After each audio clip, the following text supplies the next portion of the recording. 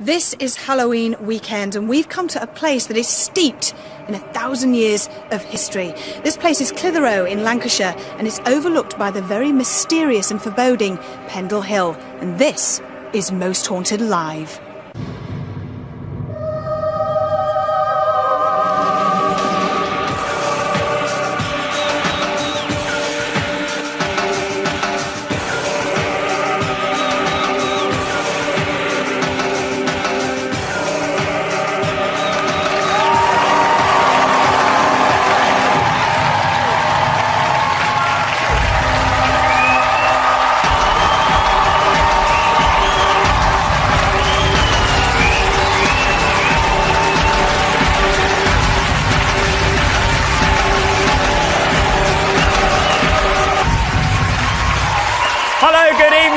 Welcome to Most Haunted Live. Over the next 3 nights, we'll bring you a series of very special Halloween shows from what our researchers revealed to be the most significant paranormal location in the country. That's right, we've come to Pendle Hill. It's a towering, looming mountain dominating the landscape here in Lancashire, and it's surrounded by deep and terrifying paranormal mythology. This weekend is particularly significant because tradition dictates that revellers gather on the top of Pendle Hill on Halloween night to witness powerful paranormal occurrences. And we're here to investigate those mysteries. Over the next 3 nights, we'll be going in search of the infamous Pendle Witch Sabbat, trawling for spirits on the River Ribble and tracking the true history of local ghost Peg O'Neill, uncovering the truth about poltergeist activity in the local youth centre, which was once a graveyard. Join us on our amazing journey over the next 3 nights on Most Haunted Live.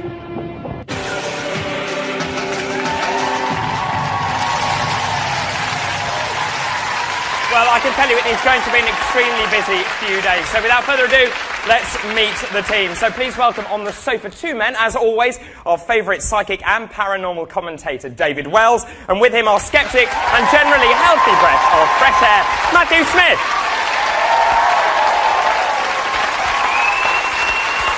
Now, behind the books, our learned colleagues over here, our author and historian, Richard Jones, and with him our paranormal historian, Richard Felix.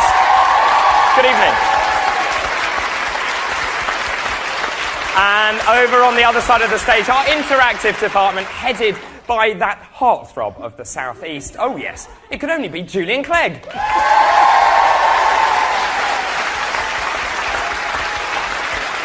But the linchpin of any paranormal investigation is the team with the nerves of steel. So please welcome Yvette Fielding, Derek Okora and Kieran O'Keefe.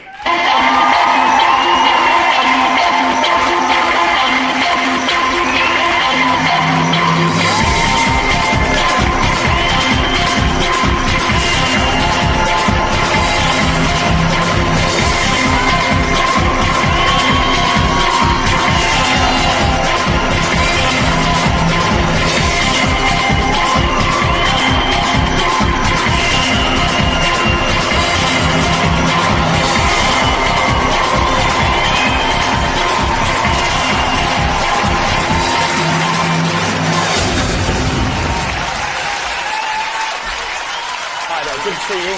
Very good to see you. Wow, what an entrance. Hello, everyone. Fantastic. Well, as you can hear, they're absolutely delighted to see all of you. It's the first night of 3 nights. Yes. First of all, Pendle Hill, what does it mean to you, Yvette? Well, geographically, it's fascinating because for thousands of years, many people have experienced all sorts of weird and wonderful things going on here. You know, UFOs have been seen here. It's a real hotbed of paranormal activity, and what better time to investigate it than over Halloween weekend? Let's ask the man himself. Derek, what are you expecting tonight particularly? David, something probably... Oh, I'm tongue-tied purely simply because the psychic energies and the spiritual energies surrounding us right now, and since early afternoon, I've never felt this before in any location, in any investigation. Really? So I feel something so special He's been is going to happen here. funny all day. Has he? I think that leads very nicely to you, Kieran. The question I want to ask you, are you nervous? I'm not nervous, no. But I think tonight I'm going to be really excited. I'm just really looking forward to what's going to happen tonight. Can I ask, are any of you nervous? I'm terrified. Why? Because I know what's coming over the next 3 nights. I know of the locations, and there are some really, truly frightening places, and I'm not looking forward to it at all. Okay, well, obviously the three of you make a lovely team, but of course there's more to the investigative team than just the three of you. I also know that the rest of the team are standing by in our first location. Shall we say hello to them? Yes. There they are. There they are. You see, they're all waiting. There they are, waiting for us to begin tonight's investigation. So, Yvette, why don't you tell us all about your team tonight? Okay, here we go. Let's have a look. Okay, let's have a look at the stats. Well, I always try and keep my cool, but unfortunately I do lose it, and the scariest place for me so far has been the Green Gate Brewery, very frightening place. Dokakora, our spiritualist medium, and of course he's seen so many ghosts, but his scariest place, I think everybody will remember, Brannigan's in Manchester. Then Kieran O'Keefe, of course, our paranormal investigator and open-minded skeptic, and his scariest place is the Edinburgh Vaults in Scotland. Carl Beattie, now he has seen so many things and heard so many things, and his scariest place for him is Chillingham Castle. Stuart Torrevell, who's our lighting rigger, he's a complete believer, has seen many things, a sensible person amongst us all, I think. Kath Howe, who's our makeup artist, poor Cash, she's always left in places on her own, and Brannigan's was also very frightening for her. And Sally Matthews, who's our floor manager, she's been to quite a few of these events now, but her scariest place is Woodchester Manor. And John Dibley, who's our cameraman, he had a very, very unpleasant experience at Belgrave Hall. And somebody new, John Gilbert, our sound recordist, has been with us on a couple of investigations, and he has experienced 6 strange, spooky things.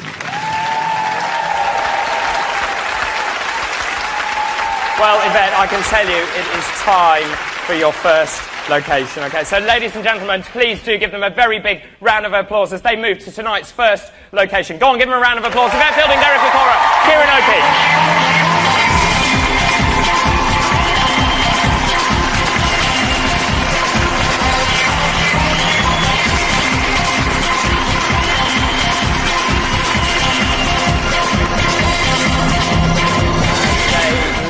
Into the dark night here in the depths of Lancashire. So, where are we? And more appropriately, why are we here? Well, we've based ourselves tonight in Britain's northwest. We're in historic and beautiful Lancashire. This is Clitheroe. It's a historic town at the top of the Pennines that nestles at the foot of the overbearing Pendle Hill.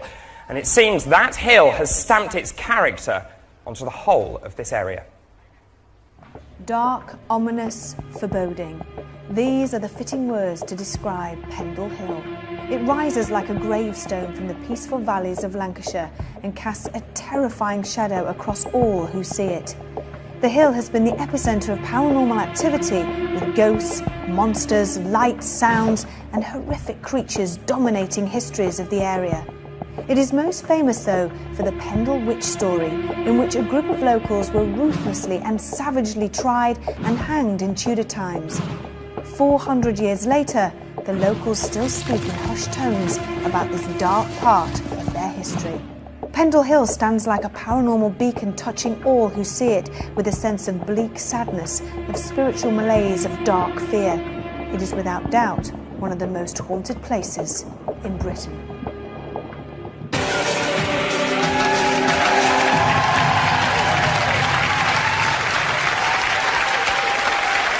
Well, tonight our whole investigation is based in Clitheroe itself. We're going to unravel some of those paranormal secrets right here. But before we join Yvette, Derek and the rest of the team at their first vigil, let's have a quick chat with our friend Julian and, of course, his interactive team to find out what's going on over on that side of tonight's operation. Thanks, David, and it's great to be back. Now, if you're a regular viewer, you'll know that you can get involved in Most Haunted Live in a myriad of ways, and we really do rely on you. You're our eyes and ears on the paranormal world. If you're a new viewer tonight, let me explain how it works. First of all, we need you to monitor our webcams during the show, and there are 4 of them, and let us know if you witness anything out of the ordinary whilst the programme's on air. Tonight, all our cameras are in the Trinity Centre. Just so you know, the Centre was built on the site of the old chapel cemetery and has been the focus for a host of paranormal activities. First of all, webcam 1 over there is in the attic. Webcam 2 and 3, so there's webcam 2, and then webcam 3 are in the gym, and webcam 4 is in the function room, and there it is. So please get online and get back to us if you notice anything going on during the programme, and you can contact us through our website, livingtv.co.uk/mosthauntedlive. Text us on 80088, starting the message haunted, then space MSG for message, and then your message, or fax us on 01200 425 737. Now, a quick word about the competitions this time round. These are always incredibly popular, and this time I hope will be no exception, because we've got some great prizes for you tonight. First of all, a chance to win this. This is a Most Haunted Live, the complete Series 1, and I will show you what you're going to win, because there are all the discs. There you are, very impressed. And what is nice about this is the whole crew, apart from David, who hasn't signed it yet, but you're going to sign it in a minute, have signed the DVD, so you have the signatures of all the crew, Derek, Yvette, the whole gang on there. Also, and I'll fold it back up again later because it's a bit complicated, we've got the EMF, your very own EMF reader there. Look, the little light goes on there, like that, so that's rather groovy. And we've got the Most Haunted fleece, and this is unique as well, so a really nice prize, Most Haunted there. That could be yours as well. Now, all you have to do to win this is answer this question. Which of these has not been a Most Haunted Live location? Is it A, Stratford, B, London, or C, Edinburgh? Now, if you know the answer, call this number, 09015 33 9910. That's 09015 33 9910. All calls will cost you £1, and the winners will announce those at the end of the show. The lines, though, close at 11 o'clock, so get on those phones right now. David, back to you. Thank you very much indeed, Julian. OK, it is time for our first experiment. Now, tomorrow night, of course, is Halloween itself, and we're going to be searching for the Pendle Witches. This whole area around Pendle has been touched by the story for the last 400 years. The story revolves around two families whose distrust of each other spilt over into a fully fledged witch hunt. Many members of the families were arrested and eventually hanged.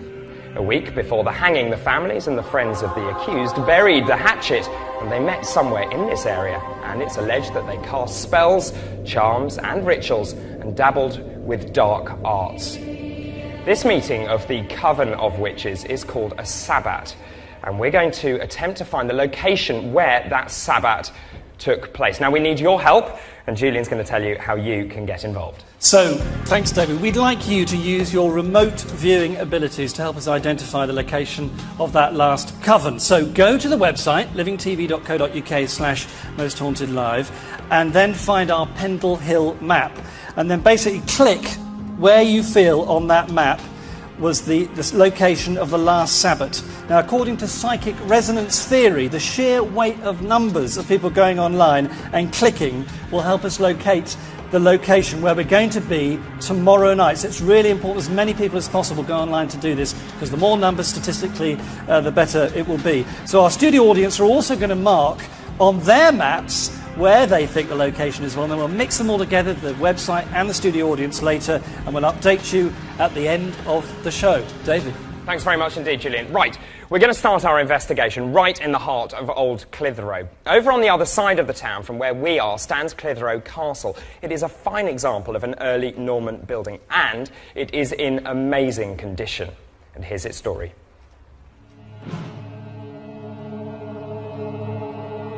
South of Clitheroe, in its most ancient quarter, lies Clitheroe Castle. It was built around 1186, rises up from a limestone outcrop, keeping a sinister yet watchful eye over the whole town. The scene of much bloodshed, the ruin has its fair share of ghosts. A ghostly hooded monk drifts along the pathway, head bowed, hands clasped, softly chanting.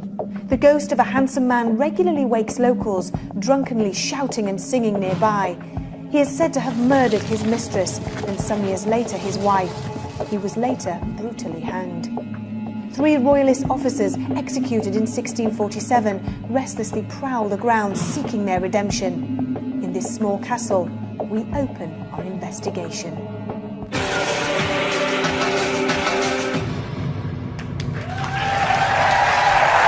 So that's the story of Clitheroe Castle, and it seems As though that Yvette and Derek have now reached that castle. They're preparing themselves for their first vigil. So let's go and join them now. Hi there, Yvette.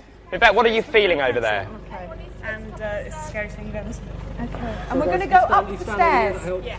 Yes, I can hear you. Stand back, Lou. Do you mind coming in that way? OK, well, as you can see, they're still preparing to start tonight's vigil. They're in Clitheroe Castle. You've obviously heard the history there.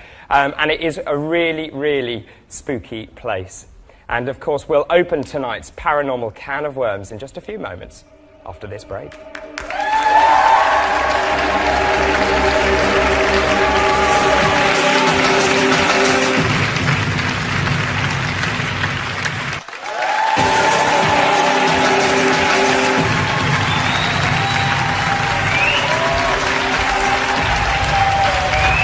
Well, welcome back to Most Haunted Live on this Halloween weekend. Now, Derek, Yvette and the investigators have arrived at Clitheroe Castle to start their vigil, so let's go and join them right now. Yvette, tell me, how are you feeling tonight? I'm feeling very nervous, actually. We're actually at the bottom of Clitheroe Castle, and it looks incredibly imposing. So what we're going to do is actually start walking up the stairs. It's quite a long flight of stairs there, and hopefully as we're going up, Derek, if you can maybe sort of open up and see if there's any impressions that come to you straight away. Yes. As I say, it's quite a long climb, and it is really quite a frightening place to look at because it's really quite dark. It's just a huge block of concrete, isn't it? Yes, with a it is. massive hole in the side of it. Yeah, it is. It's enormous. So we're just going to go up here. Anything coming to you as you're walking up, Derek? Well, yes, I mean, what's billowing down my ears here at the moment is that, you know, casting away the sounds from our crew here is, and it's still happening now, the stronger it's getting as we're getting higher. It's like as I'm hearing, and I've been hearing shouts, screaming, a lot of men, and they seem to be, the only way I can describe it is they seem to be fighting, and it's like as if they're fighting for their lives. And there's a lot of them, and this is definitely from the residual energy. It's like I feel as if speed. A lot of these men, the soldiers, it's if they're rushing away from here. There's a lot of them, they're screaming and they're shouting, and then it seems as if a lot of them are just, they've arrived. There's a fighting, people getting cut. The only way I can describe it, cut to pieces, and they're screaming, limbs taken away, and I can hear a lot of other voices screaming on top of these other screams. It's no two ways about this. It's like a Scottish accent of sound, screaming, and I can hear it's a feeling of men, Englishmen. So. It's English just, and Scottish. Yeah, without fighting. a doubt. Yeah. Fighting, absolutely. Do you want to go further? Oh my God. I'm not liking the look of this. Oh God. I don't like the look of this at all. No. Okay, No. be careful, everyone. Right. Oh God, I hope there's no bats in here. I don't think, well, there may be, but...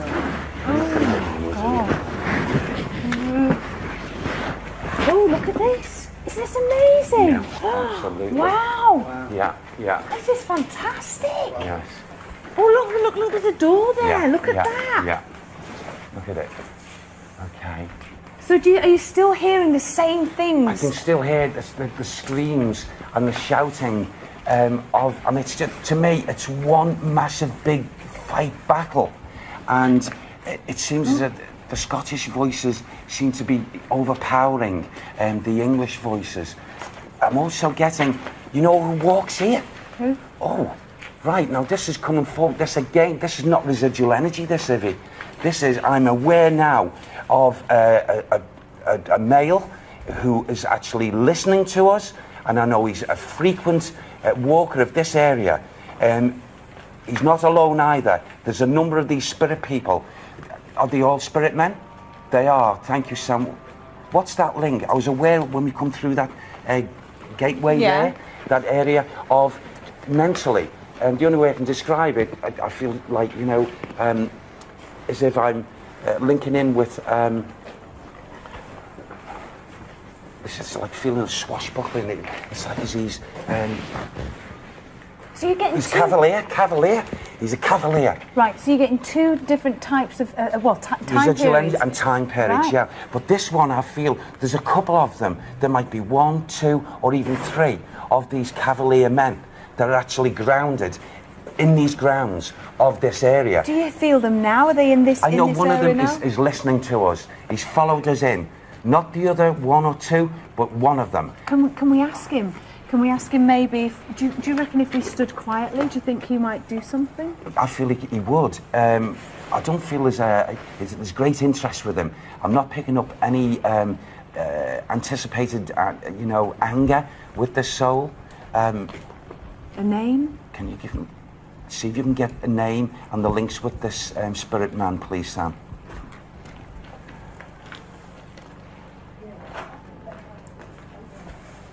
Sam's given his name as Charles. Charles? Is it Charles? Okay. Yes. 15. He's given 1547. 1547. That's when he was here. When he was here in the physical body. And, go on. Yes. I feel that there's 3 of them, Ivy. He's got 2, I won't call them accomplices, he's got 2 friends that actually lost their physical lives very close to here, in these grounds here. So not in this space here? No, not in this space. Out? But for some reason, out there, yes. Okay. But they've come back in here when they were slain, and they've stayed here ever since. And, they move about. All round these grounds. Can you describe them so we can verify if Cavalier and maybe the historians can Okay. uniforms and dress? Actually, I feel not so much flamboyant, but I've got with the one that's listening to us, in the physical, this was a big man, strapping man, and also a great deal of facial hair under here, it's like moustache area, and here, and also a very,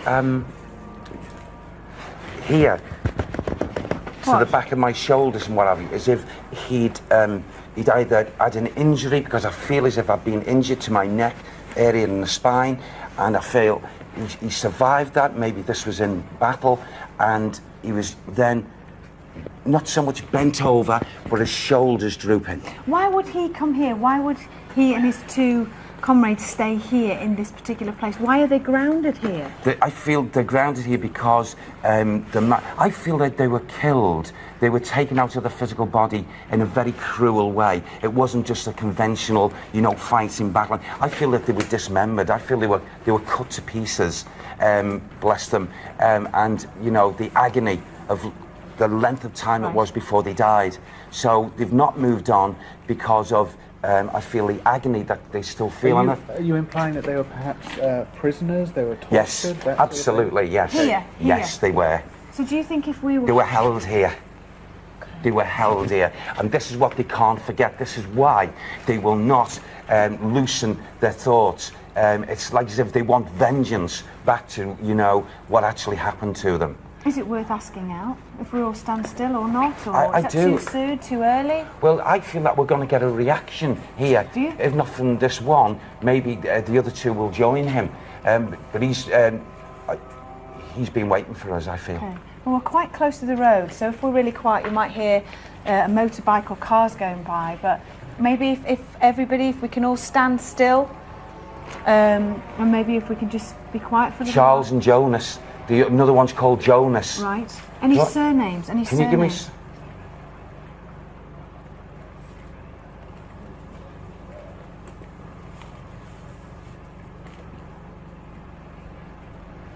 Sounds like Jonas Penn. Go on.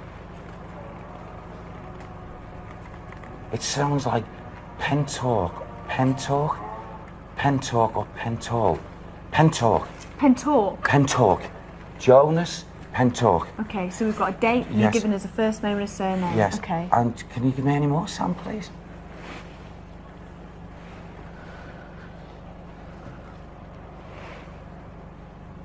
God, it's so... Jonas Littlejohn. Jonas Littlejohn. No, come on, say it again. That's my fault, Sam. Charles Littlejohn. Charles Littlejohn. Go on, can you give me the other one? Please. Try your best. Get it for me. Henry. Henry. Henry. It sounds like McCabe. Henry McCabe. McCabe. Okay. It sounds like McCabe. Okay. All right. Do you want to stand still for a little while? Yes. Then? Okay. Can we make sure everybody's standing still? Stand still, everyone. Yeah. As I say, there's lots of noise outside, so it's quite difficult. But we're listening for things in here. Do you want me to ask out? Yes, please, yeah. Okay. I feel a bit of reaction because, you know, male, female. Is there anybody here? That's for Charles. Charles? Charles, if you can hear me, please can you try and do something for us? Can you try and throw something? Can you try and move something? Can you try and touch one of us here? Please, Charles, if you can hear me. We know you died in torment. Please, if you want to talk to us, try and talk to Derek. Do anything at all, let us know that you're here.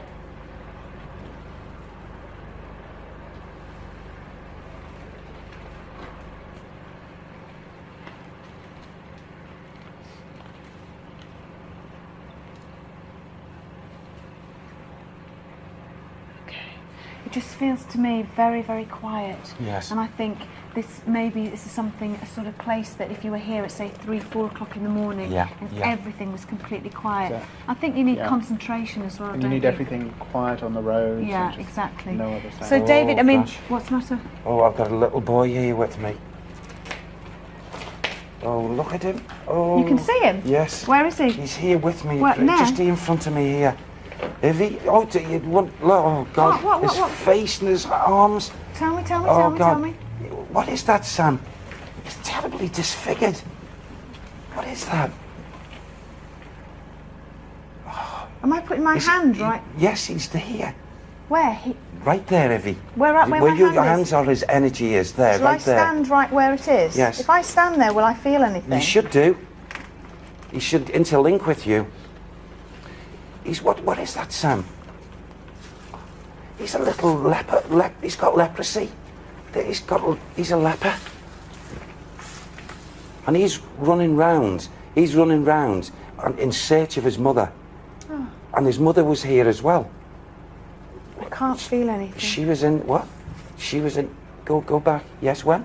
When was that, Sam? He is active, or is he? He's not coming from the residual. He is active. Go on. Give me a bit more. A bit more. 11, 6, 7. 11, 6, 7. Okay. Go on. And he's. I feel his mother and himself. She would have birthed him here. She would have been in some kind of service. And both I feel his mother had leprosy as well. And this all happened here? Yes. Watch your eyes for a second. I'm just going to take a couple of photos. Okay. Watch your eyes. Well, his energy is now dispersed from there. But he's shown himself. Oh, He looked God. up. Sorry. Yeah. All his face was disfigured. His arms. What are you looking for, Kieran, when you take photographs Well, like that? because a lot of paranormal groups catch light anomalies at haunted locations. Because Derek has pinpointed that point, I'm just seeing if we do pick anything up. Talk. Listen. There's Okay, nothing. David, it's back to you in the studio. It's very, very quiet here. And I was just saying, this is somewhere that it would be fantastic to come and investigate, because obviously Derek's picking up on an awful lot. But it's somewhere that I think you need to come at, say, 4 o'clock in the morning when everything is completely so quiet. Oh, is it? Oh, go on. The reason why what? Up there, is that what you're talking about? Okay, tell me it again.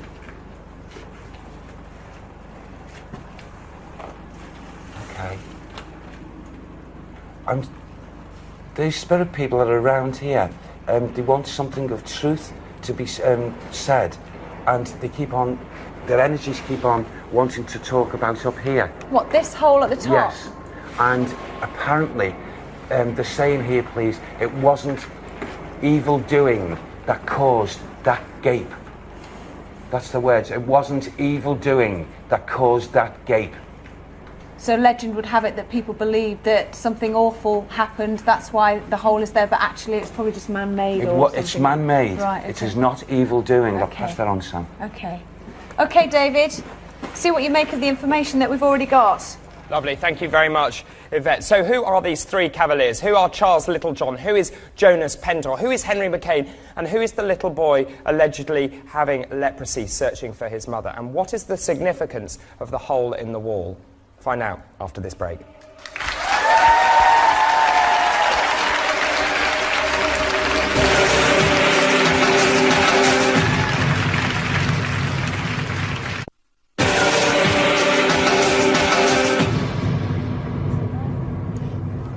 Well, we're here up in the keep, and it really is quite an atmospheric place. But I just have to say that what's happened to the thermal imaging camera? Well, Stuart and I double-checked the batteries before we came out on the investigation, and it's completely drained. It's just not going on at all. There's no power. No power. I'm going to double-check at the next location, but it's just not coming on, and it should last for about 2-3 hours. Okay. The battery. And apparently things like that have happened in this specific area. How does everybody else feel? John, how do you feel?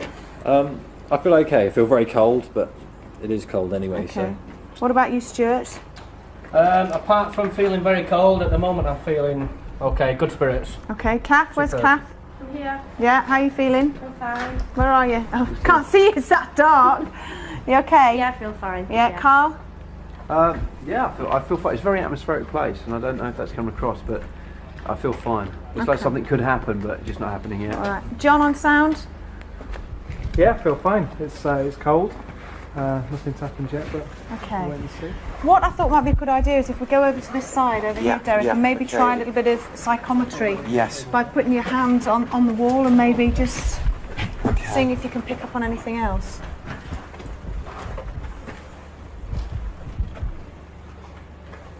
Oh, right, okay. It seems as if the feelings and the energies coming from this brickwork seems to be transporting thoughts. The only way I can describe it, suddenly I've been taken in mind to the Holy Land. The Holy Land. What that connection is, I don't know at this moment, but I'm also aware of a man's energies, a very important man, who would also be in visitation here. I don't feel he's grounded, but he comes throughout this area, this like, the only way I can describe a castle, and it's like his authority seems to be so strong, and he is the leader here, and he's come back, and he's so sorrowful. He's so sad. He walks around here so sad. And because he's blaming himself for something, he's blaming himself, and he knows he can't do anything about it. And it's like as if, as I take my hands off the energies of this brickwork, he's looking at himself, and he's saying, no, why? And suddenly he's seeing his hands and his arms buckle and change, and his face, you know, I feel he was a very masculine, very, I suppose, he thought handsome and dapper, but to suddenly see these feelings, and he's doing this with his hands. Why is this happening to me? And it's like as if he's changed, and he's drooped over from this handsome man. And he, again, I've got this leprosy here. And he's blaming himself, he's like as if he's tormented. He walks around this area still tormented. And it's like his mind keeps on going back. I can't take it away from the forefront of my mind. He keeps on going back to the Holy Land, and he's blaming himself with something here. He's sorrowful, and his mind goes to another area. I've got to do something. I've got to do something in return. I've brought this, and no one knows it's me that I've brought this. And it's like as if he's in mind, he's scanning the area away from the castle. And he's saying, if I do this, it'll make me feel more content. And it's like as if he wants to help people. It's like the only way I can describe it, he's blaming himself for something to do with leprosy. So he might have passed something on? Did he bring this on? Sorry, Ev. Did he bring this? Yes. He's passed this on. And he's had to do something. And he was the what?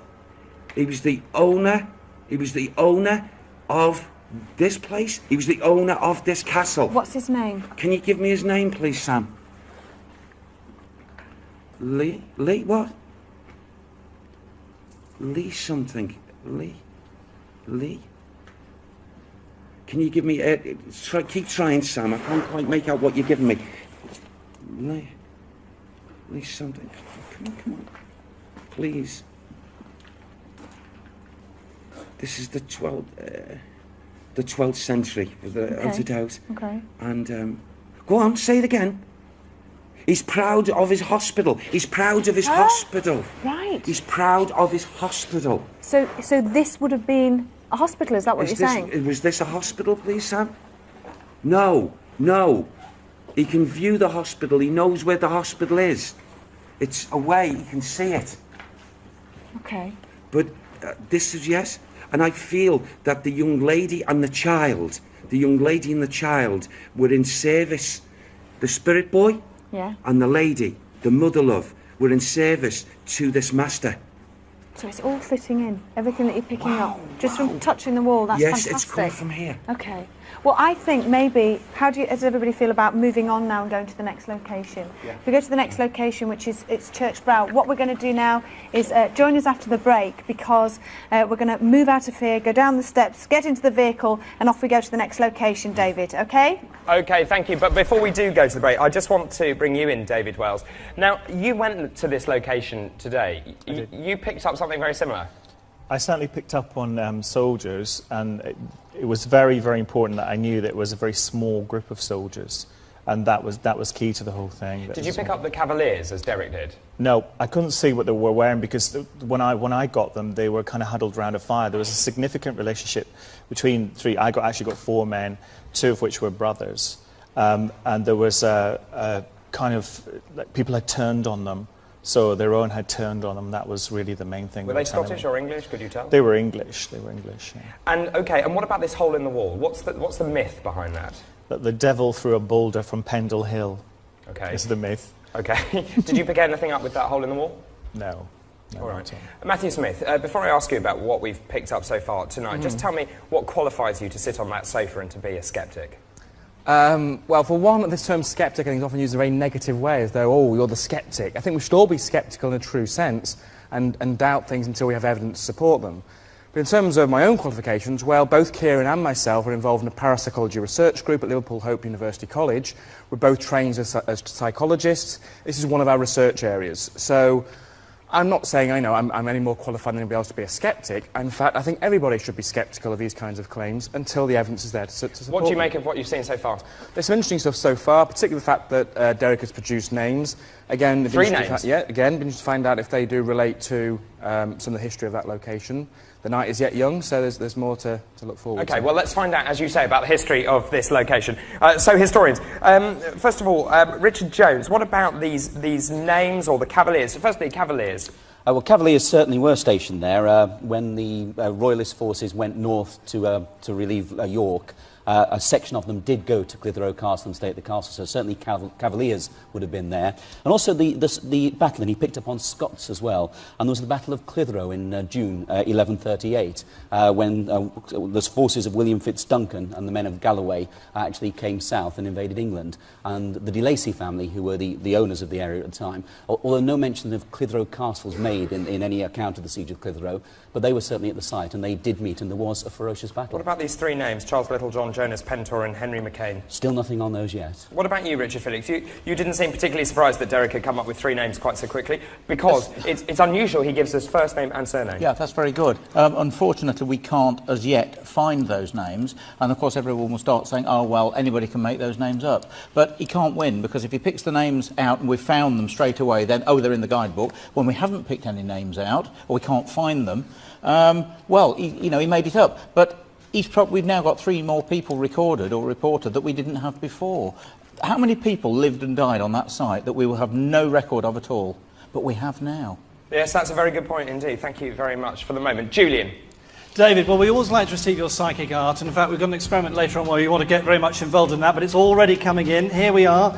This is from Lilith in Kirkbride. The name Robert comes connected to this man. He is noble but lonely. Keep those coming in. I'll give you the fax number in a little while. Already a tremendous response, over 3,000 sightings on the webcams already, which is brilliant, and 12,000 clicks on our Search for the Witch's Sabbath experiment. And let me explain how that works if you've just joined us. Tomorrow we're going to be guided by you in our hunt for the last meeting place of the legendary Pendle Witches' Coven, also known as a Sabbath. Now here's the map. When you go online, you'll get the map there, and we want you to click, basically, using your psychic abilities and intuition, put an X in the box where you feel the Sabbath was, and basically tomorrow that's where we're going. So 12,000 people have already done it. The more people who can go to livingtv.co.uk/Most Haunted Live, the better, because we get a bigger sample size, so please do that. Also, whilst you're online, also check out the EVP, or electronic voice phenomena, we've collected over the last few days. That's where some say the sounds of spirits or presences have manifested themselves on electronic sound recordings. Listen to this one, recorded by our team in Church Brow, which we're going to visit later. Have a listen to this. Now, already people going online to tell us what they think's going on there. Dee in Hailing Island can hear a man's voice with a soft Scottish accent saying, "I want you" on that track. Leanne and Ken, Newport, South Wales, both heard a clear American male voice on track 1 saying, "It's a warning." And Jane from Barnsley can hear what sounds like a woman saying, "Go away" on that same track there. So let us know what you think. Get in touch. First of all, the website, livingtv.co.uk/Most Haunted Live. Text us on 80088, starting your text haunted, then a space, then MSG for message, and then send us the message, or fax us. All your messages on the fax as well, gratefully received, 01200 425 737. Loads more and interactive to come later, but for the moment, David, back to you. Thank you very much, Julian. It's good, isn't it? So much, so early. I have to tell you that Pendle Hill looms over Clitheroe, and a break looms over us, so don't go anywhere. See you in a few minutes' time.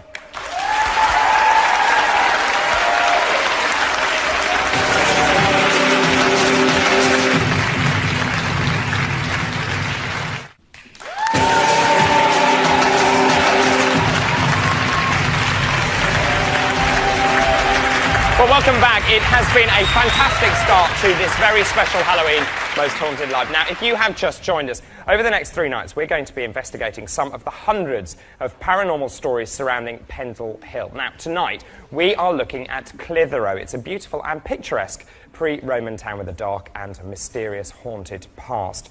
And Yvette and Derek are currently making their way to the second of tonight's locations. It's just next to our studio here, right in the middle of the town. It's the scene of one of the most enduring and mysterious paranormal presences that we have ever heard of.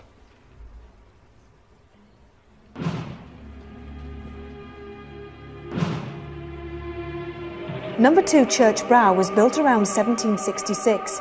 Once a grand house, it is now a bustling office. But behind the attractive facade, things are not at peace. The ghost of a young boy scares the living daylights out of staff, wreaks havoc in their workplace. He leaves unexplained typing on unattended PCs, scattering paperwork. And he often terrifies staff leaving work by waving from an upstairs window. When they return, all the rooms are deserted.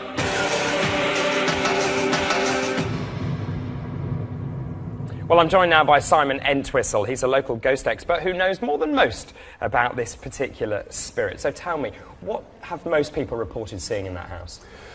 It's a very, very sad story, actually. Way back in the early part of the last century, a young family bought the house, and they gave birth to a baby son. They loved him with all their hearts, and the poor lad died in 1907 of scarlet fever. Right. Many years later, a window cleaner placed his lad against the window and did in fact see a little boy waving from the corner of the room.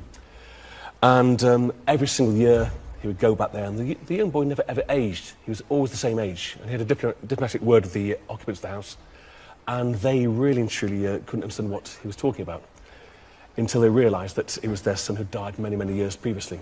OK, so how many people have seen this little boy? He's been seen by quite a few people, but a window cleaner in particular. Every time he would place the ladder against the window, he would clean the window, and the little boy was waving. And he's been there for many, many, many years. And was that recently with the window cleaner? We're looking at the middle of the last century, but certainly very much so in the early part of the last century. And has anyone seen this little boy since then? Not to my knowledge.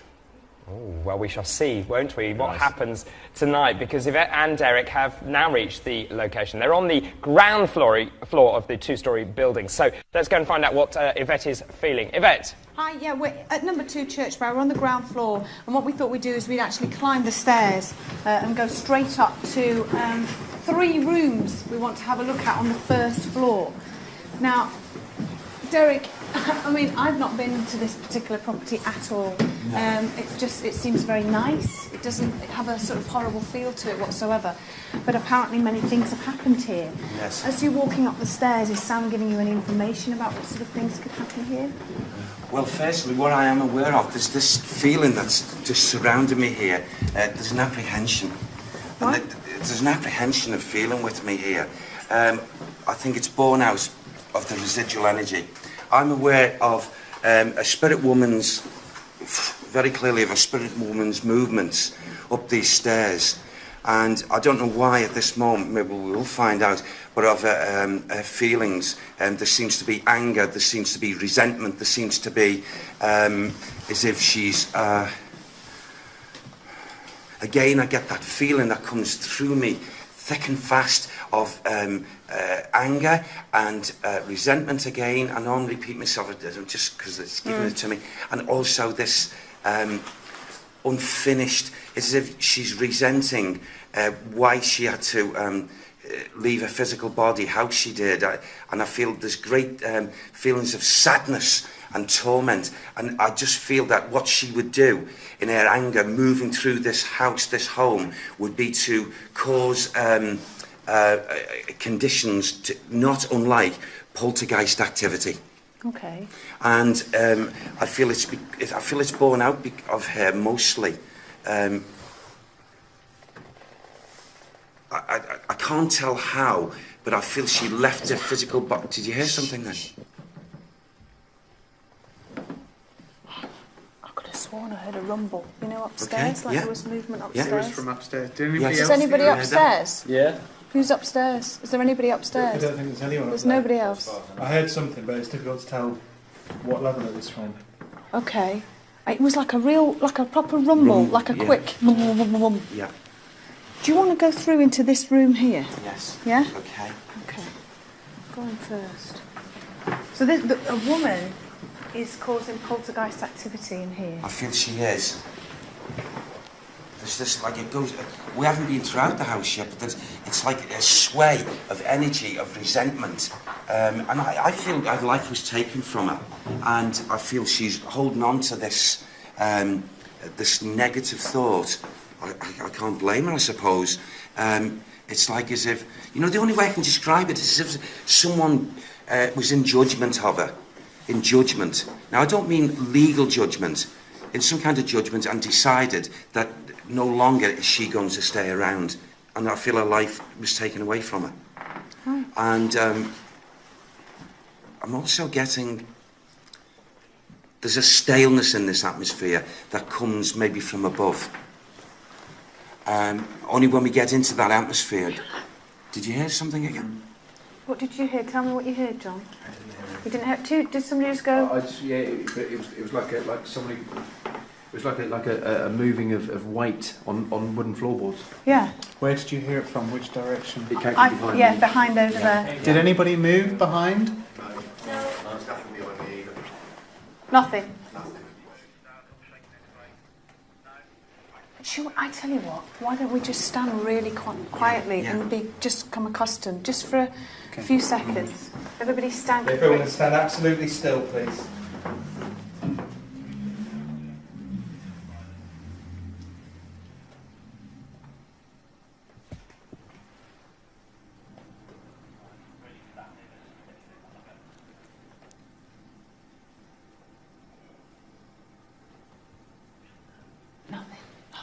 Nothing. Okay. I've got something coming around my neck. What? Oh, is this linked with this woman? I feel it's like it's a strangulation of some kind with her. That's how she's lost her life. Something round her neck. And her memory of this. And she's detesting it, and she's... all the staleness is around me here.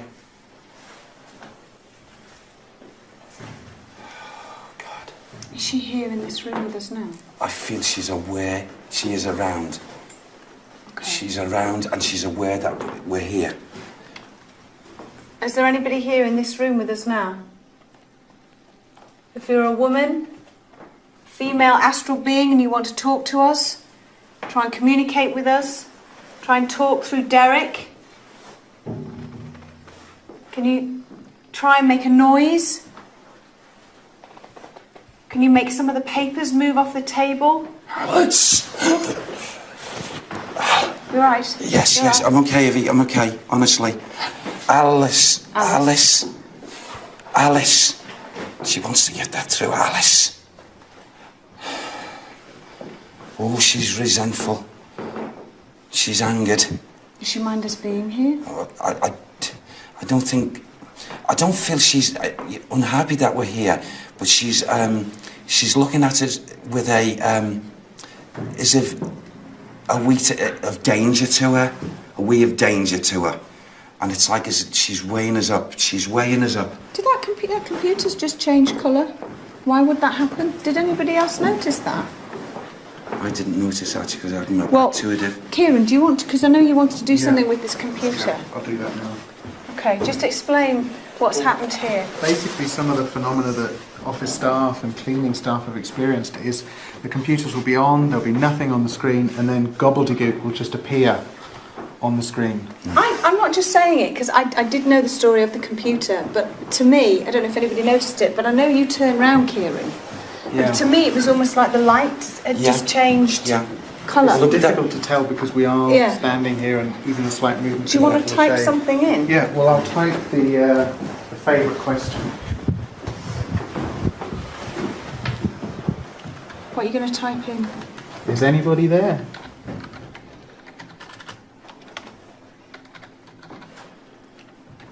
And then just leave it. Leave it. And maybe we can check back. Gosh, how And then freaky I'll would that be? I'll unplug the keyboard as well to make sure that nobody can come in and tamper with it. Okay. Oh, can you imagine if something was written on that when we came back down? How freaky would that be? Yeah. That'd be really. So Alice. Alice. Alice is here. Yes. She's in this. She's in this building now. Yeah. Well, I feel like energy's in this building right now. Okay. Do you want to go through to another room? Can we please? Okay. Yeah. David, we're going to go into a different room, David. While we're doing that, I don't know if there's any historical records of an Alice being here in this property. And we did definitely hear rumbling above us. We'll go and investigate upstairs a little bit later on. Okay, lovely. Thank you very much indeed, Yvette. So this poltergeist activity, a woman Derek's picking up, he felt that her life had been taken away from her, possibly strangled, and is her name Alice? We'll find out after this break.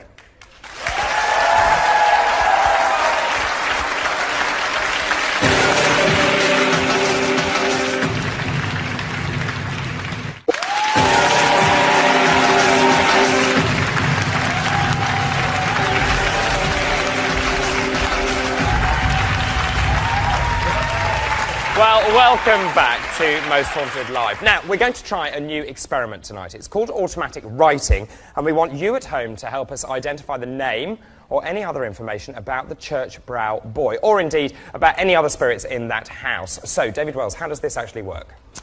Oh, well, automatic writing is when you clearly have a pen and paper with you. It's best to use your left hand if you're right-handed, your right hand if you're left-handed. So you can't influence it? Yeah, yeah. And it's just a case of sitting, emptying your mind and allowing the pen to move in a sense. It's not even controlling. It's not even saying, OK, I'm going to draw a cat. It's a case of just letting it move. Initially, you do get a lot of squiggles, which is what Matthew's going to tell you, legible. What do you think of this automatic writing? Well, again, there's lots of examples historically that seem to suggest that when people engage in this, they're able to either produce either works, writing or pictures that they claim they don't have any ability, so it's not coming from their own conscious mind. It'd be very interesting to see what David comes up with tonight. Well, I'll sit on the fence regarding this one just now. We'll see what happens. I'm not surprised for one moment, Matthew, for the moment. I will push you on that in a bit. And Gillian, tell us how can viewers at home take part in this? Well, David, this is how it works. If a word, phrase or a picture comes to mind, we want you to let us know. So first of all, you can contact us through the website, and that's livingtv.co.uk/mosthauntedlive. Text us, please, on 80088, starting the message haunted, then space, then MSG for message, and then your message, or fax. And of course, that's very important. You're going to send us your psychic art or words that you've written to the fax number. Here's the all-important number: 01200 425 737. Now, also tonight, interestingly, we've got members of the audience doing this as well. Let's have a look at them down there in the audience right now. They're going to have a go at this. So, as David was saying, right with your left hand if you're right-handed, right hand if you're left-handed. So they're going to have a go at that. And we'll compare and contrast their efforts a little bit later on in the programme as well. And just a few things coming through on the text. Lots of response at the moment. But, for example, Nick and Michelle in East Lancashire have heard bagpipes playing up at the castle when Derek was talking.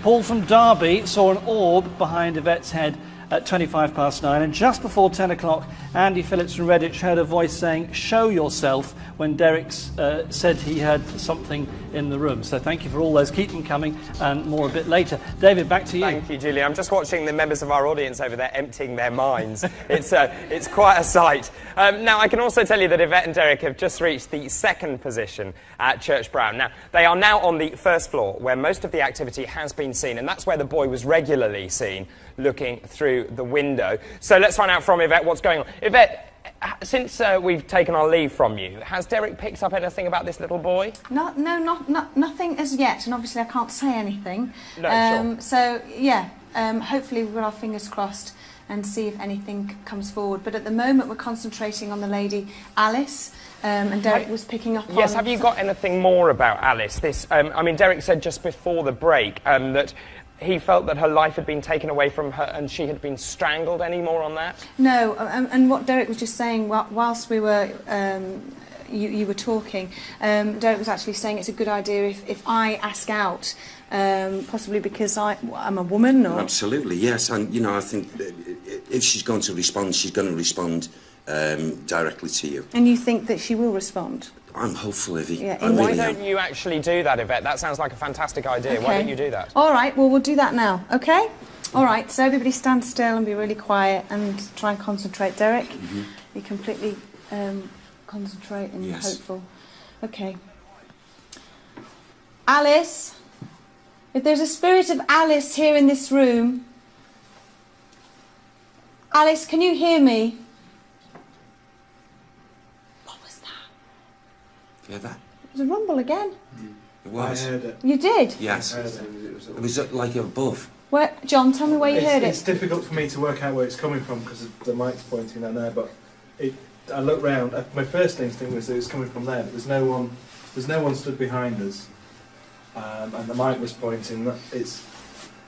That's weird. I'll ask again. I'll ask again. Okay. Could have been a response. Let me point the mic up at the ceiling. Okay. She's upstairs. Alice, can you hear me? If there is a spirit woman here in this house, please can you come forward? Please can you make a noise? Can you shout out? Can you try and talk to us? Touch one of the people here. If you can see us or hear my voice, please try and talk to us. Try and make a noise. Try and walk towards us. Give us any sign at all. Knock on the door, knock on the wall, move something, anything at all. Alice, please. Please try and talk to us. If there is another astral being here in this room, whether you be a male, female, a child, please give us a sign, any sign at all that you can hear my voice. Please come forward. Use Derek as a way of communicating, or try and touch one of us, talk to one of us, do anything at all. We'll remain silent. Please, can you give us a sign?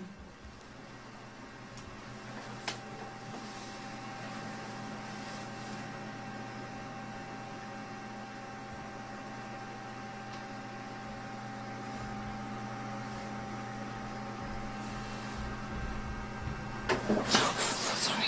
Okay, you're all right. It's okay. Sorry. It's under the door. Do I keep talking? Yeah, please Keep talking. Alice, if you can hear my voice, were you murdered, Alice? If you were and you want to talk to us, we can help you. We can help you move on. Please, if you... Who's that?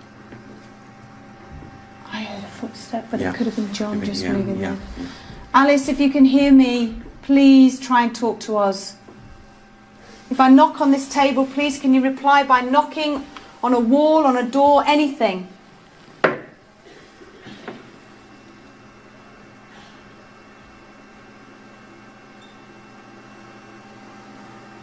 If there is a presence here in this house that needs our help, we can help you. Please come forward. We're here to help you. Please give us a sign, any sign at all. We're not here to mock you or harm you. Please try and touch one of the women, one of the men here. Give them a sign, let them know that you are here amongst us. Make the temperature drop. Show yourself by light form, anything. Please, we're calling out to you if there's anybody here that can hear me. Anything, Derek? No, continue on, Ivy. Come on, I'm opening and asking also. If there are any other women here in this building, any astral beings, spirits, any presence, do you feel trapped? Do you need our help? We're here. If you can hear me, I know you can hear me, please come forward. Please try very hard. I heard a bang. Yeah, I heard it was a bang, here. and it It came was all here. over that way. It was You here did? behind It us, came yeah. from over that way. Over here. Behind you, Yeah. definitely behind you. Yeah. To me, it sounded like as if it was on the window. Really? Yeah. Just double checking. Is there anybody by the window? If there is, please do that again. Please give us another sign.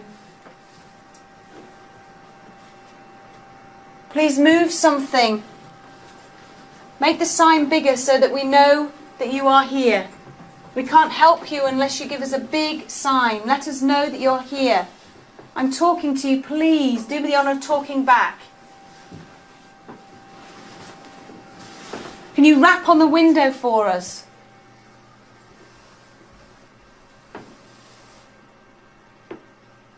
Should we move out of this room and try Can we and move just a little bit further on? Yeah.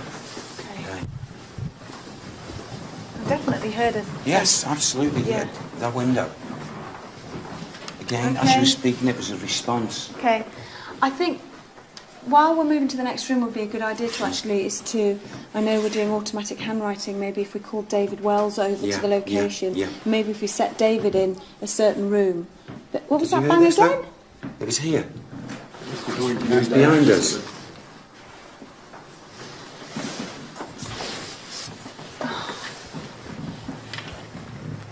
Oh, I don't like that. I'm going first. Oh, sorry. right? No, it's Okay. fine. It's fine. It's fine. It's fine. It's fine. You alright? Yeah, I'm fine. Sorry. Alright. Okay. Go in here. Oh my God, it's so dark. Come on, you're okay. Oh God! Oh my God! What's the matter? What's oh the matter? my God! I heard there was a Ivy, noise there to the I can right hand see side. a What soul. are you seeing? What are you seeing? I've not seen anything like this before, ever. What are you seeing? What is this? There's an energy in this room that is not of this earth and is not of the living plane of life. What do you mean? Oh my God! What's through there? Kieran, don't do this so suddenly. I saw then, just for a couple of seconds after that noise, a soul, you know, the only way I can describe it is the only way I can say it is like alien. What? I know the soul I've just seen has not come to this earth and has been born here. We've got someone of a higher intelligence, an energy of so high intelligence that is in here. The soul in height is energy, and I know to me it was masculine, and empathy in the eyes was just absolutely, it was a solitary look, a feeling of justice, no harm to us. And there are a number of them. There are a number of these souls that haven't moved on. Well, what do you mean? What do you mean? And what kind of souls? What This is like, I feel beings that have never been actually born here. That is the... But they've died here, is that what you're Yes. implying? They've never, ever... There's a group of them. There's a group of them. I heard a noise as yes. I came in there. It's because just by that door. And it happened, and he was standing there for those couple of seconds, and he just dispersed in his energy. No threat whatsoever to us, I feel, but just an awareness and a sadness connected in the eyes. It was like, I've not seen anything like that ever before, up to date in an investigation of a soul that was totally, the feelings coming over, transporting to me, was so far more intelligent. What did it look like me. then? To me, a very, Like very... human? No. No? No. Oh, that's beyond me. I No, can't. well, he was here, and I know it sounds ludicrous, Evie, and, you know, on everyday part of my life, if I talked about what I've just seen then, well, people would generally not believe it. And that being, his energy is here in this house. So did it have a face? Yes. This soul was no taller than this. Very, very, very slim. So slim. And yet, I felt the coloration, even though we were in the dark, is as if I got a two-tone colour to his arms area. Very thin. Firstly, it was like a grey, and then going to a blue colour. It was like changing. And the eyes were very, very large and very... The feelings... It's okay. It's all right, Evie. It's okay. It's just something... Okay, sorry. And I feel that he's coming here. He doesn't belong in here. He's coming... I feel he's followed us in. And I feel there are a group of others that have lost their lives. And he joins up with them. And they're here now in this house. He causes lights and all kinds of things to happen in here. There's like an illumination. Well, I saw in the other room, I saw a quick flash of light, but I presumed it could have been outside in a car. Outside, Yeah. What I'd like to do is, as I was saying before we heard the noises, that I think David Wells should come over here, sit in the room where the computer is, and maybe do some automatic handwriting. Is that possible at all, David? Can we do that? Yes, it's more than possible, Okay. actually. But before we do that, David Wells, you're a medium. What do you make of this? Derek says he's seen an image not of this earth. Well, you know, I've never personally come across this the way that Derek has, but what I would like to say is two things, actually. Derek's describing classic, what are called greys, big eyes, the grey skin, the very slim bodies, the big head. But I have actually, in some of my other work, done a past life regression for someone who regressed to a life as a grey and described the same shape and form as Derek. So that's the only encounter I've had with it via past life regression. Let me ask you a very testing question. Do you think Derek is making this up? No, because I think Derek wouldn't make this kind of thing up because he knows that, particularly with this, he's going to attach a lot of ridicule, and he's very brave to say that that's what he saw. So you think he's absolutely... he's saying he believes he sees? Absolutely, absolutely. OK, well, David, it is time for you to work for your living. So, ladies and gentlemen, please applaud him as he leaves for our investigation team.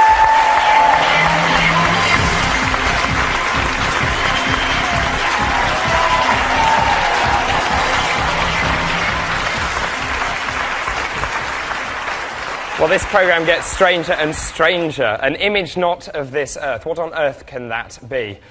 Let's hope we find out after this break.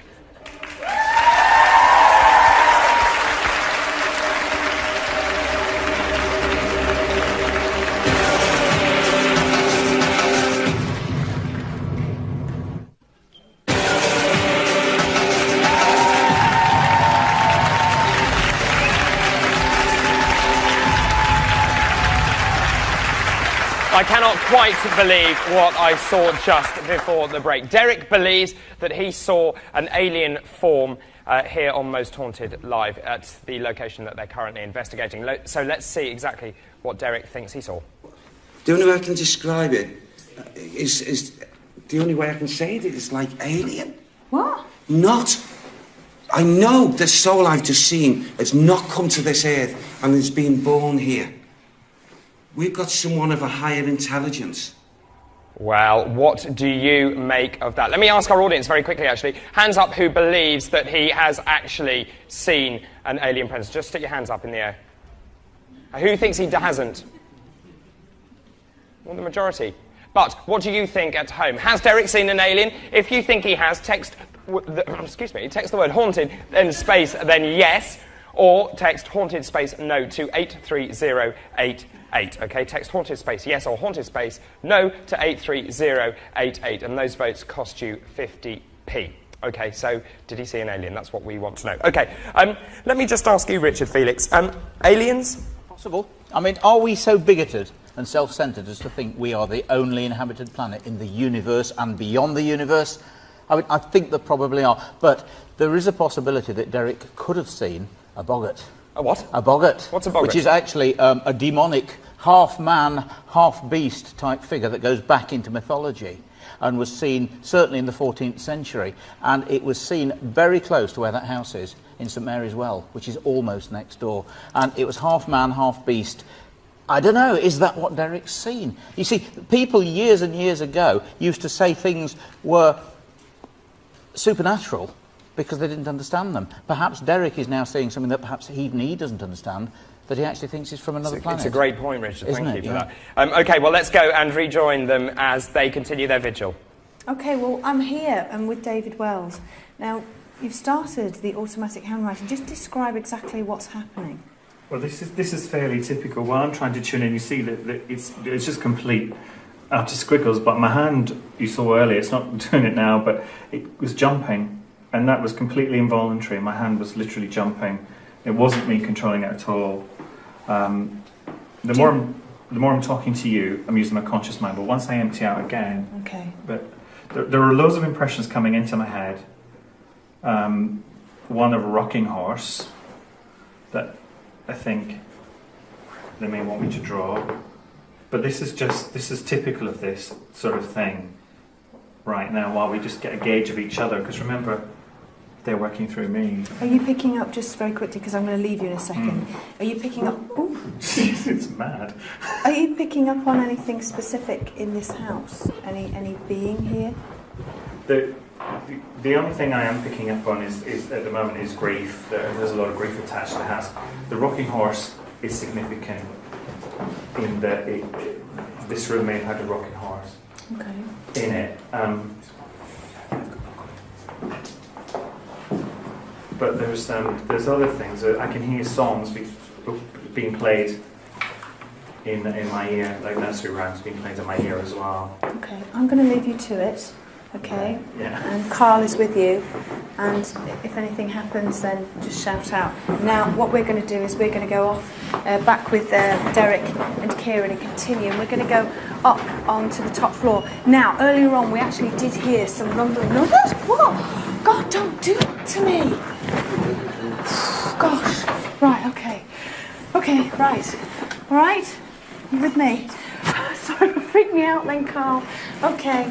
Now, we want to go upstairs, and apparently this is the way in. So... Oh, my word. Look at that. Okay. Do you want to go first, or shall I go first? We'll go first, yeah? Okay. Do you want to go first, Derek? Okay. Watch your head. Watch your head, yeah. Just looks like a little cubby hole, doesn't it? You don't think... Are you following this? No, this is where we heard the rumblings coming from earlier on. Oh, this is very active at times. Just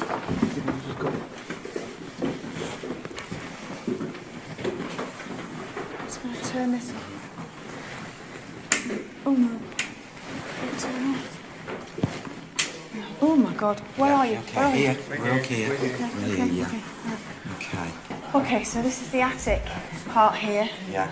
All right. Well, it's chilly, and it could be because it's an attic area, but I'm aware that this is active, and the residual energy that I'm picking up here now suggests to me that those noises and more of it were, whilst we were downstairs, were coming from here. Okay. This being that was downstairs also, but I feel, you know, as if I talked about a group of them. I was aware that he belonged to a group, maybe a group of 4 or 5. I don't feel it goes beyond that. And the more we're in this atmosphere, the more, you see, my mind is maybe they're placing this into my mind. It takes me away from this building, and they show me mentally an area. It's by the water. It's running water, and it's like I'm seeing, you know, the height. I don't know whether this is Pendle Hill, but it's like water and looking up, and I feel. Did you hear that then? Who was that? Who's tapping that? Were you tapping something? That was this. It was. Okay, fine. Okay. And I feel as if they reflect back to an out area by water where something happened there, where they were either grounded and they came. I can't tell whether they came naturally by foot. I feel like they can just, by thought, move. But what's the connection with these, what you're saying? Yes. With this particular property? I don't understand. Maybe I feel it's where this property is before this property was built, because I feel there's an attachment to them, whatever was here when they either landed, come to the earth, and well, like everything else, there was an attraction to come to this area. It's like as if my mind changes from this building to an area, it's like of cover. And you're saying they're definitely alien, but not something like a boggart or anything else? No way, no. Okay. This, and you know, this is my first experience in all the investigations of years that I've had the privilege to see. I'd be shown a being of this nature. Can you actually try and communicate with this being? Well, I Can you think open yourself?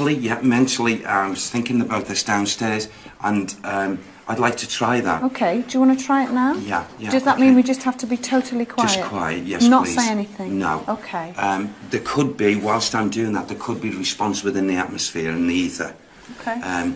If anyone does experience something that, you know, they're not used to, please say so, because that would be the energy coming round.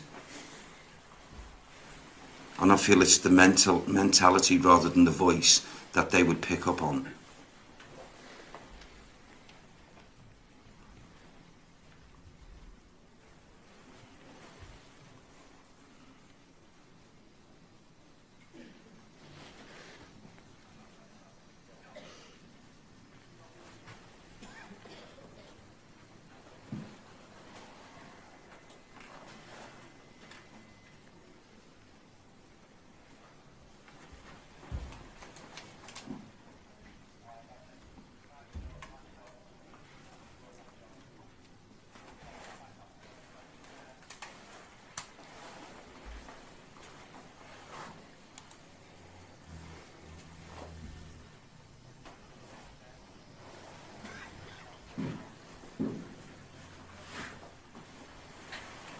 Also, what's been transported through to me here is that for some reason these beings are grouped together, and they are colour.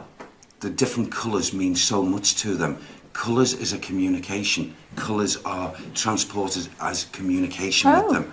So I feel that in any communication, colours would be used, or they would find it easy or easier to communicate through colours, because I'm getting a mixed array of colours being placed, and I know it's by this being placed in the forefront of my mind, and it seems to be going from dark colours and lightening up, and then we go to another. It's like going from, as an example, a blue, and then going right the way through the spectrum of the blues, and then coming into an orange, and going through the lighter colours from the dark, then going through the green, and then coming through a sequence of green colours. And it seems to be in rows like this. It's being placed in front of me. Did you feel that? Oh! Are you okay? Something just tugged the back of my coat. Yeah, okay. Well, there was an energy around you, and I feel it was. Whether it's this being, I don't know, but I felt the rush past you. And I thought it just went past you, so he's tugged on you. Okay, so don't be worried. Look, this is a very kindred soul. The energy's not bad at all. Like this, Kieran. I'll just show you. It was just...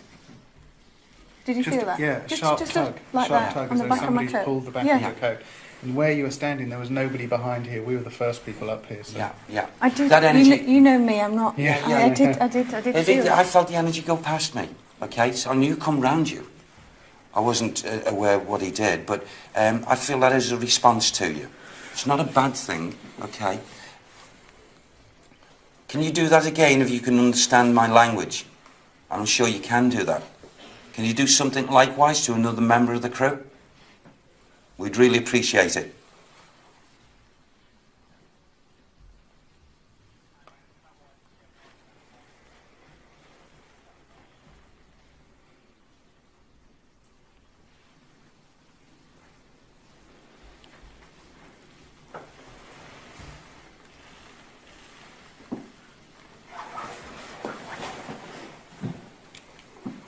Sam, can you encourage the soul? Anything on the monitors? Yeah, I actually recorded the readings Derek and I were getting downstairs and up here because there is fluctuating. It goes from 0.61 milligauss, there's 1.11 for the x-axis. There it goes up to 2.56, so we've got a lot of fluctuation. So maybe later on this weekend set up some sort of flux magnetometer or something to at least get more detailed readings. Yeah. So something is in this room now.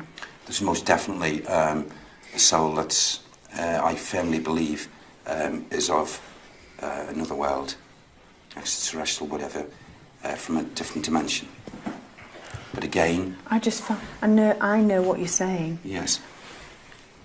I just find that so difficult to get into my head, do you know what I mean? Well, up to that experience, I would have found it getting difficult into my head. You know the way I talk about spirit people and what have you, and your communications with them, but to see that has taken me back. It's taken me back in time. Have you said anything at this point about where you think they're from? Well, they're certainly not from our planet, our life system. So I feel from a realm that might not necessarily be, again, this may sound absolutely ludicrous, but maybe not a planet, a physical planet that's in existence within our knowledge, possibly a dimension that is working an invisible dimension. Because what we want is phenomena like the vet experience, because that's evidence. The information you're giving is really difficult to verify, so if we can try and ask for some more phenomena. Yeah, absolutely, yeah. Okay. Whilst we're doing that, before we leave, I just want to say we're going to move to the next location now, and we're going to leave David and Carl here. Right, I think that'd be a really good idea. Yeah, I do. And maybe they can ask out for more phenomena, and hopefully we'll record it and we'll speak to them live as well. So that's what we're going to do, David. I have to say, I really did feel. I know Matthew will say, "Oh well, it's probably she felt it herself," but I did. I had a definite tug on the back of my coat, and no one was standing behind me. Very strange. All right, thank you, Matthew. Did she just make it up? No, I don't think she's making it up. I think she's had an experience. I think, again, as I often do say, what we're looking at is how people interpret these experiences. Not being there, at least with Kieran there, he's able to verify there didn't seem to be anybody behind her. But it's not very strong evidence because you just rely on her testimony. The possibility that Derek believes that he is actually seeing, as he says, an image not of this earth? I think I, like probably most people here and in the audience, are quite surprised by the fact that he's made that interpretation. And it was also of interest to note that in this audience, that when people were asked to say, well, how many of you believe that maybe he's in touch or seeing an alien, far fewer hands would go up than if they're saying, well, how many of you would believe he's seeing a ghost? So that's a really interesting point. Again, at least amongst this kind of group of people, we've gained a very different belief system there. And here we're expecting to kind of see ghosts and expecting Derek to pick up on spirits of dead people, not spirits of aliens. So. But what do you think at home? If you think Derek has seen an alien, then text the word haunted space yes to 83088. If you think no, text the word haunted space no to 83088, and those texts cost you 50p. Now, Julian, what are people saying at home? Well, I can tell you the very first most haunted vote is going incredibly well, by the way, and obviously we'll update you on the result of that a little bit later on. The boy in Church Brow, what's he look like? Well, we've had automatic handwriting coming through, and there's an example from Noel in Violet Hill. Also, John is one of the names suggested there by Lisa Kale in Manchester, and thank you very much indeed to everyone. It's a good example, actually, of automatic handwriting there. Now, don't forget our competition. Great prizes. The fleece. We've got the signed DVD, signed by all the crew, and the EMF reader. And the question is, which of these has not been a most haunted live location? Is it A, Stratford, B, London, or C, Edinburgh? Now, if you know the answer, call very quickly. There's only minutes left on this. 09015 339910. That's 09015 339910. Or Sky viewers, please press those red buttons straight away to win those lovely prizes. And also, don't forget to go to the website to click on our map, very importantly, because we want to know where that last Pendle Hill Witches' Coven was. Go to the website, Most Haunted Live, livingtv.co.uk/Most Haunted Live. You click on here. 25,000 people have already done this, but we need more because it's a bigger sample size than where we're going to be tomorrow night. So go on the website, click on the map, and we'll update you on that a little bit later on. So what's happening next, David? Well, I will tell you, 25,000 there. Yeah, that's not bad. It's Thank brilliant, you. absolutely brilliant. Well, what is happening next is that Yvette, Derek and the rest of the team are now heading to the next location. It's in South Clitheroe and is now known as the Trinity Centre. Now, it's said to have vast amounts of paranormal activity because the building, wait for this, was constructed on the site of an old cemetery. Now, to help them with their investigation, we are going to ask one of our studio audience to join them, okay? Now, what I can tell you, I'm looking around the studio audience because they're all looking rather apprehensive, okay? So now, looking at all of you, what I can tell you is that earlier today, we put all of their names into a hat, and what we did, we drew out one lucky or perhaps unlucky name out of that hat. And I can tell you that the person joining our investigative team tonight is Joshua Robinson. Joshua, stand up. Give him a round of applause. Now, Joshua, go and join Neil. He'll take you out to our investigation team. OK, now Neil's taking him out to the paranormal hotspot, which is known as the Trinity Centre. So as he goes to join our investigative team tonight, I can tell you the paranormal activity continues to come thick and fast. I'm telling you, it is all kicking off. It's only on Most Haunted Live, and it's only on the other side of this break.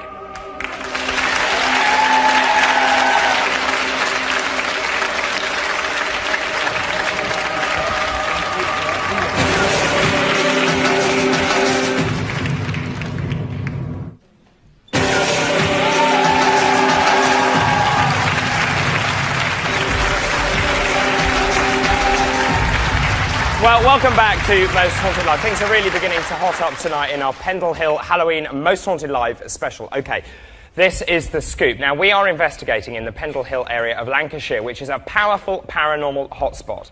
Tonight, we are in the pre-Roman town of Clitheroe, and Yvette, Derek and the rest of the team have already investigated the castle with amazing results. And they've also been looking into the mystery of the ghost boy from Church Brow, but they've found a lot more besides. They're also now making their way to what used to be the Old Chapel Cemetery. It's now a very paranormally active community centre. So, what can they expect tonight? Well, here's its story.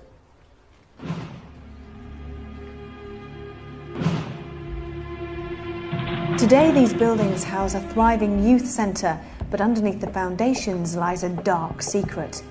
For 500 years, this was a graveyard. A shadowy apparition prowls the alleyway, and paranormal activity is rife throughout the building. Lights flicker and regularly fail. An oppressive presence in the attic office terrifies the workers. Strange and nauseating smells permeate the corridors. Also, a mischievous spirit child shouts, squeals, slams doors, and plays with the climbing ropes.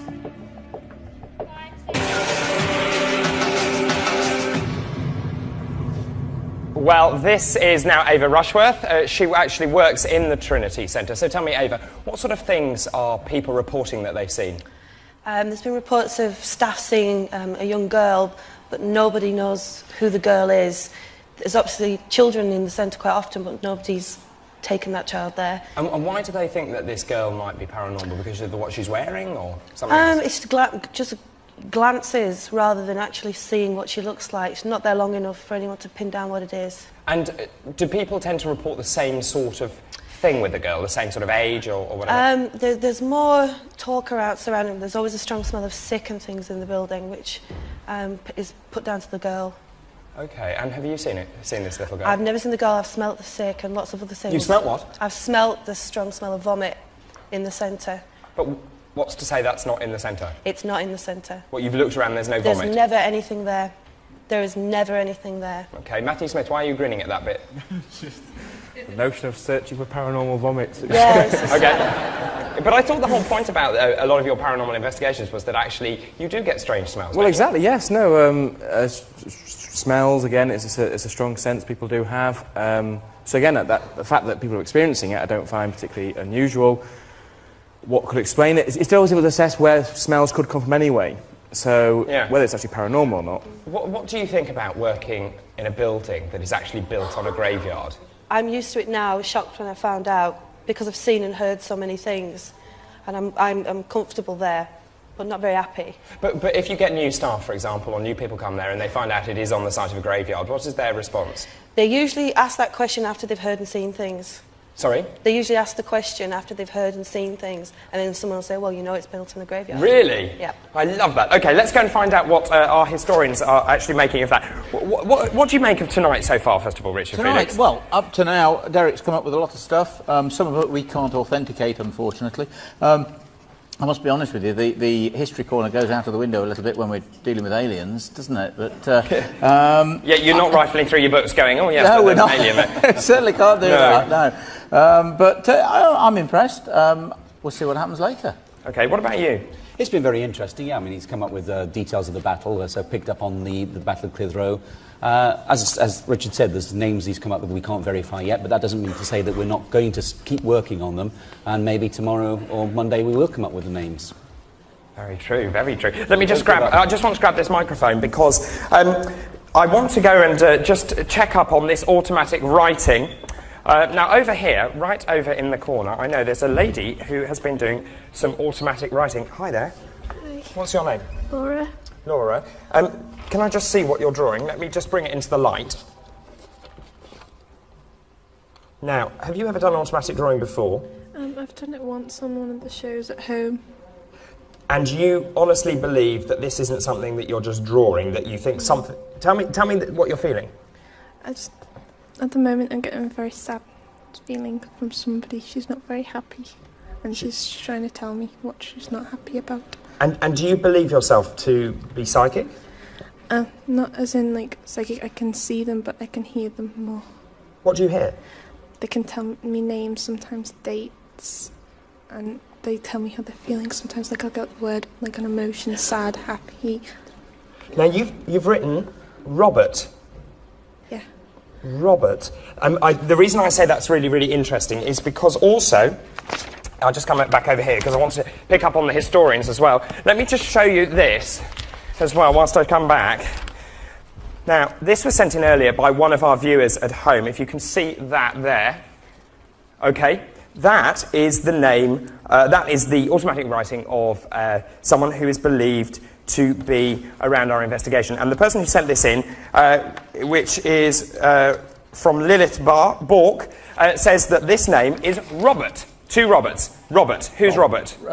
Robert de Lacy, who in fact was the chap that built the castle. The de Lacy family did. He died in 1194, which was around the time of the Crusades. He was stated to be a nobleman by the person that wrote that. He looks very much like a Norman knight. And of course, remember that in that period they went off to the Crusades. And did she not mention the Holy Land? Yes. She did, yeah. And a leper. I don't know what he died of. Perhaps he came back, perhaps he died of leprosy. This programme gets stranger and stranger, but what will happen next? Find out after this break.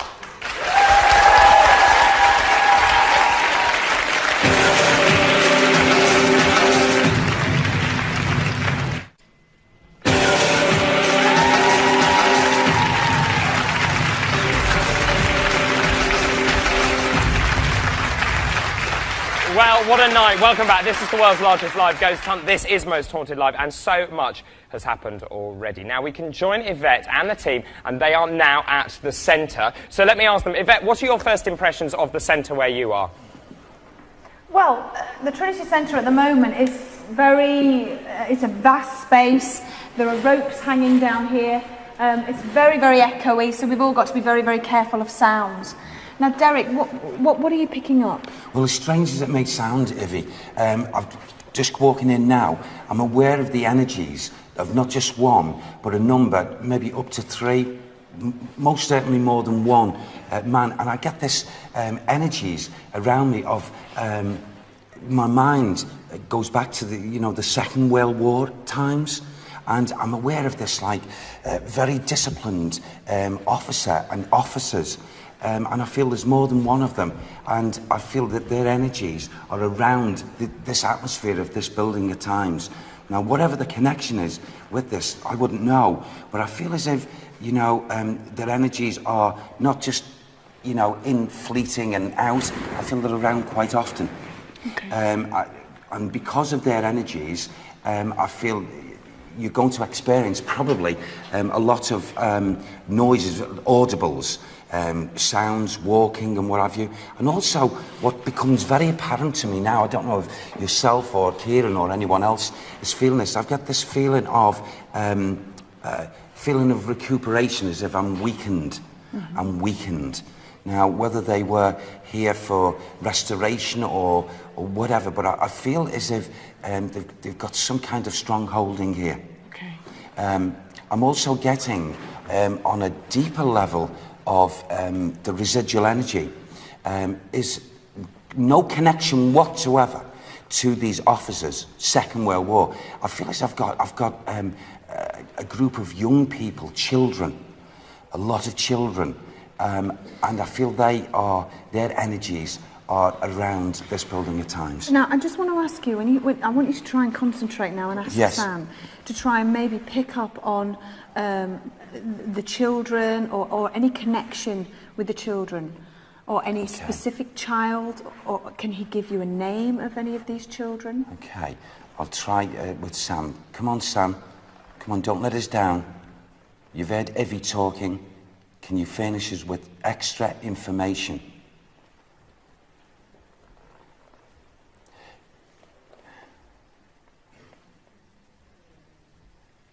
I feel that children have got a great connection with this area, and I feel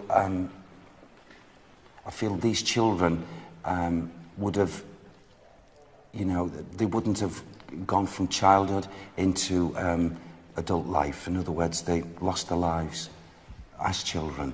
Okay. And I feel tinged with that. I feel very saddened for some reason with these children. I don't feel as if one had left the physical body and then another. I feel we're talking about a group of children. That's interesting. Well, I just want to know, because we've actually left David Wells and Carl in the last location in Church Brow, and I wondered, David in the studio, if anything is happening in that particular location there. Okay, Yvette. I just want to go and see what's going on now. I'm just watching David Wells on the monitor here, and he's with Carl. They're actually at Church Brow. What's happening, David?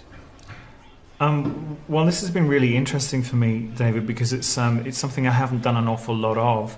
But what's happened is initially we did pick up on a small boy, and he's writing several things. He's writing Mummy.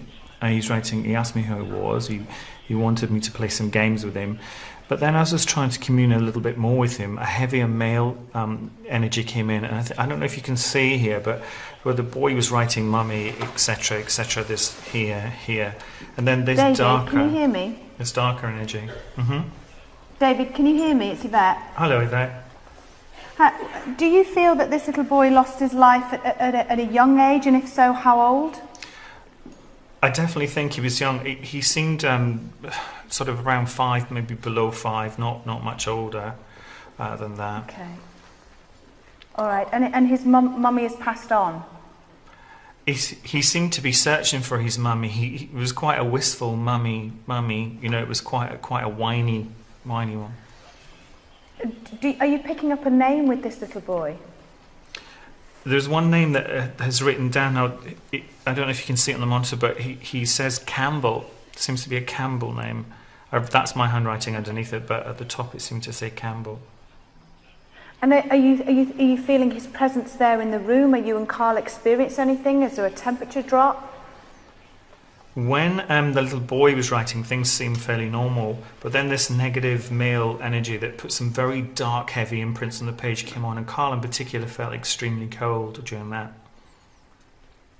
Okay, all right. I'm just going to ask Derek now, when you were picking up on the children, yes. It's interesting because David and Carl have picked up on a little boy's energy there, and you yes. mentioned before we went there that there were children. That's why I asked yes. you if yes. there was any specific child. Now, they've picked up on a child there yes. with a name, and that same child could be connected to this building. And it's interesting because you've already said, isn't that yes. right, Kieran, about, yeah. Are you picking up on, try and concentrate and see if you can try and get a name? I am getting just a little bit more of the impressions as you've been speaking there to Carl.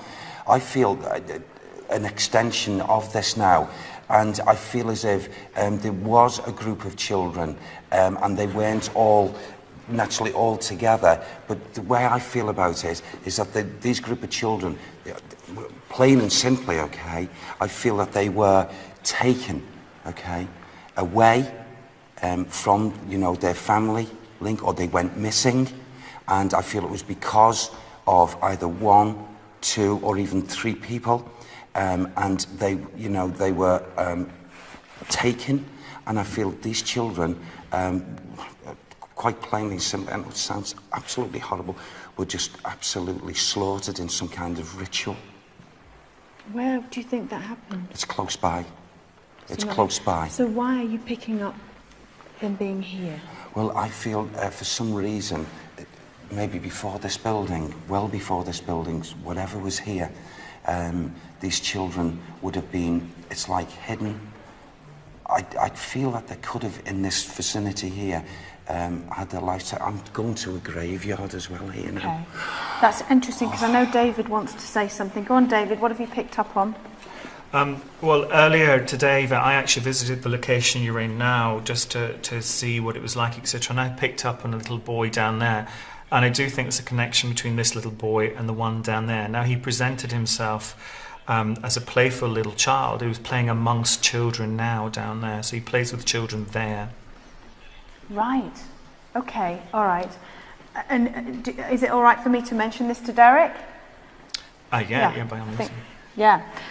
David's just picking up on there is a connection with the little boy where the last location we went to. Yeah. And he's connected here with a group of children, and he was here earlier today, and he felt them playing together. Yes. You pick up on that. This is the end when I first walked in, of the children here. Right. And I feel that there is actually, if I can mentally count, I feel in all we're talking about 7 or 8 children.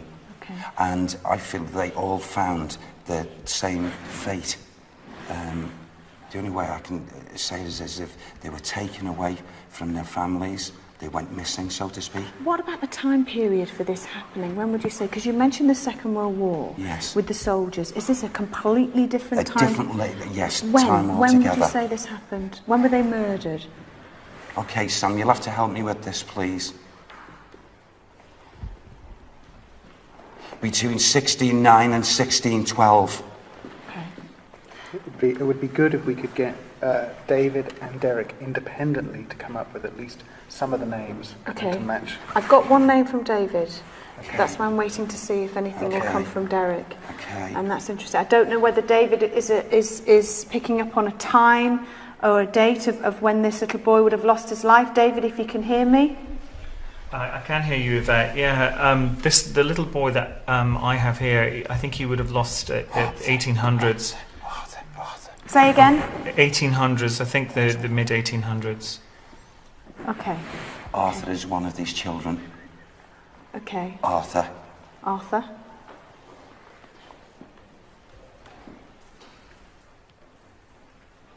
There's a little girl, Catherine.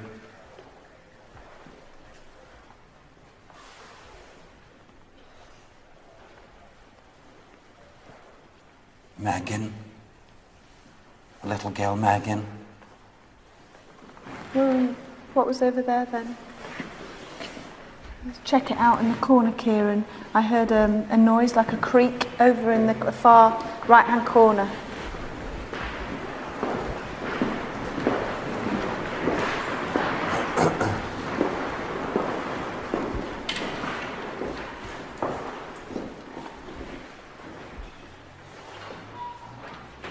Anything? No, there's just a storeroom in there. There's nobody in there. I heard a creak over here, so I don't know what that was. I definitely heard something.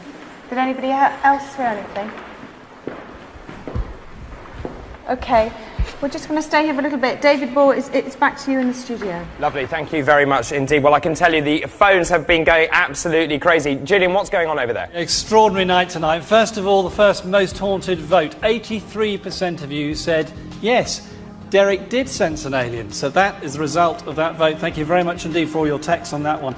The webcams have been extremely busy this evening, and let's have a look at those. Just to quickly say, webcam 4's out of action at the moment, but it's been working most of the evening. Webcam 1, first of all, with over 1,500 sightings in the attic. We've been inundated with reports of green orbs hovering around the cookers, including sightings from Sally and Steve in the Oval. Webcam 2 and 3, over 3,000 people have gone into that, reporting shadowy figures and happenings going on there. The majority have seen a figure moving through the gym. And then webcam 4, obviously we can't see, but I will tell you several people there, including Amy and Emma from High Wycombe, believe that they've seen a tall figure by the door in the function room. More art, and here's something. Thank you very much indeed, Ian, for this. Saw this figure behind Derek whilst he was touching the wall in the castle. Similar picture, actually let's put those next to each other there. Similar picture from Lydia in Birmingham. Okay, and final call please on our vote. The final Pendle Witches Coven, where did it happen? We want you to vote please on the websites. Let's go back to the map. Living TV's website, Most Haunted Live. Go to the website, click on the map there. 31,000 people have now clicked on that website, and we'll give the result a little bit later on. David, back to you. Lovely, thank you very much indeed, Gillian. I thought those pictures were absolutely amazing, the fact that they look so similar. Well, it is time now for another break, but right after we'll have more from Trinity. We'll also reveal the results of the remote viewing experiment, and we'll be setting up our last experiment of the night. There is so much more to come, and all of it is after this break.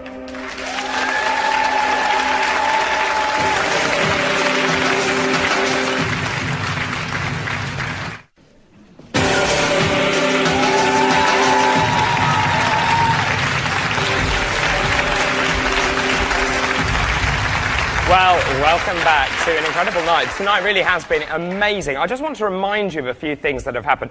At Clitheroe Castle, which is where we started tonight's investigation, Derek picked up 3 cavaliers, 3 names. Charles Littlejohn, he also picked up Jonas Pentor and Henry McCain, a little boy disfigured with leprosy. Also, then in the church brow, Derek picked up an image, not of this earth, make of that what you will.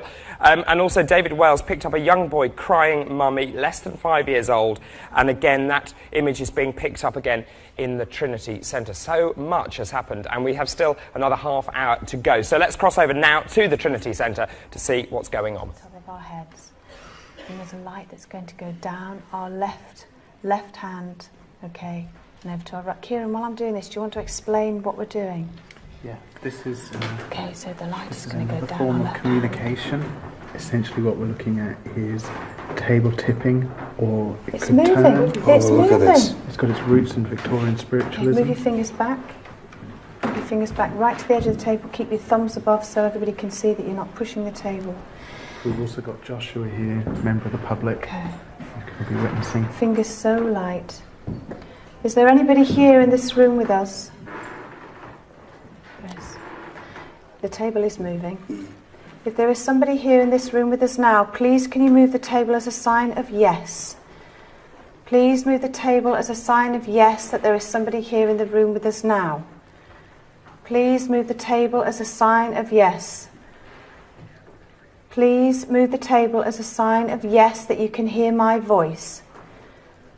Is there any astral being here, any presence here that would like to make themselves known to us here in this building now? If you are unhappy in any way, please, we can try and help you. If you can give us a sign of yes by moving this table, we can talk to you. Can you please move this table now? please try very hard and move this table for us. Try and move it across the floor as a sign of yes, that you can hear my voice. Is there a male presence here in this room with us now? If you are male, please move the table as a sign of yes. Please move the table if you can hear my voice. If you are female and you wish to talk to us, if you are a lady or a girl, did it move then? A little bit, yes. Yeah. Are you a girl? Yes. Oh, yes. Okay. Please give us a more definite sign. Please, can you try very hard and move the table more for me? Thank you. Please move again harder so we know it's definitely you. Thank you. You are a woman. If you are a woman, please move the table. Are you a girl? Yes. You're a young girl. Are you young? You are. Are you a little girl? You're a little girl. Okay. Are you picking up on anything, Derek? Yeah, I am aware of a young girl's energies here, yeah. Okay. You are. You're here for us. That's lovely. Do you need our help? If you need our help, please can you move... Alison hit me. Who? Alison. Alison? Alison. Alison, is that you? Please can you move the table more definitely, please, Alison? Alison, please move the table more for us. Thank you. Do you need our help, Alison? Do you need our help? I feel like there's something scratching under the table. Yes, there is.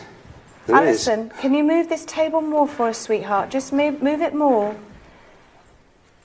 Do you need our help? Please, if you need our help, you need to move the table more. Move it more for us, please. Okay, we can help you. There's a bell on the top of the table. Can you make it ring for us, Alison? Can you move the table? Make it move as quickly as you can, sweetheart, for us. Move the table. Keep moving it. Thank you. Did you die here? Did you die here, Alison? You did. Are you 5 years old, Alison? Are you 6?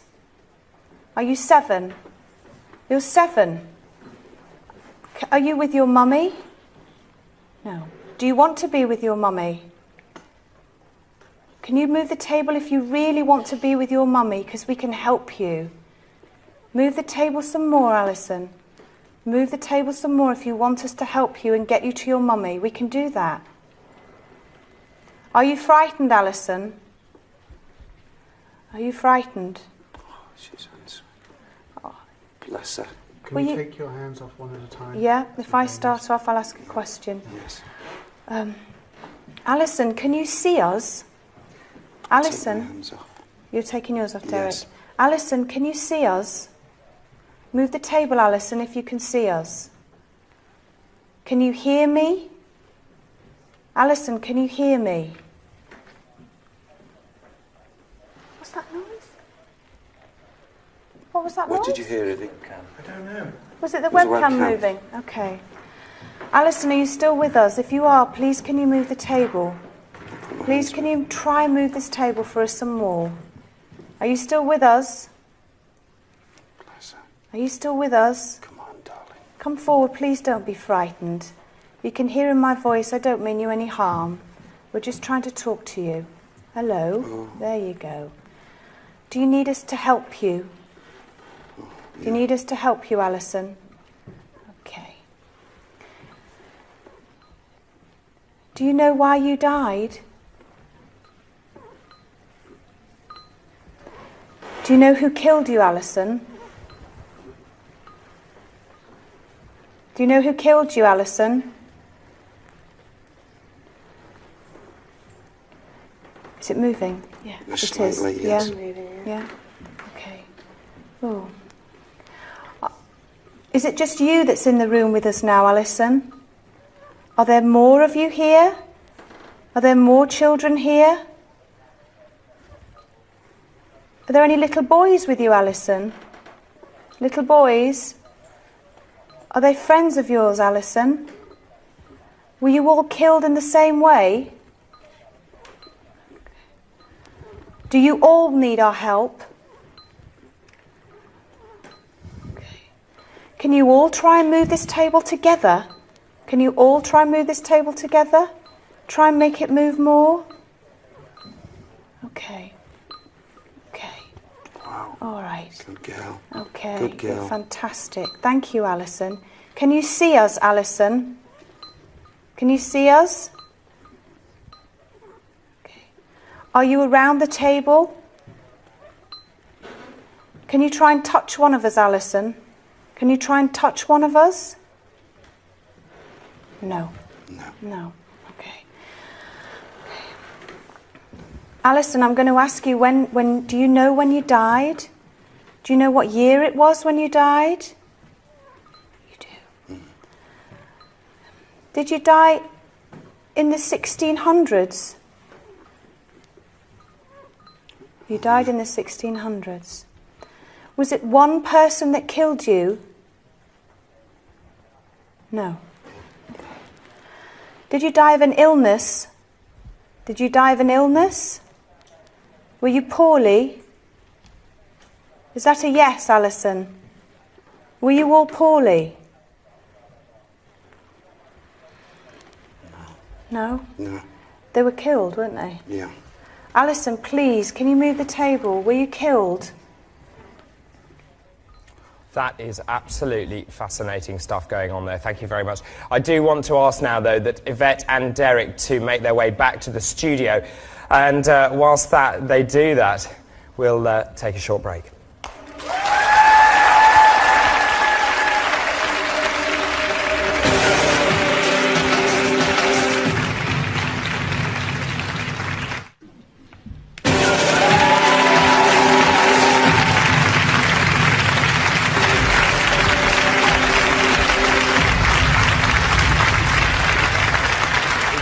Welcome back to Most Haunted Live, an incredible night.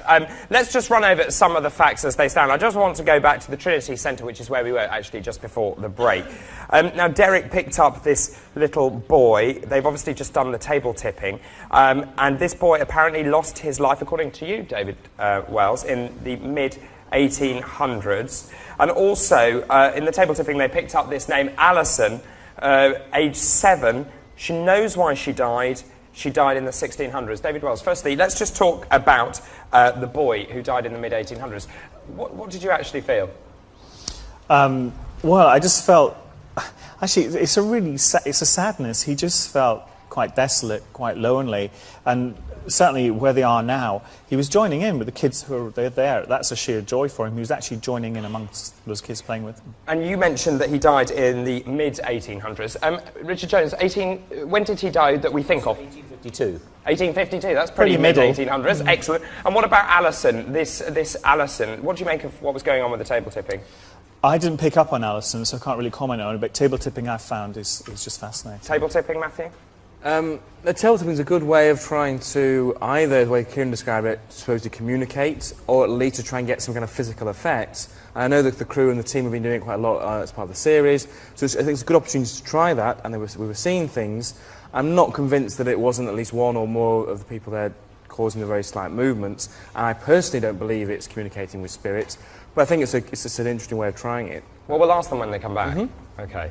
Now, Yvette and Derek are making their way back here to the studio, but meanwhile, it is time for us to set up the last experiment of the evening. Now, as we've seen at Trinity Centre, it's turning out to be very paranormally active. So what we want to do now is to monitor the situation overnight. So what we've done is we've asked Kieran to set up some overnight experiments. Okay, so Kieran, what are you actually going to be setting up? Hi, David. Well, the first thing is I've got trigger objects here on a table. I'm going to be setting up an MP3 recorder to pick up EVP and also an MP4 that will continuously film the trigger objects throughout the night. We've got a Polaroid camera on a timer which will be pointed at the ropes together with a video camera here which will be pointed at the ropes to see if there's any movement. I'm the only one with the keys to these doors, and later on I'm going to be sealing those doors when I've switched everything on, so nobody will get in here. I'll be the only one with the keys. Now, you would hope that with all that kit in there that you would pick something up if there is a paranormal presence there. Yes, definitely. If there's something here, then we'll pick it up. What I might even do is also set up an EMF meter on continuous record throughout the evening as well. OK, brilliant. Thank you very much, Kieran. Now, Julian, how can people at home get involved with this? Right, well, just to say we're going to be keeping a keen eye on that, and tomorrow night on the programme we'll report back on what Kieran was setting up there. I ought to say thank you so much tonight, such an extraordinary response on this.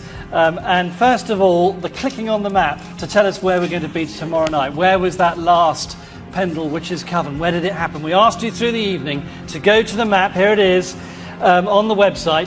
40,000 people have gone on the website and clicked on this website. So where is it? Let's find out. And there we are. There it goes, coming in there. So that is the sign. Now, let me just check my notes here. Now, we reckon that's obviously on the south side of the hill, quite near to Sabden. So our team will be checking that out tomorrow night as we investigate. So that's going to be very interesting. Already reaction coming in on the table tipping. Mel from Dorset reports a ghostly figure of a young girl standing by the table. She looked very dark, and when the crew entered, she faded away and returned again and looked upset. And a strange black shape was seen by Sarah of Rawcliffe behind the table near the Warnute, and it wasn't the crew, she says. And one more on that. Chris from Dinnington says Alison went quiet during the table tipping due to a large male figure of authority stood behind Derek watching over him. So similar to that last message. The competition, the answer, by the way, was Edinburgh. That's not been a Most Haunted live location. The winners' names will scroll along the bottom of the screen, so congratulations, walking off with the DVD and the fleece. We'll try it all again tomorrow night.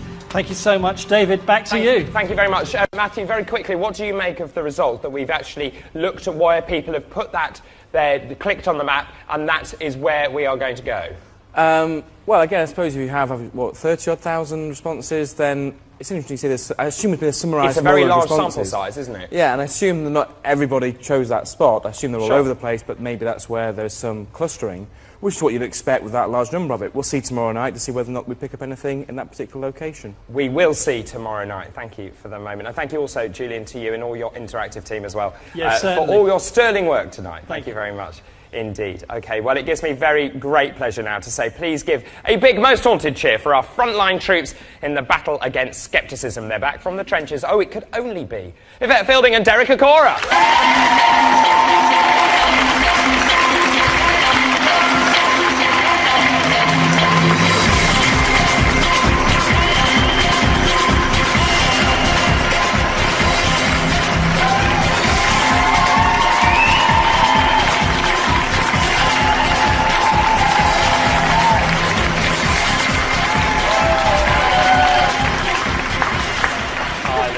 Hello. Hiya. Okay. Well, you've really done it this time. I know. Come on then. Alien, something you picked up. Basically, you said an image that is not of this earth. Yes. What's going on? Well, David, for the first time ever in my mediumship, any investigations, I was rocked. Purely simply, we'd heard a very large noise in a door, to a door. We walked in, and there, for a matter of seconds, maybe 7, 8, 9 seconds, I saw this being, standing looking at me. And you're convinced about this? Oh, beyond convinced, David. I categorically, clearly experienced seeing something I've never seen before, ever in this lifetime. And 83% of our audience actually agree with you. We asked them to text in yes or no whether they believed you had actually seen something. Now, David Wells, you said at the time that Derek was picking up a grey being. Is that what you called it? They're called greys. Yeah, it sounded like a grey to me. So you're not at all surprised by what Derek's picked up? No, absolutely not. I mean, I trust Derek implicitly on this one. Yeah, definitely. And as I said before, it's a very brave thing to say.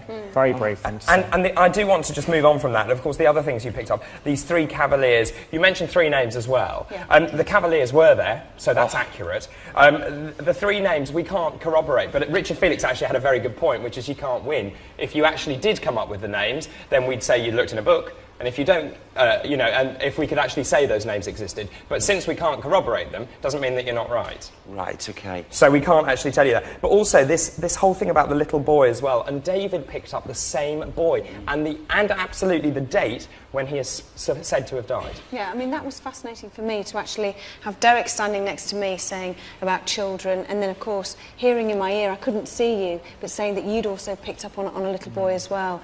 And the children, the whole theme sort of stayed with us, because then, of course, we went into the next room and did the table tipping, which, of course, you've closed down now. Yes. And it's helped the children. Yeah. Matthew said you may have moved the table.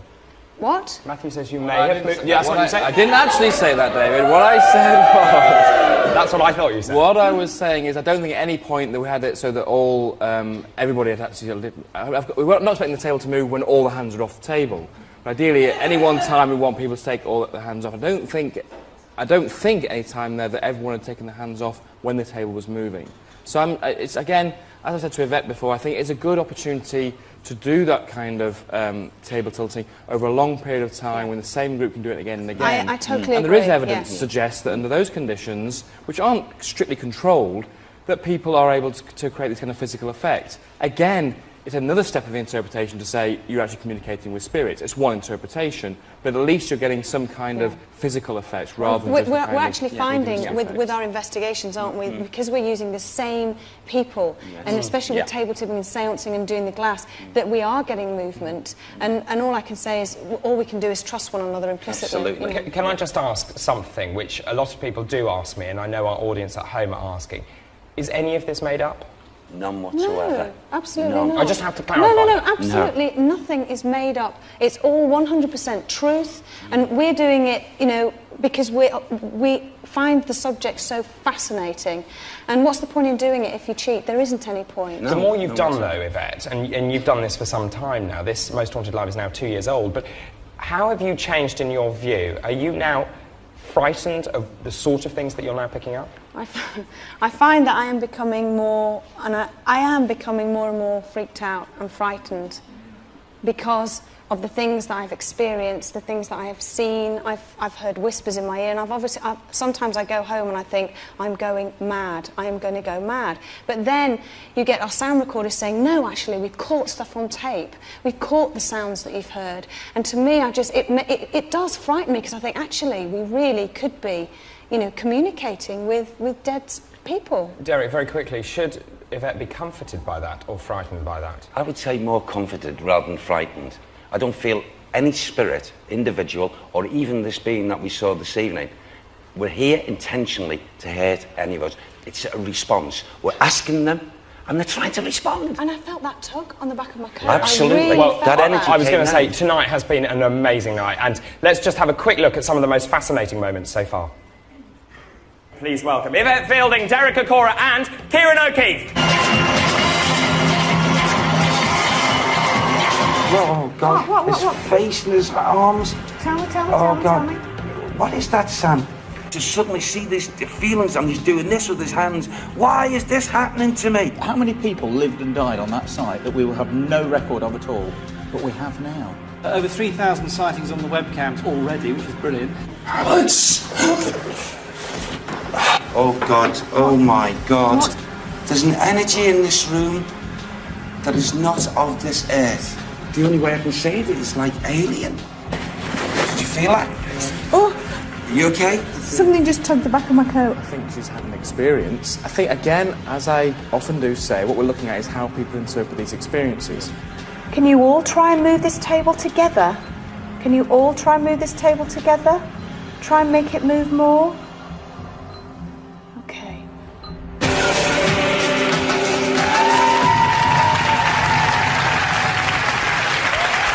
Well, tell me, go on, what are you saying about that?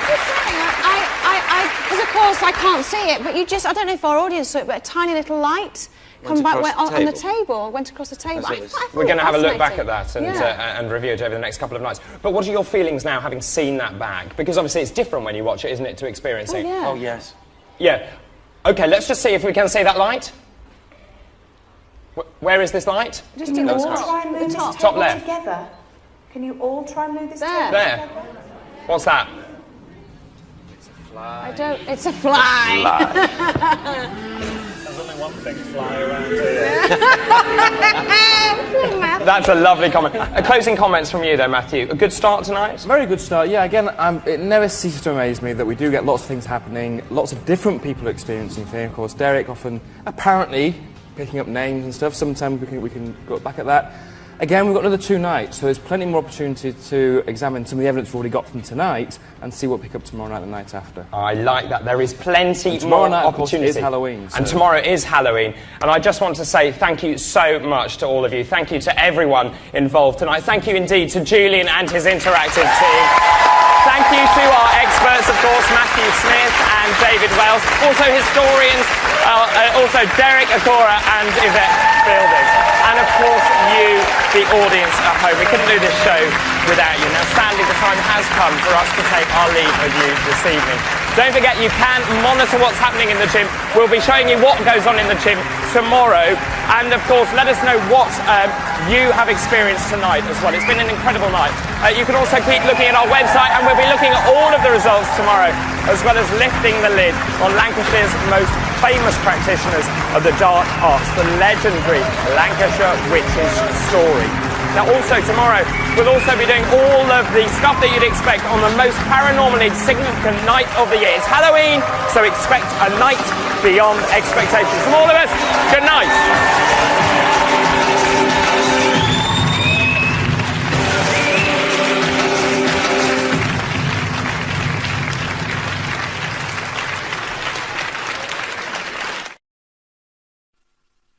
Oh, God, his face and his arms. Tell me. He's doing this with his hands. Why is this happening to me? Alex! Oh, God. Oh, my God. There's an energy in this room that is not of this earth. The only way I can say it is like alien. Did you feel that? Oh! Are you okay? Something just tugged the back of my coat. Can you all try and move this table together? Try and make it move more.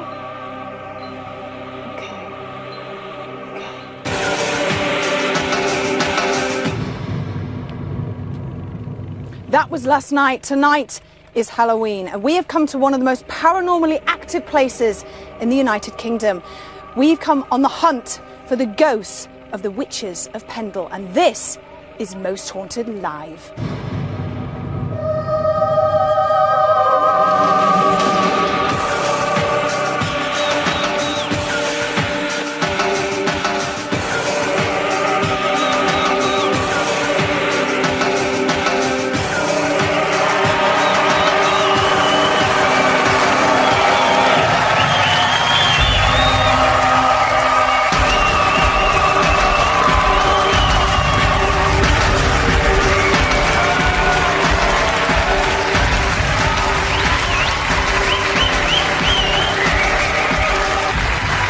Hello, good evening and welcome to Most Haunted Live from Pendle Hill. This is, of course, Halloween. Traditionally, it's the most active night of the paranormal calendar. Its history goes back to before prehistoric times. There's evidence that early man used to perform dark rituals on this night to keep evil at bay and to mark the end of summer. And certainly in the last 1,000 years, it's always been a night which is rich in paranormal phenomena. And this evening, on this dark and heavy Halloween night, we're going to investigate and explore one of Lancashire's darkest ghosts. The ghost of an event which still today causes local people to shudder. We're going in search of Demdike and Chattox, two of the Pendle Witches. Tonight, our investigation team scours the bleak and hostile countryside surrounding Pendle Hill in search of the infamous Lancashire Witches. We investigate the Witches' Sabbat, scene of the terrifying Good Friday meeting. A tumble-down Tudor ruin which locals will not enter after nightfall.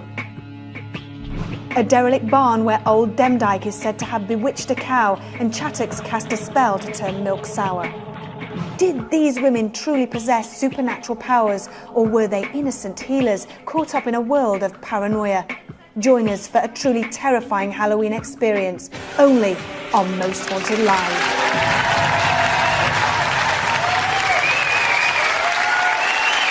Well, to help us on our psychic detective investigation, we have the cream of the paranormal world, so please will you welcome the men in charge of our research. It's our historians, Richard Jones and Richard Felix. And with me on the sofa here is one of our experts, of course, it's our psychic, it's David Wells. Now, I can tell you that our parapsychologist and voice of reason, Matthew Smith, will be joining us a little later. And also following up on the leads that you, our viewers, pass on are the interactive team, ably headed by Mr. Julian Clegg.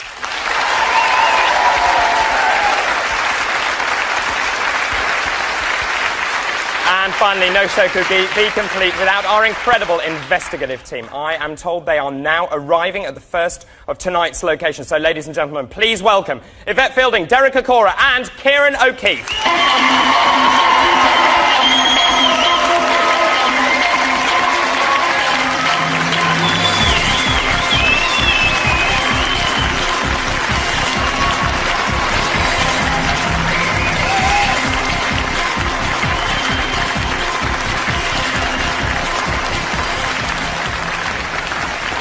Well, good evening to you, Yvette, Derek, Kieran and the rest of the team. Yvette, witches, covens, secret meetings, dark rituals. What does that mean to you tonight? I just want to say hello to everybody in the audience. Hi, everybody, and everybody watching at home.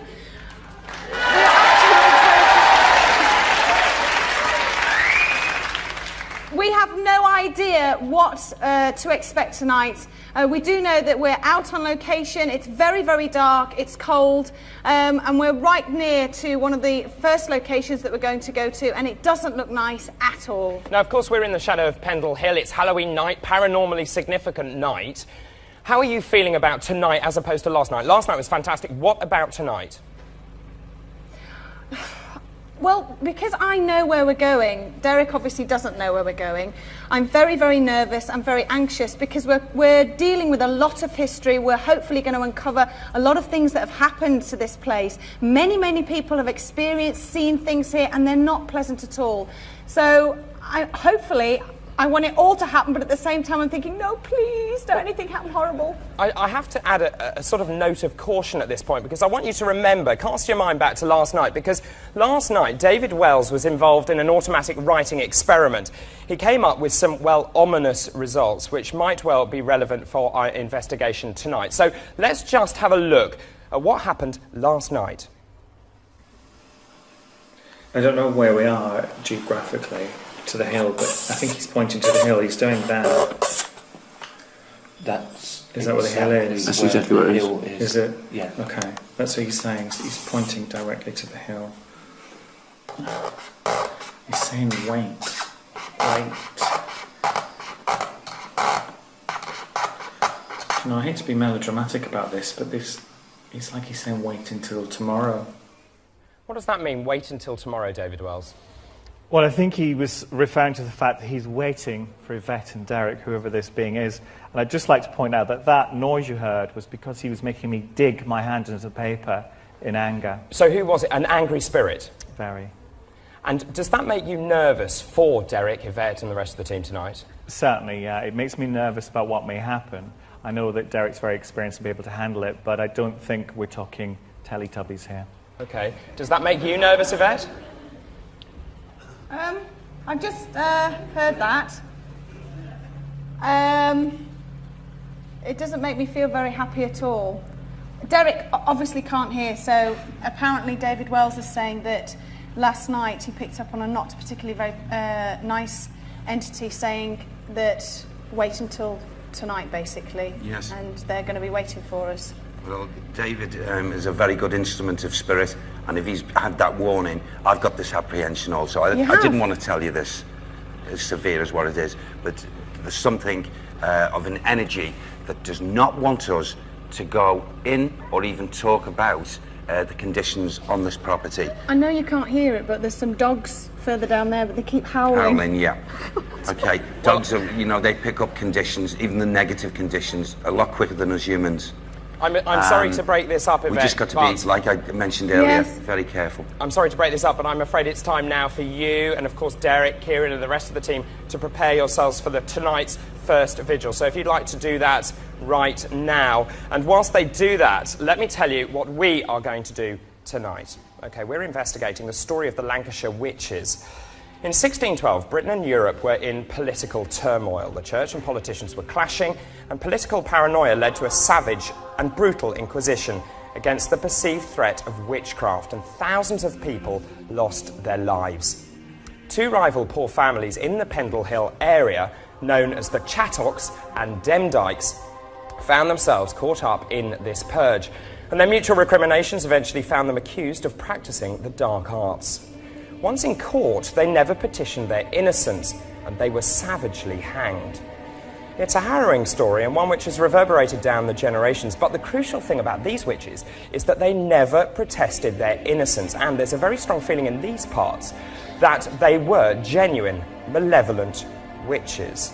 Now, the accused and their families met on Good Friday in 1612 to allegedly perform rituals and cast charms and spells. This witches' Sabbat, as it's known, occurred at a place called Malkin Tower, somewhere in the Pendle Hill area. The building, well, it no longer exists, and no one knows exactly where it was. So tonight, we aim to find it. Julian. That's right. Well, the location of the Sabbat and the Malkin Tower is a mystery.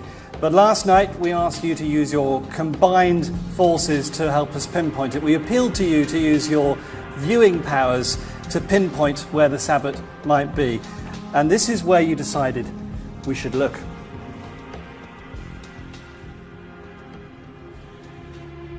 Our remote viewing experiment led us to this valley.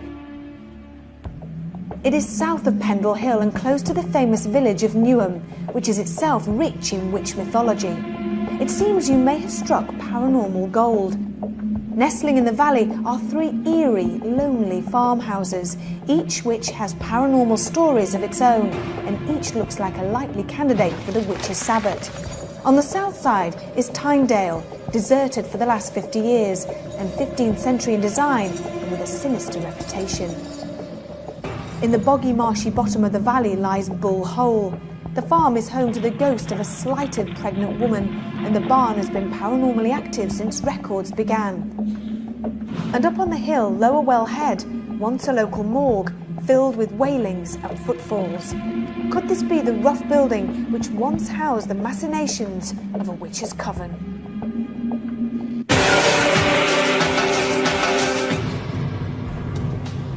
Now, as we visit these sites, we'll be asking you whether you believe the Pendle witches were actually innocent country folk caught up in some kind of purge, or in fact devilish dark forces. And we need you to help us tonight. Were they really witches or not?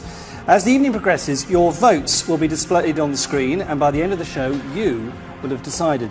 So, to vote, you have to text us by saying the words haunted, space, yes, if you think they were actually witches with genuine powers, or haunted space no if you think they were innocent victims. Now the text number, very importantly, 83088. Text costs 50 pence, and we need as many people to vote on this as possible. And it's up to you what happens and how we decide. So we'll find out later in the programme. David, back to you. Thanks. Now, Yvette and Derek and the team have now reached the first candidate for the Sabbat. It's Lower Well Head Farm. The farm stands at the top of the valley, and its recent renovation belies a darker history. This is an aerial photograph which shows it 20 years ago as a very small cottage. The rumours are that it sits on an old and now lost path called Corpse Way, and the current owners believe it was once the local morgue. Either way, they've heard footsteps from upstairs and unusual moaning and movements around the upper floor. But what was its use in 1612? Was it really a morgue? And what was Corpse Way? One thing, it's certainly a great starting point for our search for the Pendle Witches' Sabbat. So, Yvette and the team, please will you start tonight's first vigil? Okay. Well, we're just coming inside Lower Well Head Farm. The dogs are howling outside, aren't they, Derek? Yeah, they're really responding to these energies in the area here. And it's a little bit disconcerting in the feelings. I Okay. As we've entered this room here, Yeah. we've only stepped a couple of steps, have we? And the feelings all around me are, you know, there's a feeling of revulsion here. Mhm. Yeah, and it's surrounding. It's like it's alien, not alien. It's alien in the sense it doesn't. The energies do not want us here. Really? Really. And I feel, you know, it's because I've got swirling round me here now, and I'm becoming more aware of. It seems to be 1, 2, 3 spirit energies that are in this atmosphere. Now, I feel as if possibly maybe one of those energies could be upstairs, but I feel as if we are being watched right now. And, you know, the way I want to describe it is I've got both a male attitude of thought around us and also a female. And this female, she's elderly, or was elderly, an elderly woman, a woman that would be, to me, the personality sly of character. Okay. A sly character, a person that would be talking to you in a conversation, and all the time her mind is on something else. It's like as if she's, you know, hidden agendas, hidden agendas, hidden Who's agendas. the man with her? I feel it is her son. Okay. Any names? I'll ask now. Okay. Go further in a little bit. And you also said that you were getting a number of figures. Yes, And I you were feel just saying about 3 a in male all. and a female. Yes, 3 in all. And they are grouped together for some reason. Well, if it's like, I feel, I just want to say a mother and maybe a son figure. Come on. Go on.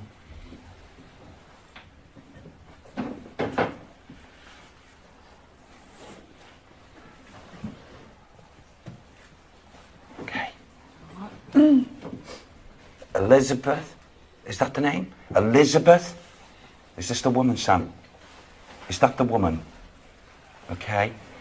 Give me it again. It sounds like device. Elizabeth Device. Elizabeth Device. Elizabeth Device. What period? What time period? What period is this, please? Again. Okay. He's given me 1610, 1610. Are they in the room now? Are they here with us? I feel that they're listening to us. Are they? They are listening to us. Do you want to go through? What's that?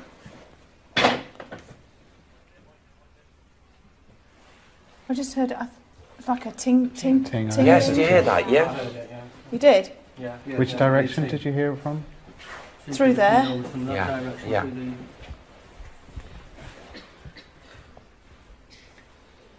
Oh God, I tell you what, I don't know what it is. I just feel really, I'm Yeah. not comfortable at all. No. Do you want to The move through energies- into yeah, there, can we seeing as do that's where the then, sound yes. came from? Yeah. There's lots of furniture and stuff as well, so Yeah. just be careful. Watch the cables. You're right, Stuart.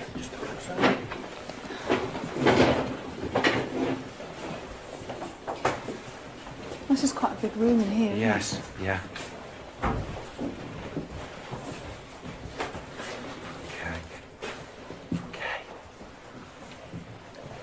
I'm also getting this feeling that's coming since we've moved into this area as well, as if I'm getting a number of women folk whispering and talking, and getting a feeling of sending out deep negative thoughts, and it's like as if, yes, there seems to be 2 of them now, two women.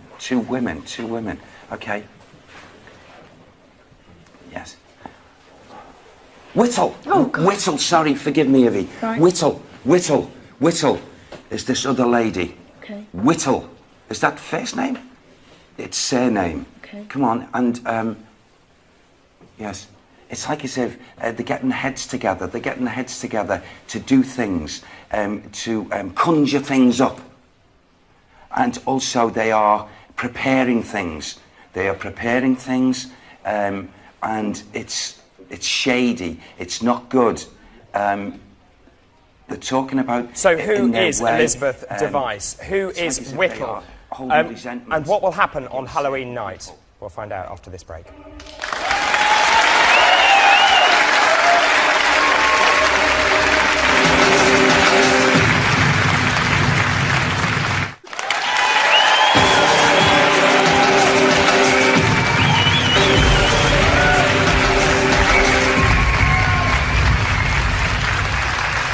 Well, welcome back to Most Haunted Live. It really is all happening here on this very special Halloween edition. Now, I can also tell you that just before the break, Derek picked up on two names already, Elizabeth Device and Whittle. But before we go any further, there's more interactive news from our man Julian. David, thank you. And first up, this bit of psychic art came in about 5 minutes before Derek said Elizabeth, and it came through, here we are. It says Demdike up there, interestingly. Tried the automatic handwriting experiment and wrote what looks like Elizabeth down, and there is the picture, and that literally came in fact, it was coming off the fax before he went live with that, so that's quite extraordinary. Now, can I quickly mention last night, to prove what a big show Most Haunted Live is, we had 85,000 viewer interactions last night on the text and the computers and the webcams. Amazing. 85,000, absolutely amazing.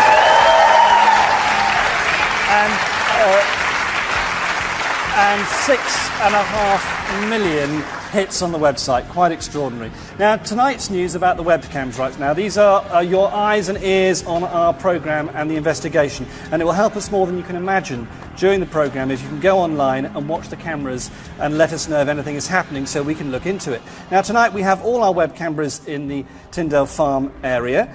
First of all, we have one outside the old cobbled path. There it is. Then webcam 2 is in the old parlour. And then webcam 3 and 4 in the cellar, which interestingly the present owner refuses to go into the cellar, so please keep looking at those through the evening. Now, to get in contact with us and let us know what you've seen, you can go to the website at livingtv.co.uk/mosthauntedlive, text us on 80088 starting the message haunted space MSG, or fax us on 01200 425 737. And I've just got time to let you know about tonight's competition. This is a great prize tonight, and appropriately enough, you can win 2 nights at the Witchery in Edinburgh, described as one of the world's most wonderful places to stay and one of Edinburgh's hidden treasures, and a guest book to die for, full of celebrity names. Now, simply answer this question. At the last live location, Misatro, various EVPs were recorded. What does V stand for? A, vapour, B, vacuum, or C, voice? Now, if you know the answer, call this number 09015 339910, or if you're a Sky viewer, press your red button right now to win that lovely prize. All calls will cost £1. Right, let's get straight back to Lurwell Head Farm with Yvette and Derek and the team. Can you hear my voice? If you can, please try and talk to us now. Please give us a sign. We'll keep walking, Derek. Yes, yeah? Do you want to go round that way of the table? Yes. Let's go through to the other room. Give any member of the crew a sign. Any people here in this building touch one of us, pull our hair, let us know that you're walking amongst us. What's this? It's a lounge.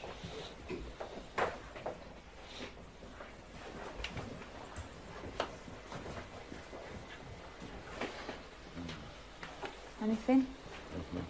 Are they here? Yes, they're actually following us around. Are they? They're following our energies here. I'm very, very aware of them. They're cagey. They're cagey individuals, these. And it's like the hideous thoughts and stuff that they want to do. Do you know what? When I was a little bit, obviously, very apprehensive when we first came into the building, I know Carl saw something in one of the windows. Where are you, Carl? Carl, can you come through? I just want you to tell everybody what exactly it is that you saw as you were coming in. Well, when we were just outside and you did your first piece, I turned around because I saw someone upstairs above this room through the window. I thought it was one of the crew, and I turned and asked who's upstairs, but we were all accounted for. We were all downstairs and just in the front room. It was a white face and it was close to the window, but when I looked at it, it just moved back. So, was it male, Carl? It had a male look but long hair, and funnily enough, I thought initially it might be John, because on sound, because it's And what about, you Pretty heard good a noise as well in here when we were on the break. You were hearing noises? Well, I came in here twice because I thought I heard rustling sounds, as if usually when a crew member is trying to get our shot, like someone moving really quickly. That's the noise you heard? And that's the noise I heard, like somebody running in here. And I came in twice, and there's 2 rooms, this one and the next one. But there's no one in here. Should we try going upstairs? Because if that's where you've seen something, what do you reckon? Yeah, I reckon. It would be good to get some sort of objective measure rather than just relying. Let's go upstairs then, yeah? Now, John, how do you want to do this? Do you want to go up the crew? Do you want to go up the stairs first? Let's pull up the cable. Yeah? The cable's there first. Let's crew. Yeah, go first. Okay, you've just got to be safe because we don't know where the heck. Can you hear those dogs outside? Yeah. Okay. There's a cable there. Okay. There's certainly an atmosphere in this place. Yeah. Everyone get out. Everybody, that's it. And then we can go up the stairs. Okay? Right.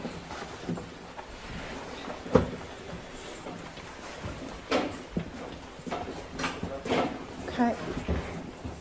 I've got to take it easy up these stairs. They're following us, they're still following us. Oh yes, the energies are still following us now.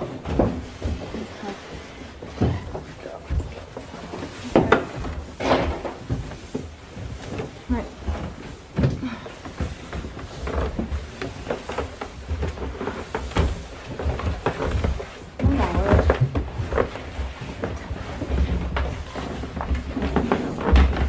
Do you feel? Oh my God! Okay. Right, do you feel drawn in any direction, Derek? Where do you want to go? Come on, can we go to the right? This way? Yes. Yeah. Is that the way you Yeah. saw it, Carl? Yeah. Oh yeah.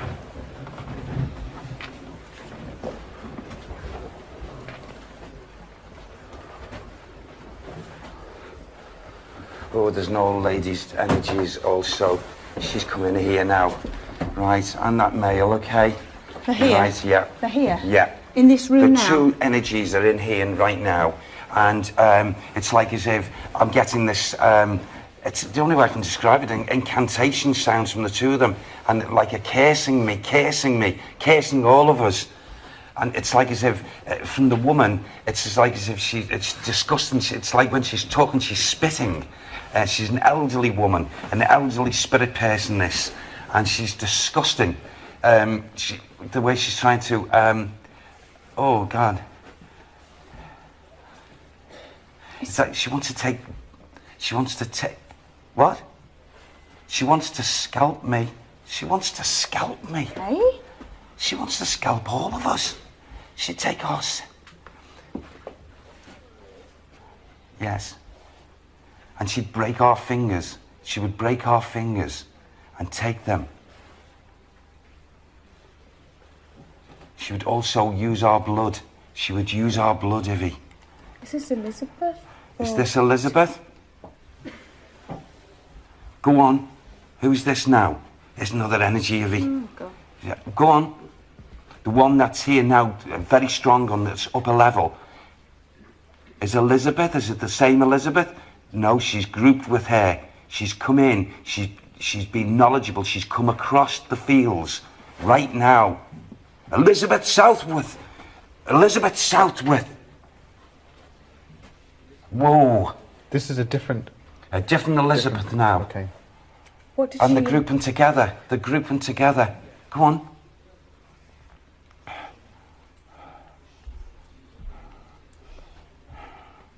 All right. Yes, yeah.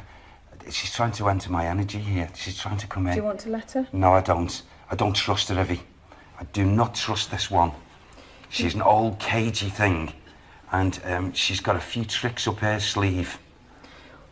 Do you think it would be a good idea to go downstairs and Yes. try the glass divination on the table to maybe try and make contact? I'm sure with these yourself? will... What? You hear that? What? See that screaming? Who was Squealing? that? What's happened? Who was it? What? A what? What's the matter? What? What? What is it? What's happened? This door. What do you mean this door? Both me and Carl are in here. It's really, really cold. And the door pushed. You're joking. Closed. I had hold of it. Are you alright? It scared me to death. What room is this? Okay. You all right? Yeah. It was pushed out your hand? Yeah. Literally pushed. Car was over Are they there. in here, Derek? Yes. They are? There's another one grouped in here now. Here we go again. There's a group, there's about 5 or 6 of them. And look, come on.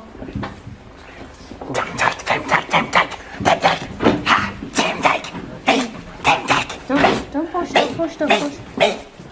You all right? You all right, Derek? You all right? You're Demdike. I'm Demdike. Demdike. Can you see me? Can you see me? A what?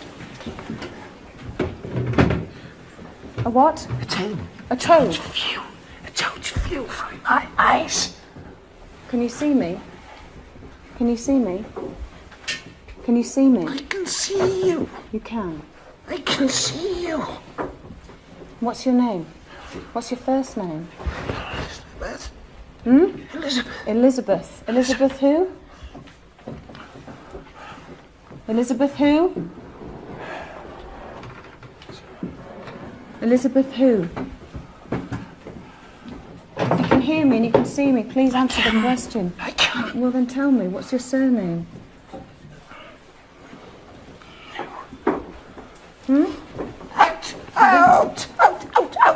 Out.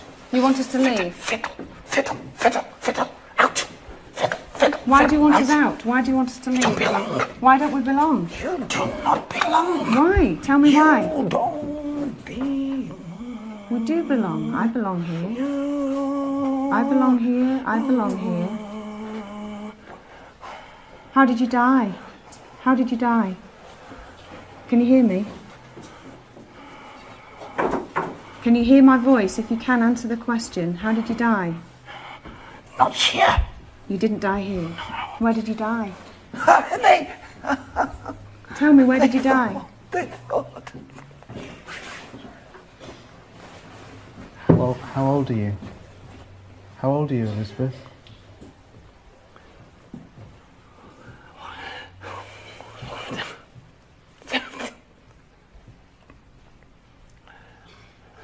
How old are you? 72, I recall. 72. Do you know you're dead, Elizabeth? Elizabeth, do you know you're dead? Do you know you're dead? Lancaster, hate, Lancaster. Cut the tongues, take the scalp. Those fingers then come with me. They will come with me. Derek, Derek, come on. Derek, are you all right? Derek, it's all right. Come on, mate. Derek, stand. Derek, come on. Come forward. Derek, come forward. Derek, come forward. Derek, come forward. Derek, come forward. Get him out. Let's get him out. Get him out. Get him out.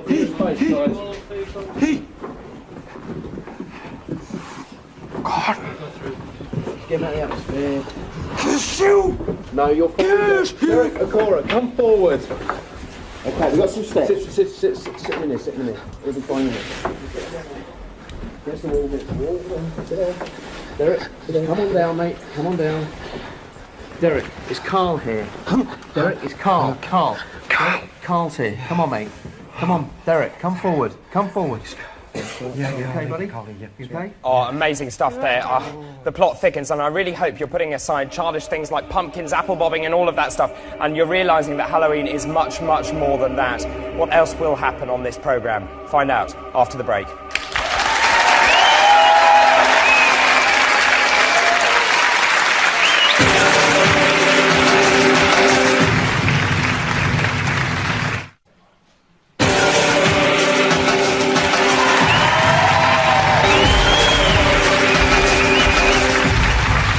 Welcome back to Most Haunted Live on this Halloween night. Now, extraordinary stuff has already happened tonight. I have to tell you that Derek has already been taken away from our first location tonight temporarily to recover from what happened before the break. Let's just remind ourselves of what happened. Derek, come forward. Derek, come forward. Derek, come forward. Derek, come forward. Derek, come forward. Get him out. Let's get him out. OK, so let's go and join them now back at the live vigil. in this house, please come forward. Please move this glass now. Please move this glass. We have just witnessed this glass moving on its own and nobody was touching it. I don't know if we were recording while we were on the break, but we had the most awful thing happen. We heard a noise, Carl felt something across his face, we all screamed, we heard noises behind us, Kieran went and checked out, there was nobody in the other room. We've just put our fingers on the glass. When we all screamed, the glass moved all on its own and it's just moved again. Okay, and Derek, okay, apparently that we've recorded it, so have a look at what just happened. Person here in this room with us now, please could you try and move this glass for us, but we need you to move it. Use our collective energy here, use everybody's energy and try and talk to us by using the glass. Who's in there? Yeah. Who's in there? I just double checked before, there's nobody in there. Who's in there? Oh my God. Is there anybody in there? Nobody. Heard that, didn't you? Yeah. Yes.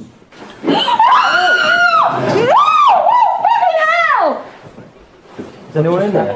What just happened? Okay, right. Should we try and put our fingers back on the glass? What do you think? Yes, Kieran? Yes. You all right? Derek, are you all right, Derek? I'm okay over here. All right, put your fingers on the glass. You stay there. Come on. You stay there. Come on. Derek, you let us know, okay? Okay. Elizabeth Demdike, if that was you, it's moving.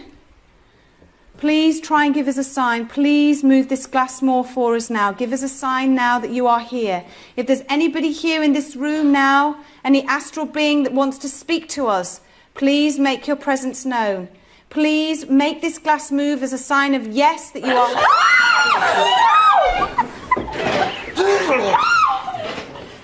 Elizabeth, Sylvie! My name? Elizabeth Sylvie! Too You soon. speak my name! Too soon. Sylvie! Are you alright? Elizabeth Sylvie! Grab my head. You're joking.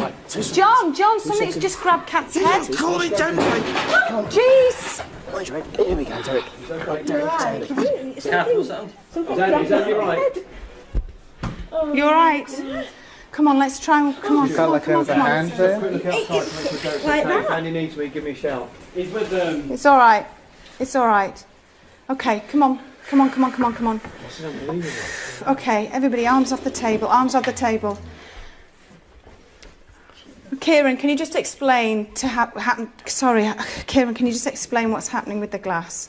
Yeah, this is another form of communication, like table tilting.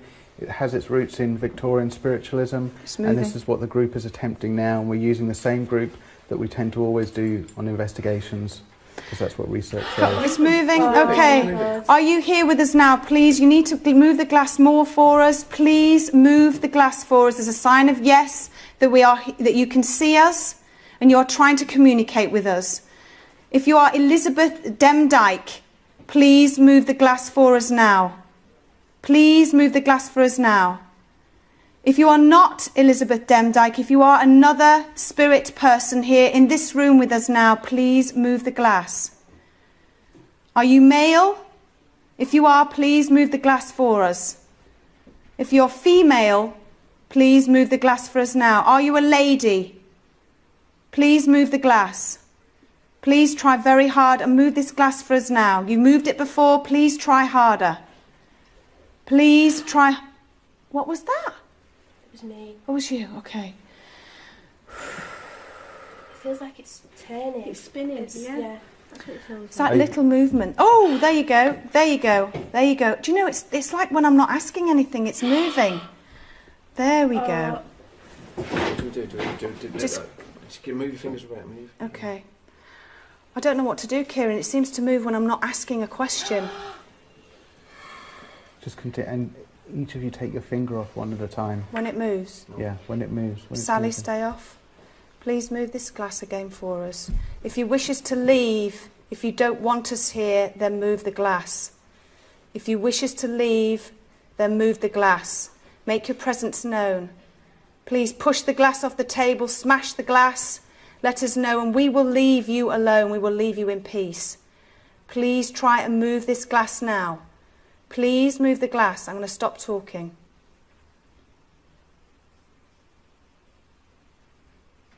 Put your finger back on, Carl. Please move the glass for us. You've just done it. Please do it again. Please do it again. Please try harder. Please move the glass for us now. Please. What were the other names that Derek came up with? We've got Elizabeth. Elizabeth. Southworth. Elizabeth Southworth. Is it you? Are you here in this room with us now? Any more? Elizabeth mentioned Lancaster. Hated Lancaster. Do you hate Lancaster? Do you hate being here? Do you hate being here? Do you hate us being here? Do you hate us being here? Do you hate us being here in this room, in this house? Nothing. Nothing. Take your fingers off the glass. It moved all on its own before. Everybody take their hands off the table. Nobody lean on the table at all. Nobody lean on the table. Can you make this glass move for us now, please, as a sign that you wish us to leave? Make it go off the table as a sign that you want us to leave, and we will go. Please move the glass. Make it move off the table. Make it fly off the table, and we will go. We will leave you in peace. Please, please move the glass. Nothing. Is everybody all right? Is everybody all right? Are you all right, Yeah. Kath? Can I suggest something? Yeah. I'm going to hand back. I'm going to hand back to David. Unbelievable. Just sorry. Just we're all a little bit freaked out. I don't know how. Are the crew all freaked out? Yeah. I think it's safely say we're all really freaked out here. I don't know how everybody else is feeling. Thank you very much. We're going to go and check on Derek, make sure he's okay. All right, David? Thanks very much indeed. David Wells, what do you make of what you're seeing? It doesn't surprise me. Why not? At all. You went there today, didn't you? I did, yeah. I like to go around the locations just so that I know what I'm talking about here. And that house, the stuff that Derek was saying is sort of more or less what I got earlier. The door moving, we saw the same door move today. The same door move when you went around this door. afternoon? Yeah, absolutely. And what about these, you mentioned also that you heard similar things. What did you hear this afternoon?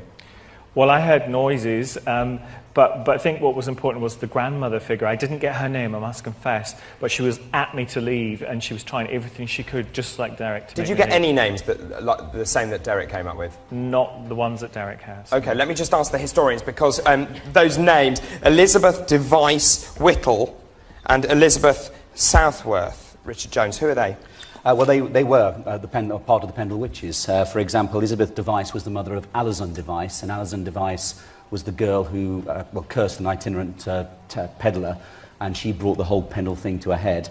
And then you had Elizabeth Southerner. She was also known as Old Demdike, so that was Demdike. So that would explain why Demdike came up through Derek? Yes, indeed, yeah. Also, Anne Whittle was Old Chattox. Both of them were blind as well. I do recall at one stage Derek was saying he couldn't see. But it was interesting, wasn't it, when he said Demdike, and then Yvette pressed him and said, "What is your name?" And then he said Elizabeth. Yes, yes. And that would accord with what you know? It would indeed, yes. What do you make of this, Richard? It's amazing. I'll tell you one thing I have just noticed, that when Derek was starting to get possessed and he was going out, he actually, I don't know if we could record it or get it back again, but he said, "My name is not Demdike," and of course that was a nickname. Her name was Elizabeth Southern. And he actually said, "My name is Elizabeth," and I'm sure he said Southern, which seemed to annoy the old gal, to say the least. It would be very interesting to see. But I mean, that business of the glass, again, I mean, that is genuine. That really, really works, you know. It's a very, very active house, because it was a form of mortuary as well, so... And also, you know, I know the team very, very well, and those were real screams of horror. Oh, good Lord, yeah, absolutely. I mean, there's no getting away from it. I mean, you put yourself in that situation, as I am as well sometimes, it's very frightening. And they are genuinely, at this moment, highly charged and quite frightened. They're highly charged. Absolutely. And so who frightened. knows what's going to happen next, Yeah, to be who quite knows? honest with you. So what will happen next on this Halloween night? Find out in a few minutes after this break.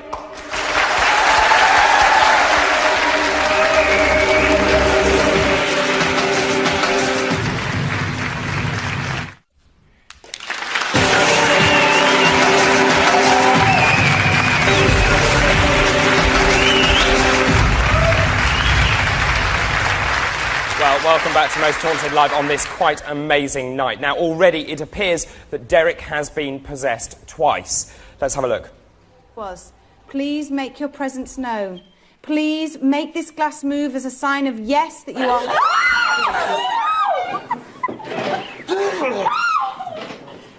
Elizabeth! My name? Elizabeth Selmer! Too soon. You speak my name! Too soon. Elizabeth! Elizabeth Selmer! Just grabbed my head. You're joking. John, something's just grabbed Kat's head. Call it down. Oh, jeez.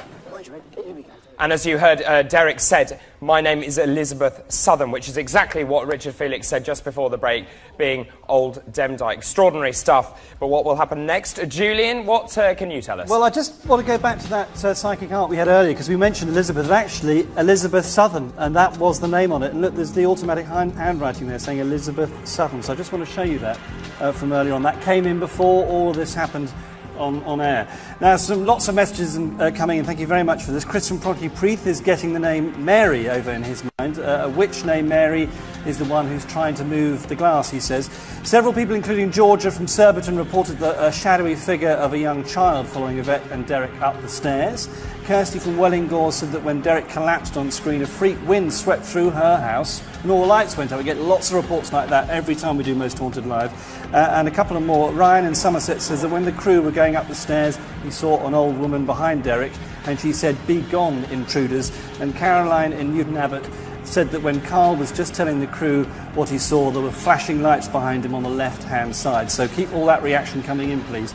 Now, this vote we're running at the moment, overwhelming response on this. Were they witches guilty of genuine evil, or were they innocent country folk? That's the question we're asking, and the results are looking like this. 80% of you believe they were genuine witches. 20% say no. That is how it's standing at the moment, but it could change as the programme goes on. So to vote, you have to text saying the words haunted space yes if you think they are guilty of actually being witches with genuine powers, or haunted space no if you think they were innocent victims. The number, very important, 83088. Text us on that number. Just a couple of moments on the EVPs. We posted more of those recordings on our website tonight, and a couple of ones recorded last night at the Trinity Centre. So please listen to those and let us know what you think they are and how they might shed some light on the witch's story tonight. More from Interactive later. David, back to you. Thanks very much indeed, Julian. Well, we're in Lancashire on the edge of our seats and the edge of Pendle Hill. It's possibly one of the most paranormally powerful regions in the country. Now, our investigation team has been guided by you in their search for the witches' Sabbat. That's the final meeting place for the legendary Pendle witches, before many of them were hanged. Now, it's rumoured to be a place of dark and mysterious energies, and you've led us to the Bull Hole Valley, which is near Sabden. Well, it's time to go to Bull Hole Farm itself. So, just before we do, let's get a sense of what's been going on there. Bull Hole Farm is central to the Lancashire witch trial and was once owned by one of Pendle's own witches, Alice Nutter and family. The ancient barn is said to be the location where old Demdike bewitched a cow and Chattox put a charm on milk. Could this be the original meeting place of the witches? The stunning stone farmhouse has its own presence too. A spirit lady thought to be a shunned pregnant serving girl keeps a protective and watchful eye over the lady residents, but is said to have a total disregard of men.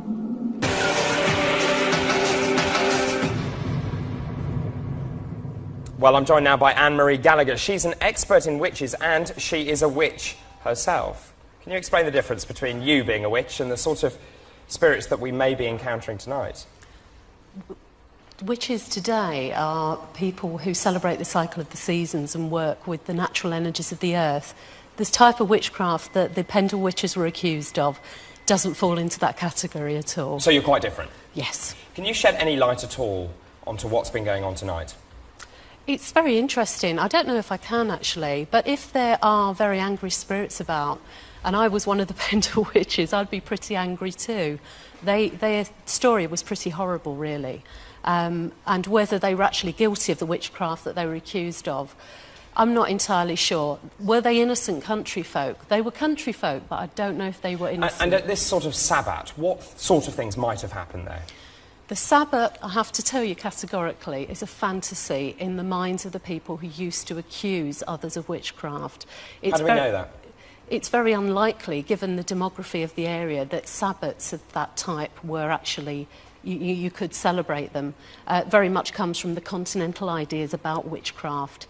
So there was already a script, if you like, in the accusers' minds before they accused anybody of witchcraft. Let me just bring David Wells in there. Would you agree with that? Yes, I would. But I would like to point out, you know, the difference between Wicca, witchcraft. Every single faith, religion, whatever, has a darker side.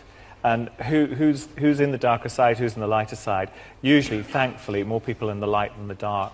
You know, this type of witchcraft, the dark witchcraft did exist, but predominantly it's not. You know, it's a celebration, like you said, of life and the way that the cycles work. Now, why are these spirits seeming to come through so strongly tonight? It's Samhain. It's the time when the veil between the worlds of the living and the worlds of the dead is at its thinnest. Because it's Halloween? Yes. You said something to me earlier about why they're coming through so strongly.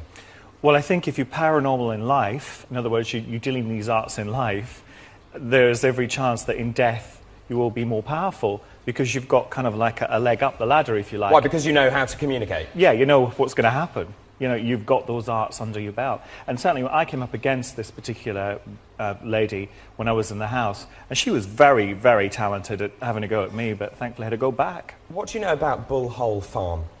I personally, I've never been there, but it looks like an interesting place to go and visit. I certainly would like to go. Did you go there earlier today? I did.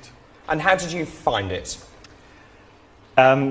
All three locations are very interesting, but they're very, very active. What I found particularly interesting was I had two people with me, one security guy and one researcher, and at all three locations, they felt something. And what's really interesting from a witch's perspective, this is a very slight, and it's the little things that make the details.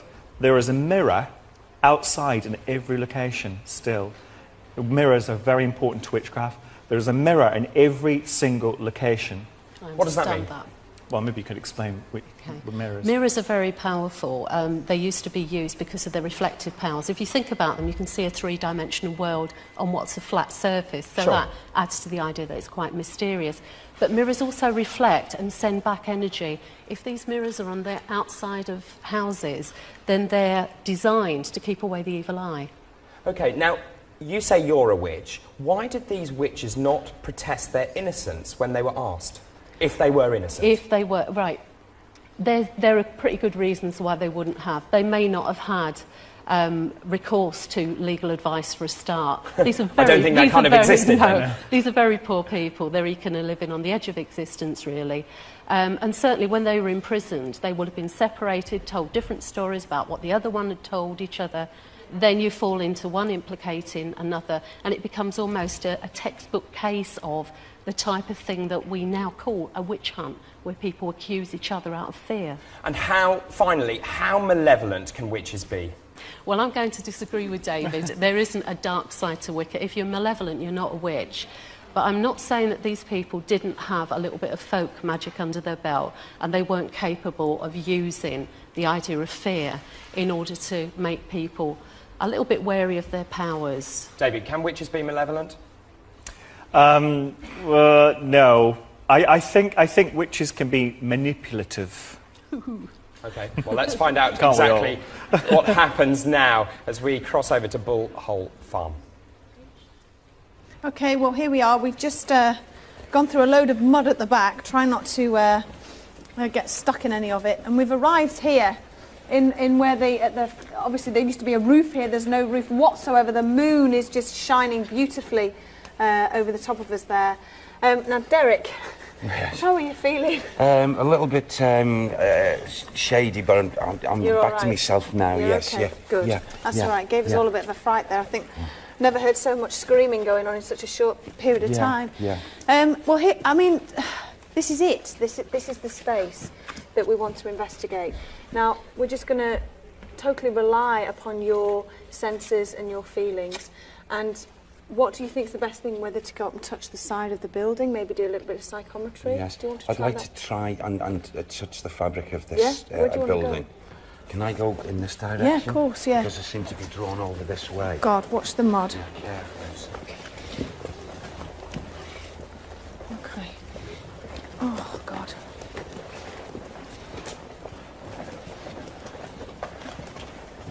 What, right in this corner? What the heck's in there?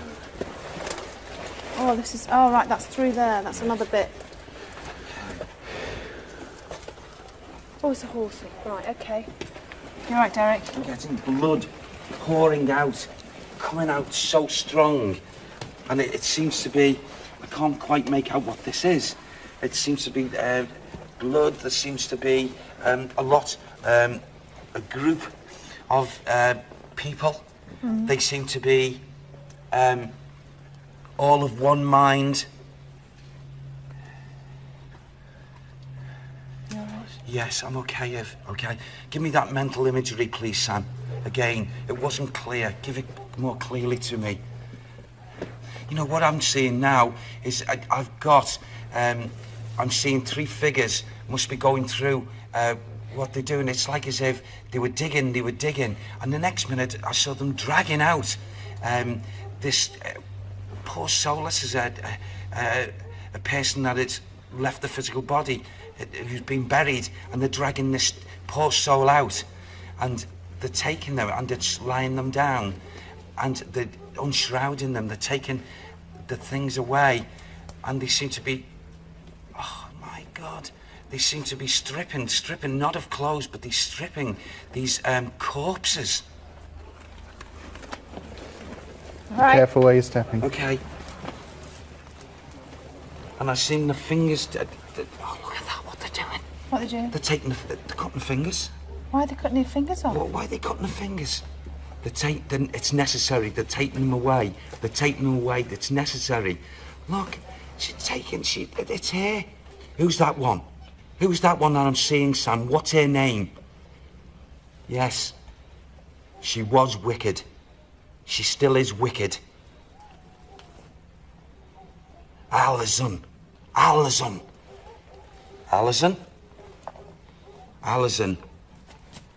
And she's the one who's cutting.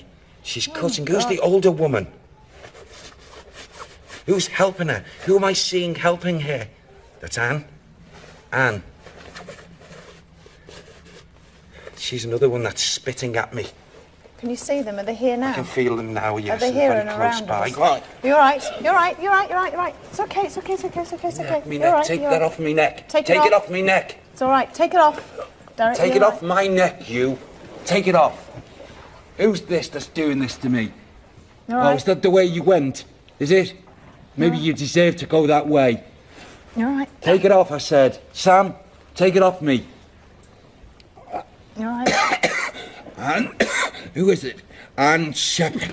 Anne Shepherd, they strung her up. She's cursing them. She's cursing them. Who's she cursing? She's cursing those who've accused her. Who's accused her? Who is it? Who's accused her? It's John. John who? John who? When is it? What date is this? 1612! You right? Derek, can you hear me? It's all right. Derek, can you hear me? Yes, yes. Yeah, you Take it okay? off my neck. You right? Yes. You okay? Alison Device. She's cutting. She was doing the cutting. Anne was helping her from those corpses and taking them back. She wants them for the group. Right. Yes. You're right. Yes. There's a group of them, Evie. Where are they here now? How many? There's 7 in attendance here. Now? There's 7 around, and they're scorning us. What They're scorning us. They're saying we haven't got the power. We have got the power. We can stop you. We can block you. You haven't got the strength. You haven't got your auric field. I know.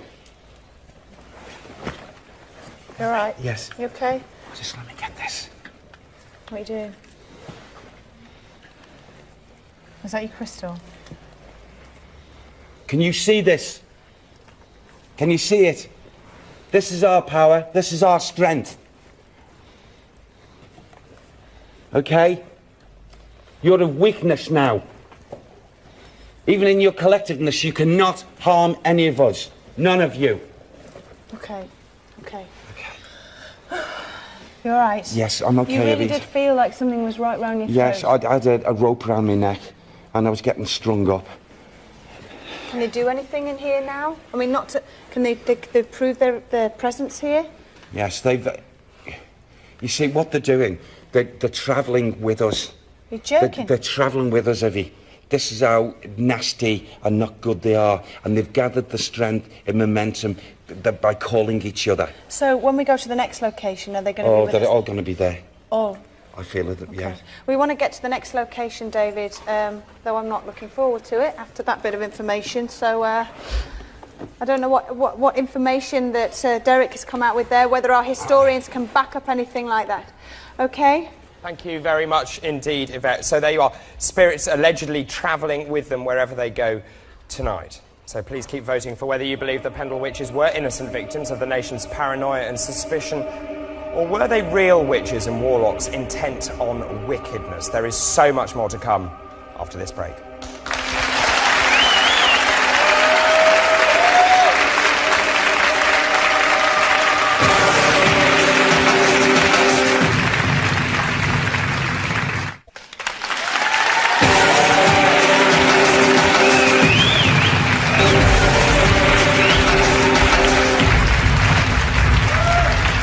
Welcome back to Most Haunted Live on this Halloween night. It has been an extraordinary night so far. It appears that Derek has been possessed a number of times. Let's have a look at what's happened so far. Come forward. Derek, come forward. Derek, come forward. Derek, come forward. Derek, come forward. Get him out, let's get him out. Please make your presence known. Please make this glass move as a sign of yes, that you are...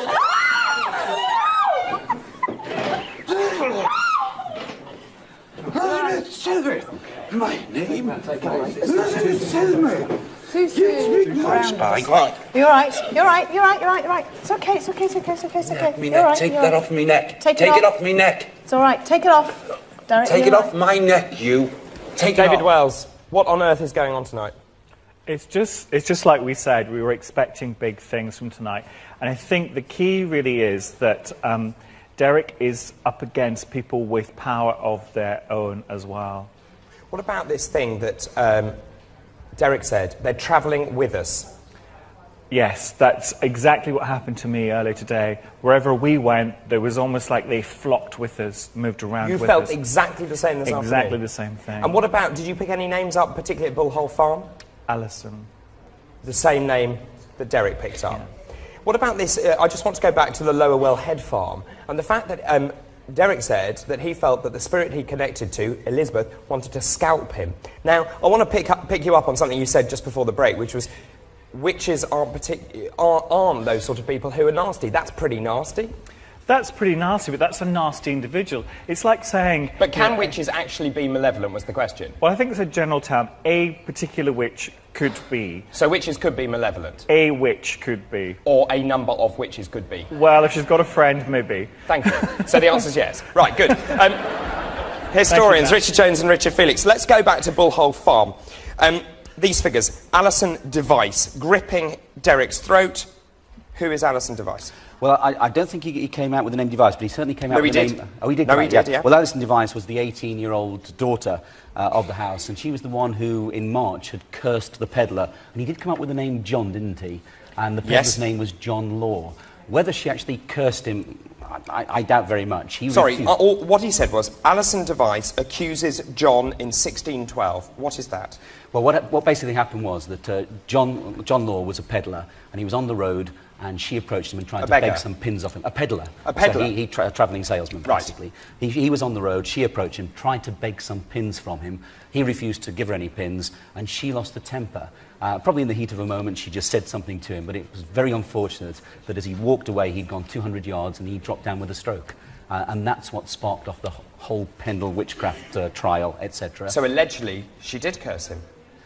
Allegedly, I mean, in the heat of a moment, if I'd said something to Richard here, in the heat of a moment, then, then that might go. But it's also just Very quickly, it's very interesting what Anne-Marie said there about Sabbath being in the minds of other people, because this was the very first time in an English legal case that the Sabbath was actually used against witches, and it was very much in the mind of the magistrate Roger Nowell. He wanted to find a Sabbath, which was probably an innocent meeting. Richard? Yes, well, incredible. The bit about him talking about them digging up and stripping bodies. Yes. Yeah, well, Why were they cutting the fingers off? All sorts of... Well, listen to this. I've just found this little article written not long after the event, and finally dug up secretly by night from the cemetery at Newchurch, which is in fact the church just to the right of this farm that they're at now. Dig it where they were buried, and so carried them to the aforesaid synagogue and college of witches. There they did offer them to the prince of devils sitting upon his throne, and did draw off their fat, and to be kept for their use, and cut off their heads, hands, and feet, and did cook and stew their trunks, and sometimes roast them. How's about that? Really pleasant. Lovely. Thanks very much. OK, I want to go into the audience because...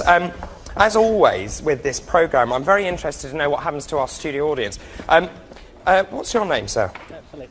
Philip, what happened to you when Derek was being possessed? Explain exactly, or appeared to be possessed. Explain exactly what happened to you. When it was like being, the throttling, I had a very sharp but kind of dull pain at the back of my neck. It was as if there was a big knot there. So you felt that at the same time that Derek felt the pressure on his throat? Yeah. And you're not alone, actually, because this is Gareth. What happened to you? During the break, I've had some tingling around this area on my neck here, and it's continuing now. Do you normally have any tingling in your neck? Not there. OK. And there was a lady I spoke to as well during the break. Where have you gone? Oh, Emma, there you are. Let me just squeeze in here. Emma, tell me what you were feeling during that particular moment with Derek. The same happened to me. Across my collarbone, it was pressure. I just feel like pressure pulling down on my neck. Do you think you're psychic? I feel I have some psychic sense. And you felt that before tonight? No, that was during... Just tonight? So tonight has changed how you perceive the whole no, of I've this? always felt something, but okay. It's just when Derek was doing that, I was feeling on my neck. All right, thank you very much, Emma. Julian? Well, David, extraordinary response to these possessions. I just want to tell you, lots of reports of strong smell. Sour milk, people saying they can smell that. Mandy from Pill smelt violets, whilst Teresa from Macclesfield smelt decaying meat. But I'd say the majority of texts coming in saying sour milk. livingtv.co.uk/most haunted live for your messages. And, of course, the text 80088, haunted, then MSG for your message, please. And more of those to come a little bit later on as well. Now, we've got another experiment for you to get involved in tonight. Very interesting. Our last location tonight is Tynedale Farm, which is owned by the Nutter family. Now, they currently live in a farm across the valley, and they're direct descendants of Alice Nutter, one of the infamous Pendle witches. Now, before the show, Laura Nutter let us have an old family heirloom, and we've put it in this box, and I have supervised this myself. I would move it, but it might give you an indication of how heavy the object is. It's in this box. You've got an idea maybe on size, but I'll say no more. We'd like you to test your psychic abilities by drawing what you think is in this box, and we will open the box later in the show and see how accurate your psychic drawing is. So, please fax your pictures and messages and so on to 01200 425 737. Okay, so it's 01200 425 737. Now, the latest on the guilty, not guilty vote, which we're running this evening, were the witches actually real witches or not? The very latest on that is 82% of you are saying the accused were proper witches, and it's 18% claiming they were innocent victims. To get involved, just text us, haunted space yes if you think they were genuine, haunted space no if they weren't. The number 83088. Now, I want to remind you of the competition because the lines close on this at 11 o'clock. So very important we get this in, and we want you to get involved. It's a lovely prize, this. An opportunity to spend 2 nights. This is the prize. Great. 2 nights at the Witchery in Edinburgh. Recently described in a magazine as the world's most wonderful place to stay. It's marvellous, believe me, and one of Edinburgh's hidden treasures. To win that prize, this is what you do. We talk about EVPs on the show all the time, but what does the V stand for? Is it A, vapour, B, vacuum, or C, voice? If you know the answer, get on that phone straight away. 09015 3399 or if you're a Sky viewer, get to that red button straight away and press your red button. All those calls will cost £1, and good luck, and we'll announce the winners a bit later on. David, back to you. Thank you very much indeed, Julian. Well, already tonight we seem to have seen numerous possessions, travelling angry spirits. We appear to have met the Pendle Witches, but what will happen next? You can't afford to go anywhere.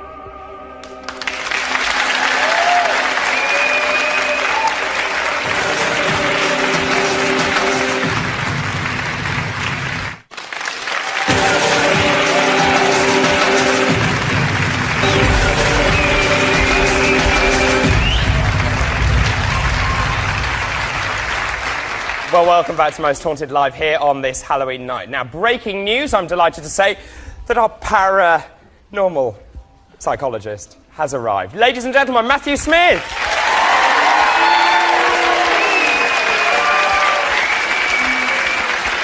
Now, the reason that Matthew was delayed was because of the enormous amount of traffic around this area, because of all the revellers that are now on Pendle Hill, because, of course, Halloween is when they all gather.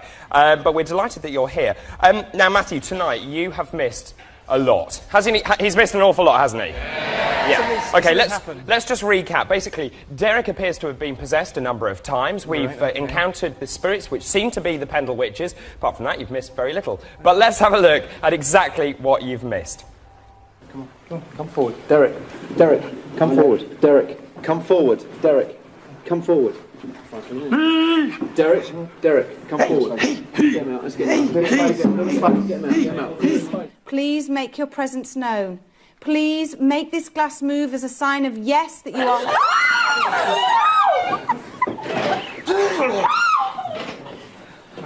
Silver! My name? Silver! Too soon. You're all right. It's okay. Take that off me neck. Take it off me neck. It's all right. Take it off. Derek, take it off my neck, you. Take it off. I'm sorry to put you in the hot seat. What do you make of that? Well, you've seen it for the first time. That's the first time I've seen it, but it's not the first time, of course, I've seen Derek getting possessed. One might even say it's happening more and more often. So it doesn't surprise me. I've said it before that it's difficult to really ascertain whether or not Derek really is getting possessed, or is he simply play acting? But OK, I've just come in, I've just seen it. Looks quite impressive. Usually he saves it to the last night, I think so I'm quite surprised that elicited a response from the audience. What was that response when you said he was play acting? Yeah, that's what I thought it was. Let's just go back to... I expect nothing less. Lower Wellhead Farm, he came up with these names. Elizabeth Device, Whittle, Elizabeth Southern, which turns out is Demdike, one of the Pendle Witches. In Bullhole Farm, he came up with Alison Device, and the idea that the spirits were travelling with them wherever they went tonight.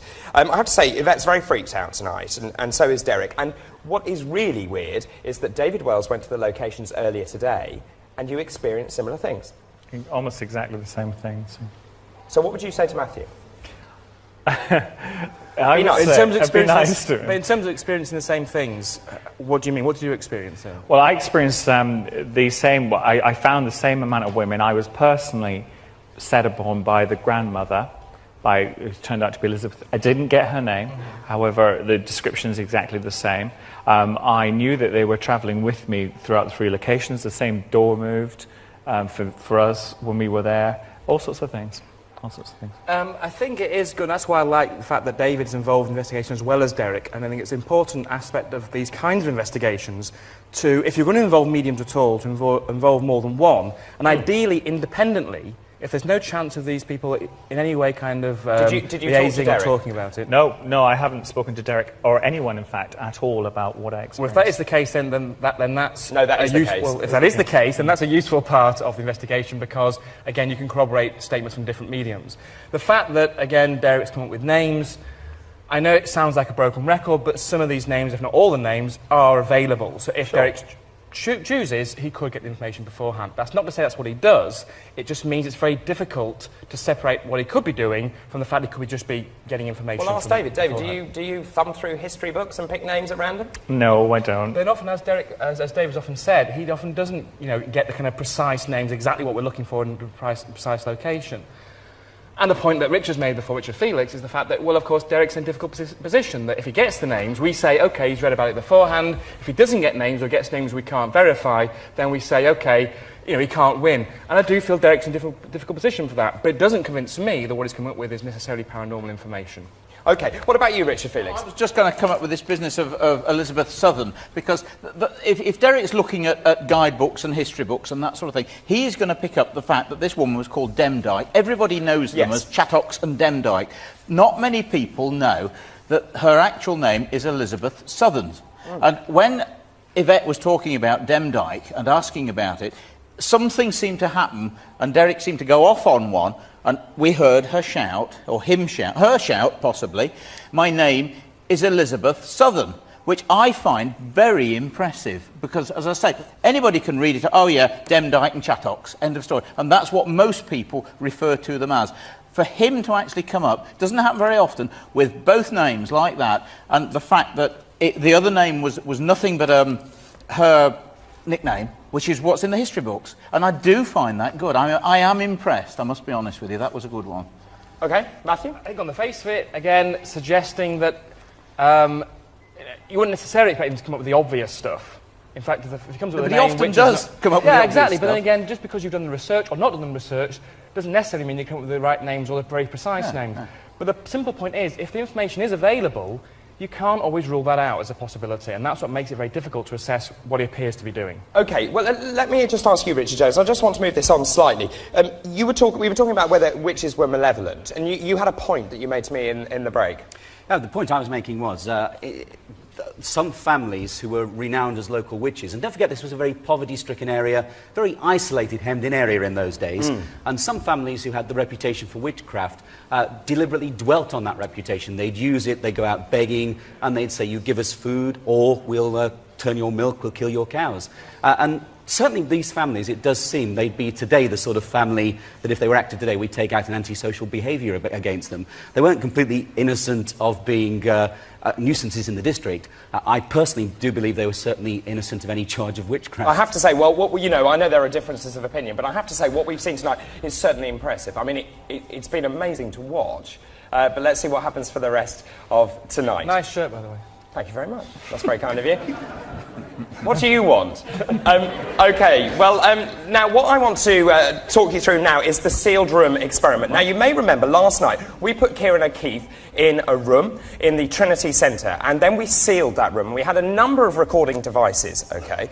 And then earlier on today, Kieran went back and had a look to see what had happened. And we appear to have captured something that happened in that sealed room. OK, let's first of all have a look at a picture of Kieran, which was taken... There we are. That's taken just as he left the sealed room last night. Now, if you look over his left shoulder as you're looking, at the back, on the mat there is a ball.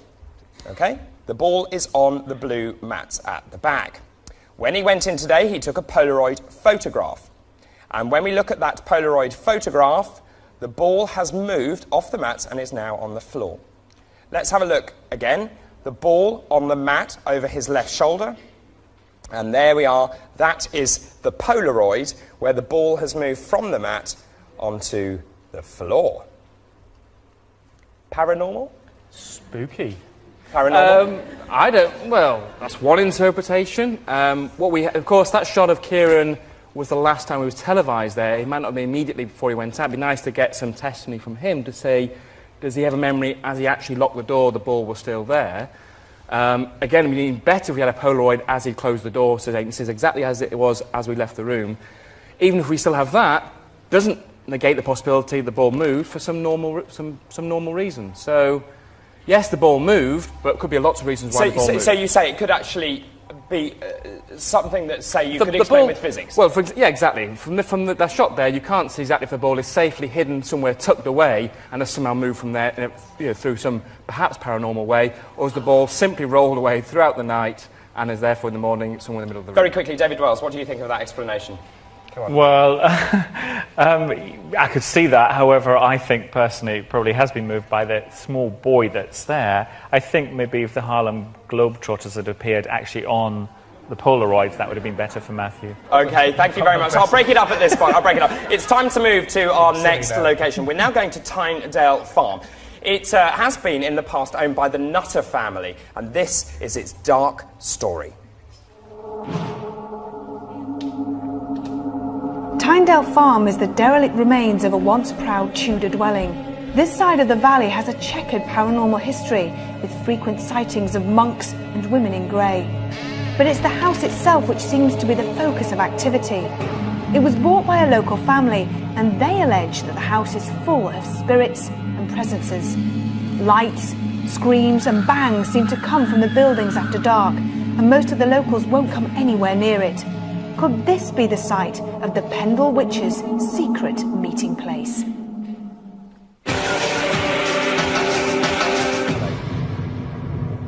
Okay, so that is the story. Well, I'm now joined by Laura Nutter, whose family actually owns that particular farm, correct? That's correct, yeah. Okay, how long have the family had the farm in their possession? We bought it in about 1970 off a farmer that lived at Bull Hall. A farmer, okay. Yeah. And are you scared to go into that farm? Not totally scared, but there's definitely something there, I feel. What is there? I don't know. I don't know exactly what's there, but there's definitely something there. But I feel that it's peaceful rather than... Okay, so, but in terms of other people, other members of the family, has anyone actually seen anything or witnessed anything in the farm? About 20 years ago, a family member did actually see something outside the farm. Somebody knelt at the front of the farm where the wall is, at the front of the house. Possibly, you know, wearing a cloak, maybe male, female, not quite sure what it was. But then a few years later, maybe 4 or 5 years ago, somebody else did see something, not a family member, but... So what? Another man or female wearing a cloak, but walking down the lane this time, as opposed to kneeling outside. Okay, so what do you make of the witch's story? I do believe. I think that there's definitely something to believe. Whether it's all true or not, I'm not quite sure about. Okay, and we've had this discussion earlier tonight about whether these witches were actually malevolent, whether they were bad. What are your feelings on that? I do feel that maybe some of them weren't bad and some maybe were bad, but I think that some maybe did heal people like they say, but whether that's true or not. But the big question is, what are you expecting tonight as we continue our investigation? Well, I don't know. I don't know whether I want to find something in our house, you know, in the home or not. I'm not quite sure, but we'll see, won't we? Whether it's there or not. We certainly will. So what will happen as we investigate Tynedale Farm? We'll find out in a few minutes.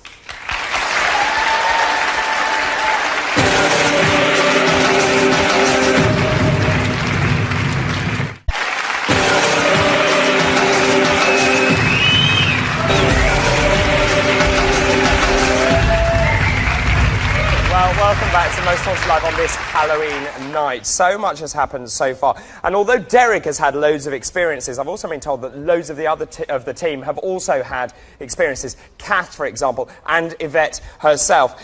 We are actually going to go over to probably the most unnerving of tonight's locations. It's Tynedale Farm, and the team are there right now. So let's go and join them. Yvette, what has happened to the rest of the team? Okay. God, this is a horrible place, isn't it? Yeah. How are we all feeling inside? It's not, is it? You're right, Kieran, shutting the door. Yeah, I'll shut the door behind us. Well, tonight so far has been really unnerving for all of us. God, this is horrible, horrible place. It hasn't got a good feel. No, it hasn't. It's like, I know, there's a very famous film called Blair Witch. This is it on a bigger scale. That's how I'm describing it to you. It's derelict, it's just nasty. It's a horrible place. We've all experienced things, particularly in the last, not the last location, the location before. Kath, what happened to you? Just come forward, just explain. The door upstairs was pushed out of my hand and there was nobody there. We was around the table and something grabbed my head. It was so real, it felt so real. I've never screamed like that at all. All the shows I've done, I have never screamed like that ever. No, it set us all off, didn't it? I mean, and Carl felt things.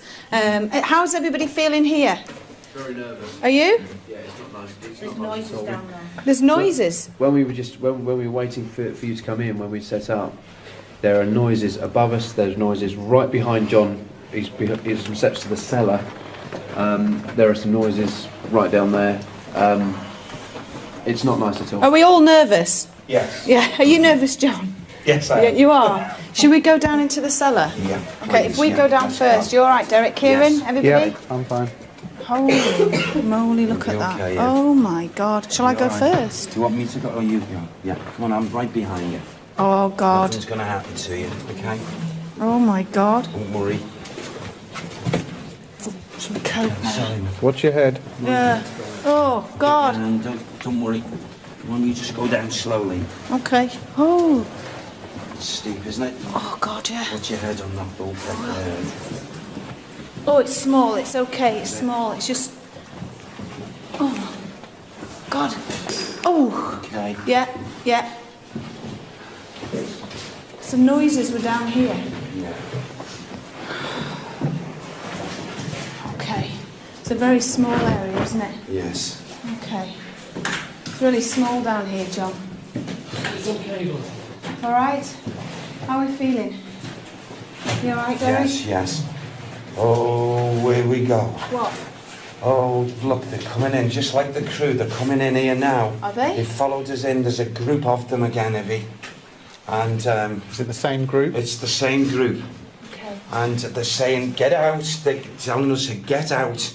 Well, if they want us to get out, then maybe they should show us something, make a noise, move something. Can they hear my voice? They can hear you, Right. they can hear all of us, and they can see us What as if well. I was to antagonise? Is Well- that a daft thing to do? I mean, you can question them, but, you know, I wouldn't advise to total antagonise because I feel they're in an angered state anyway. Okay. And they followed us. They don't need vehicles to follow us either. If anything can you hear me upstairs? Yeah. Right, if anything happens up there, you just shout out, okay? Yeah. Yeah? All right. Oh, Jesus, I feel sick. Are you all right? Yeah. Turn the Yeah. camera on yourself, John. You all right? Do you Yeah. feel faint? Yeah, I feel sick, really sick. They're actually going to be draining on our energies now. They're going to be zapping us for our energy. You all right, John? Yeah, Do you I'm want okay. Stuart I'm to okay. take No, over? I'm okay. How does everybody else feel? Stuart, John? You want the truth? Yeah, go on, Stuart. Pardon my French, but I'm absolutely fucking petrified. Are you really? Yeah, that last location, and on the way down here, I had a quick wander around, and what I was witnessing wasn't nice at all. Okay. Evil. Right. It's not Yeah. not good. No. Okay. Are there any spirit people here in this house now? If there are, please, can you give us a sign? Let us know that you're here. We know that you're here. Don't be cowards. Come forward. Give us a sign. Let us know that you are here. Talk to us. Try and communicate with us.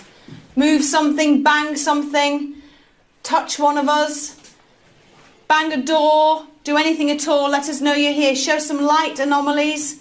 Show yourself in light form. Do anything at all. Whisper in one of our ears. Touch one of us. Do anything.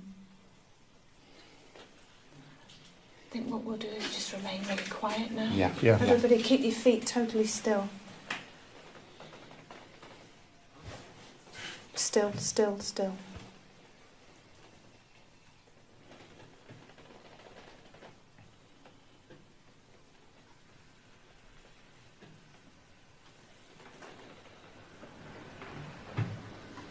Are they here?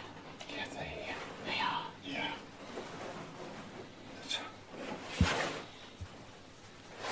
I can hear whispered conversations.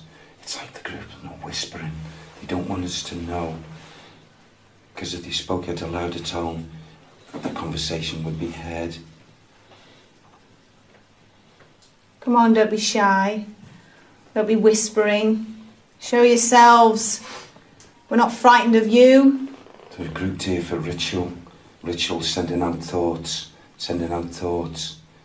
And it's as if they wanted to. That seems to be like a spiritual act, but it's not a spiritual act, it's the opposite, Ivy. It's like as if they're sending thoughts out. They want to rescue something or they want to get something back. And it's not good what they want to get back. And it's not good. And then there's these chants.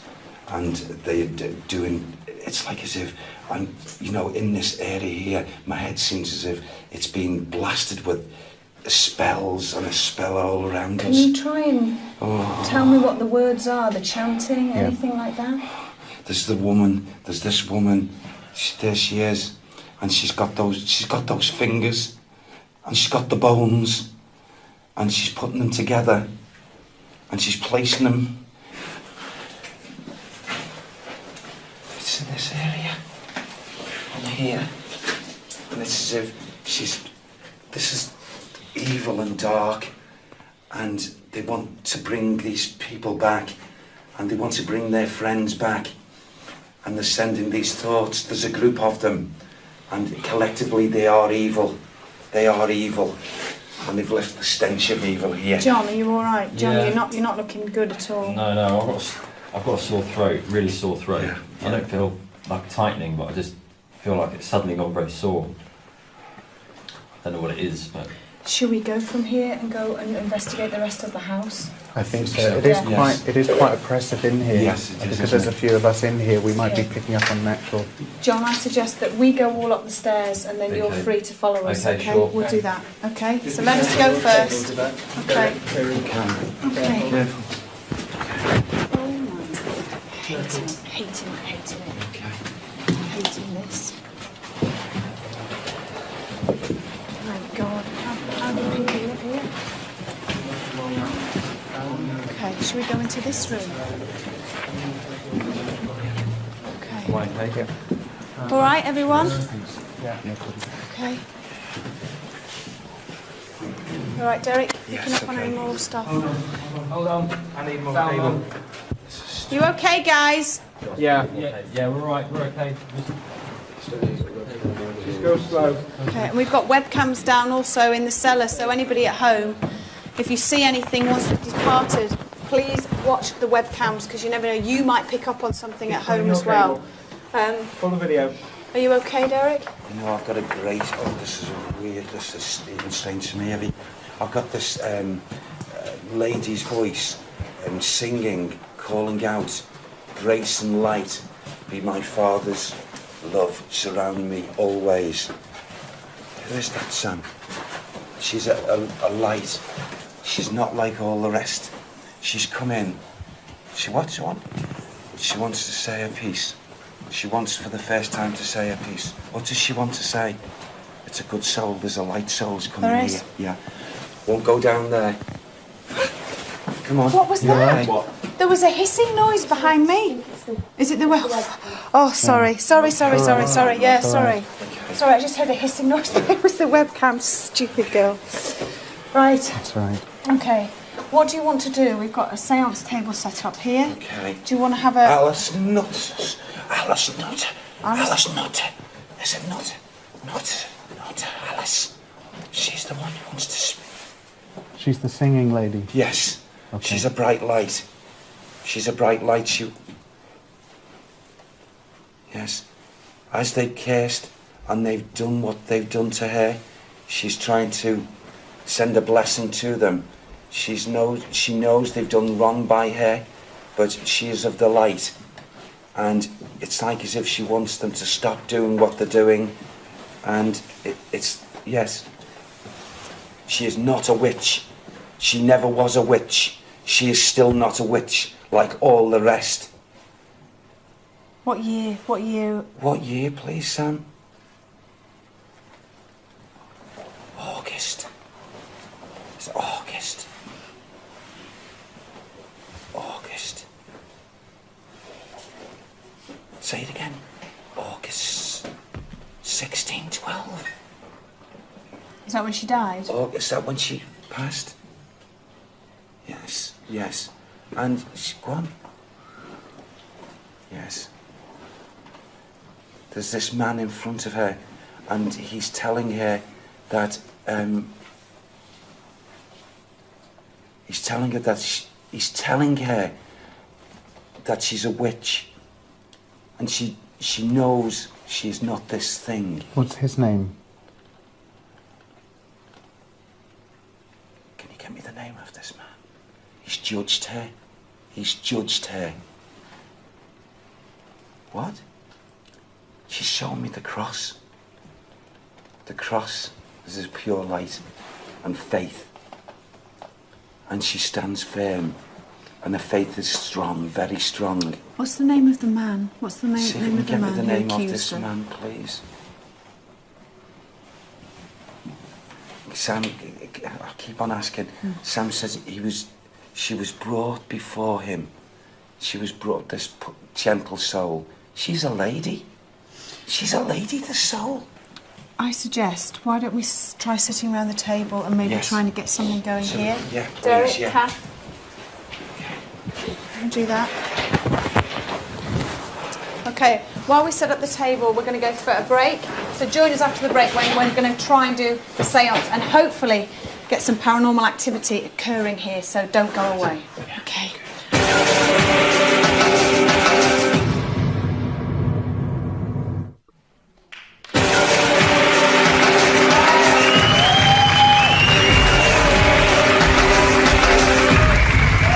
Well, welcome back to Most Haunted Live on this Halloween night. Well, Laura Nutter's back with us here on the sofa now.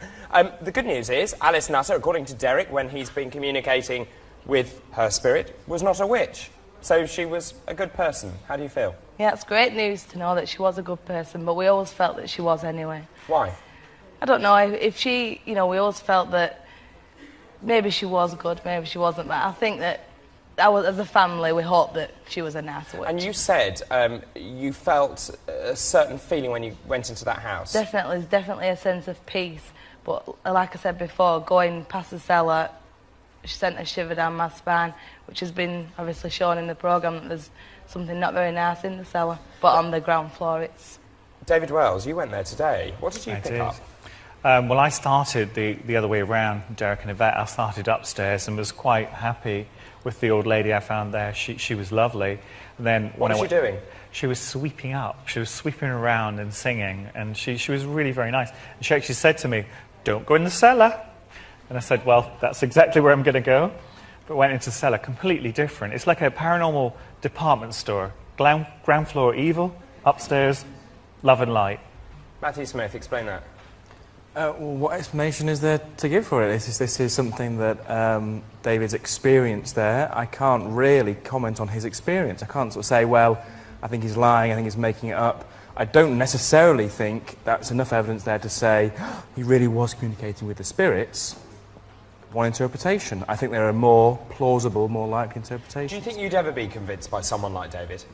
I think I would be only like to be convinced when the information is given under conditions that really does go some way and never really can fully rule out the possibility that the information could be gleaned normally, or the information is vague and ambiguous and could be interpreted in a number of different ways. And it's actually quite difficult to devise tests that are sensitive to the claims of mediums, but also rule out those kinds of things. So I'm prepared to do that, and I'm very keen to kind of look at ways of trying to develop better ways of kind of assessing these kinds of ideas. It must be quite difficult for people like you, David, I guess, to convince people, I guess. I don't have to convince anyone, David. Okay. Absolutely not. Julian.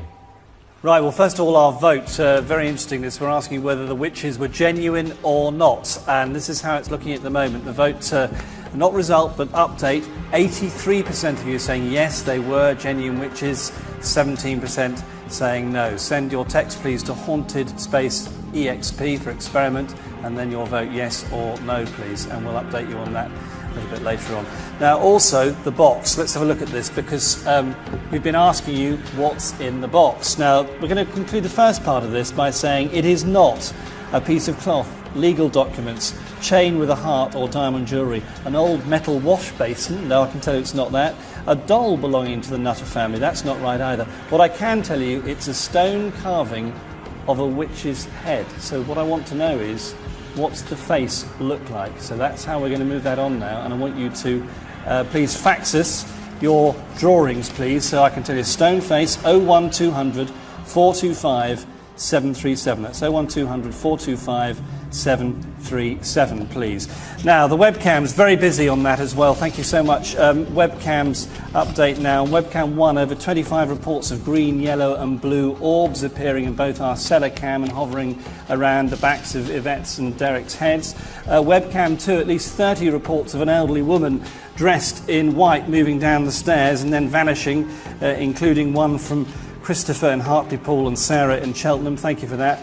Webcam 3, lots of recent reports of female figures picked up by Webcam 3, Sarah in Germany, thank you very much. Bergen in Germany there. Janice and Harrogate. David in Coleraine, thank you very much. And webcam 4. This is interesting. All seen mysterious black-haired woman with gouged out eyes. Linda in London, Daniel in Hatfield, Peter in Stevenage, Robert in Welwyn Garden City. And then in on the facts came, here we are, this comes from Sylvia Royal in Lichfield. Picture, she had no eyes, interestingly. So thank you very much for that. And then finally, here's one. This lady and her son, I feel, lived in one of the farmhouses the team have yet to visit. They're actually now there, of course, now. And thank you, Bob Barr from Sheffield, from that lady, and a small child behind. That is the latest from Interactive. David, back to you. Julian, I just have to tell you something really, really quickly, because David Wells just said to Matthew, I bet in that box is a stone head, and he didn't even know. Is that true? Yeah, that's absolutely true. And Matthew went, That's fantastic, that's fantastic. OK, let's move things on now. We're going to rejoin our investigation team. They're at Tynedale Farm, but they're also in the midst of a séance, so let's go and join them right now. Use the energy that we have around this table. Please come forward. Please try. The temperature has dropped around my legs. Are you picking that up, Kieran? Yes, I am. You are. Can you see that? John, can you go round and get that on the thermal imaging camera? John? OK, just to see the difference. What we're doing here is during the break and while people have been talking, David's been talking in the studio, we've started a séance. And what we're doing is I'm talking out loud, and normally in séances somebody will lead it, and a medium is used to channel as a way of communicating with the spirits. At the moment we've felt the table move slightly, and Carl is feeling... What are you feeling, Carl? Are you all right? Yeah, I don't know how I feel. I feel drained. I feel like I'm kind of... One minute I'm here, the next minute your voice is like just a distant echo. It's Are you really okay? weird. Yeah. Do you want me to carry on? Yeah, I want to see where this is going. Okay. Yes. Kieran, any suggestions how we can make this more either, I don't know... No, the first thing is to move your hands out. I've just had a huge breeze right across my hands here. Mm-hmm. Can you feel that, Derek? I felt it coming across my left hand. Okay. And again. Okay. Alice Nutter. Alice, can you hear me? If you want to talk to us, please give us a sign, let us know that you're here. We need more of a sign. Can you move the table for us in any way? Move this glass, affect one of us if you can, talk to one of us. Use Derek, use his voice box. Please try and talk to us. Touch Kath, myself, touch Carl, any members of the people here in this room. Show us some lights if you can. Please step forward. Use our energies now. Use our energies. You all right, Carl? I am freezing. It is freezing. Yes. It's so cold. There's, You all right, there's close spiritual energy. It could be Alice. It could be Alice Nutter, this. Okay. Someone's moving the table. Oh. Oh my God. Is that you, Alice? It's floating. Yes. Alice, can you hear me if you can? Make the table move more violently, please, so that we know you're here. Please make the table move more violently if you can hear my voice. Is that you, Alice? Please move the table more. Please, if you can. Let's lift our arms back. Do you think, Kieran? Yes, to the edge of the table. Edge of the table. Okay. Please try and talk to any of us. Please. I can see the breath in front of my... Is it moving? Oh, yeah. It is. Please try and talk to us now if you can. Please move this table if you can. Try and talk to Derek. Use his voice box if you can. Touch one of the people in this room. Make the glass move on its own. Bang one of the doors in the house. Let us know. God, there is such a draft. Yeah. It's moving, isn't it? Is that table moving again? Yeah, it is. Whoa. Yeah. I'm going to take my hands off. Please try and talk to us. If you're a witch and you used to practice here, then please, don't be a coward, come forward. Try and touch one of us. Try and move this table. Move the glass. Affect one of us. Touch one of us. Anything you can. Whisper in our ear. Bang something. Do anything at all. Show us some lights. Is it moving? It's been just a bit. Yeah. If it's not Alice, is it the man that accused her? Okay. Are you a man present? Are you a male present? If you are, then please give us a bigger sign. We need a bigger sign. Oh, Grief, that's moving. it's creaking. Yes. Do you hear it creaking? Please give us a bigger sign. Let us know that you are here. Please, if you can try and lift this table, please let us know that you are here, that you wish to talk to us. Lift the table if you can. Lift the table if you can for me. As a sign of yes. You all right, Carl? Carl, what's the matter? You're just going into I can hardly hear you. Do you want to step out the circle? No, definitely not. Kieran, do you want to try on the glass and see if we get any? You Yeah. all right? What's the matter? What's up? What's up, Cam? Are you alright? John, was you behind me then? No, I wasn't. I was to your left. What's happened? The table's still moving. This table is still moving slightly. It's going. Can you feel it, Kieran? I can feel it, yeah, moving ever so slightly. Yeah. Okay. Do you want to try the glass? Because of the success of the last place, definitely. Okay. Fingers on glass. Okay. If anybody at all feels it, are you all feeling all right in the room? Is everybody feeling fine? I feel lightheaded. You do? Yeah. Okay. I feel lightheaded and a bit nauseous. You do? Okay. Arms off the table. Lift your arm right off the table so it doesn't move anything. Is there anybody here present in this room with us now? If you wish to talk to us, you can move this glass. Use our energy to try and communicate with us now. Please. Please move this glass as a sign. Please move this glass. Do you wish to talk to us? Wow. You do? God? Okay. Are you male? If you're male, please move the glass as a sign of yes. Are you male? Are you male? Are you female? Are you a woman? Are you a woman? You are a woman. Is your name Alice? No. Give me some names, Derek. Okay. Elizabeth? Are you Elizabeth? Are you Elizabeth? Is your name Elizabeth? It's Elizabeth now. Were you a witch, Elizabeth? Were you considered a witch? Oh. Elizabeth, can you see us, Elizabeth? Can you see us? Do you wish us to leave? If you do, give us a definite sign. Do you wish us to leave? Come on, we need more from you, Elizabeth. We won't leave unless you tell us to leave. Use all our energies to let us know that you want us to go. Whoa! That could have been me that moved the table. Okay. Did you die here, Elizabeth? Did you die here? Were you hanged, Elizabeth? Were you hanged? Was there anything else that happened to her as well before she was hanged? Was she tortured? Were you tortured, Elizabeth?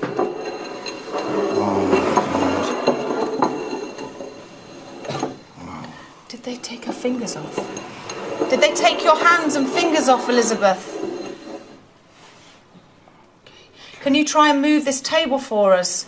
Can you do anything to the members of the crew here? Move the glass if you can. Can you affect a member of the crew here? If you can, around this table, take the glass to the person you will affect. Can you do that? If you want to touch one of them, please move the glass.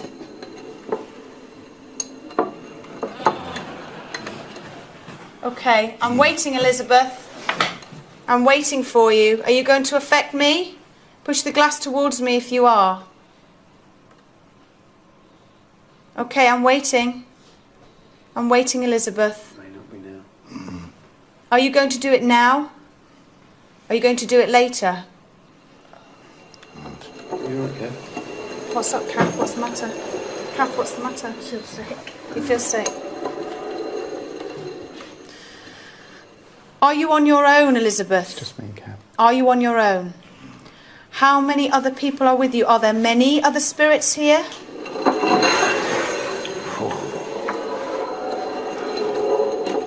I will count up to 10. I want you to move the glass to let me know how many of you are in this room.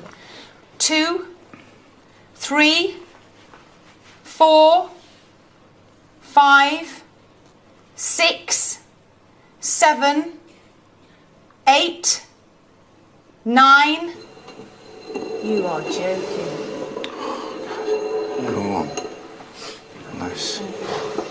You all right? You're right, Who Andy. was that? Andy. What's up, Andy? You Andy? Yeah. What's the Someone matter? Like someone was breathing on my neck. You're kidding? No, I'm serious. Okay.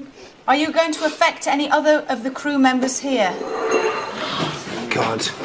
Okay. Jeez. The table. What was that? The Okay. table's just snapped. My God. Okay.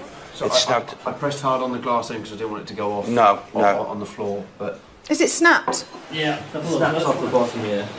Jesus Christ. My God. Put your fingers back on. Yeah. Hang on, we haven't got a table. Put your fingers back on.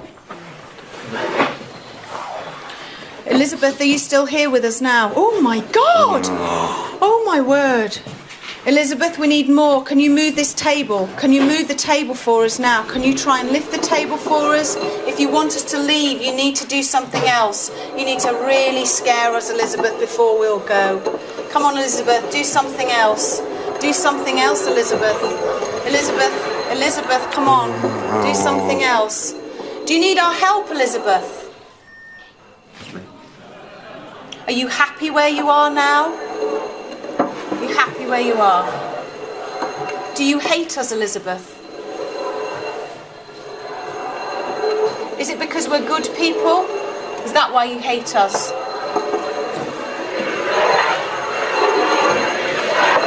Jeez. Oh. So we take our fingers off one by one. You get first. Derek. I'm off. Get back on. Elizabeth, can you make this glass jump? Can you make this glass come off the table, Elizabeth? Elizabeth, can you make this? I can't even get my finger on it. Can you make this glass jump, Elizabeth? Can you make the glass move up? Try and get it off. Ah! Oh my God! Oh my God! Oh, that's so happy! Okay. It's fine. It's okay. Okay, fine. It's fine. Oh You're right. God! Oh jeez! Okay. I feel sick. Okay. Calm now. Calm. Should we see if we can? Yeah. Oh, Okay, so we're agitating her. right. Yeah. Okay. She liked that, didn't she? Yeah. I'm just letting you know. Kieran, just for your, I'm trying to keep an eye on this leg. This leg's Yeah, broken. I know it's very Okay. loose. There's just no way. And I can't. Okay. So if my leg is next to it. Whoa! Did you just lift that I glass? lifted the table. I Okay. lifted the Okay. table, All right. so All right. Put your I'm fingers saying, no, back if on. you see my leg next to it, I'm only trying to hold it together. Yeah, sure. Yeah. There's no Okay. point, It's moving pushing already. The table, so. No. I think we'll stay here for a little while. I think everybody would want us to stay here. I think it's spinning. Look at it, yeah. God, the draft around my hand. Yeah, same The draft here. around my hand. Yeah, she's really pushing. Elizabeth, can you try and lift this glass? Lift this glass, Elizabeth. Lift this glass for us. Lift this glass for us, Elizabeth. Lift it off the table if you can. Elizabeth, please lift this glass off the table if you can. Elizabeth, can you move it off the table? Can you make the glass come off the table? Can you make a door bang in this building, Elizabeth?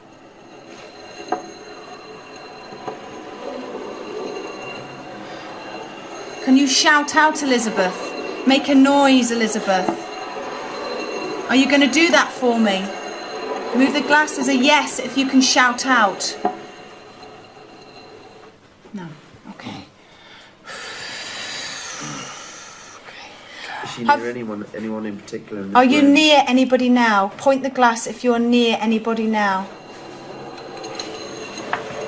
Oh, great. You can't. Are you going to, have you been following us, Elizabeth? Are you going to continue following us? Are you going to stay here? Elizabeth, is this where you used to meet?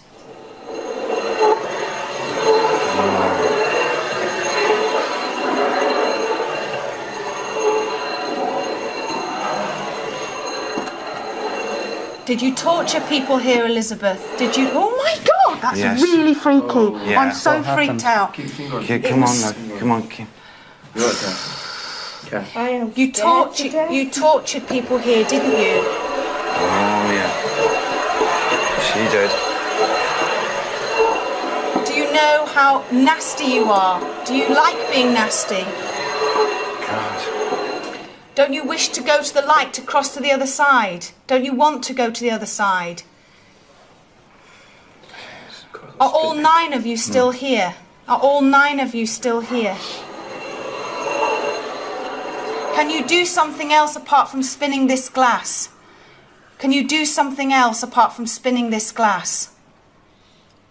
There are 9 of you in this room and all you can do is spin a glass?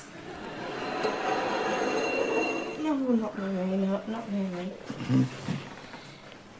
Can you do something else, Elizabeth? I don't want to do anything to me. Elizabeth, can you do something else? I think what we'll do is, if it's okay with the studio, I don't know, is to maybe go to a break. We'll keep with this and try other things, and we'll keep recording. I think that's the best thing to do. What do you think in the studio? Yes, Yvette, that's absolutely fine. The plot certainly is thickening. Tables are moving, the glass is moving. What will happen next? You cannot afford to go anywhere. See you in a few minutes.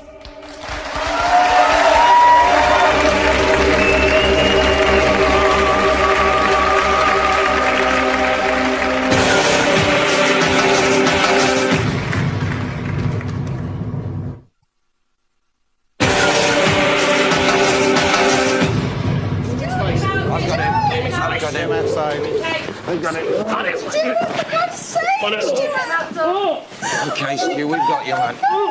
We got you. Watch his legs, watch his legs. Stuart's just been Okay, retching. we got him. Oh my God! Yeah, Stuart! his head. Right, get rid of this cable. Does someone medical, anything? Don't worry. Chill. Right, come here. Okay. David! Need cable. Is he breathing? Putting the ligatures around, isn't it? Yeah, it's all right. Just like with John. Okay. Stuart. Tell him, Steve, this time to take that off. Hang on. Right, so I support around the back. Yeah, okay. Sorry about that. Okay.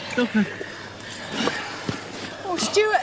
He's okay. He's going to be Stuart, okay. he's going to be all right. He's going to be all right, yeah. John felt a tightening round his throat, and then the next thing that Stuart is retching like, and then he just went over. Yeah. And he's all. Are you all right, Stuart? Some water. You what water? Yeah. Anybody got Okay. some water for You're Stuart? all right. Relax, bud. Come on. That's all they're doing. They're putting like a rope round. They said, didn't Okay, they? That's yes. what they were going to do. Stuart, you all Yeah, right? I know, Stu, I know. You all right, Okay. Stuart? That's But all you they can went do is over, place you it went around over, you. Stuart. Did you feel anything else on your body? No, it's just a strangulation all around me. Yes.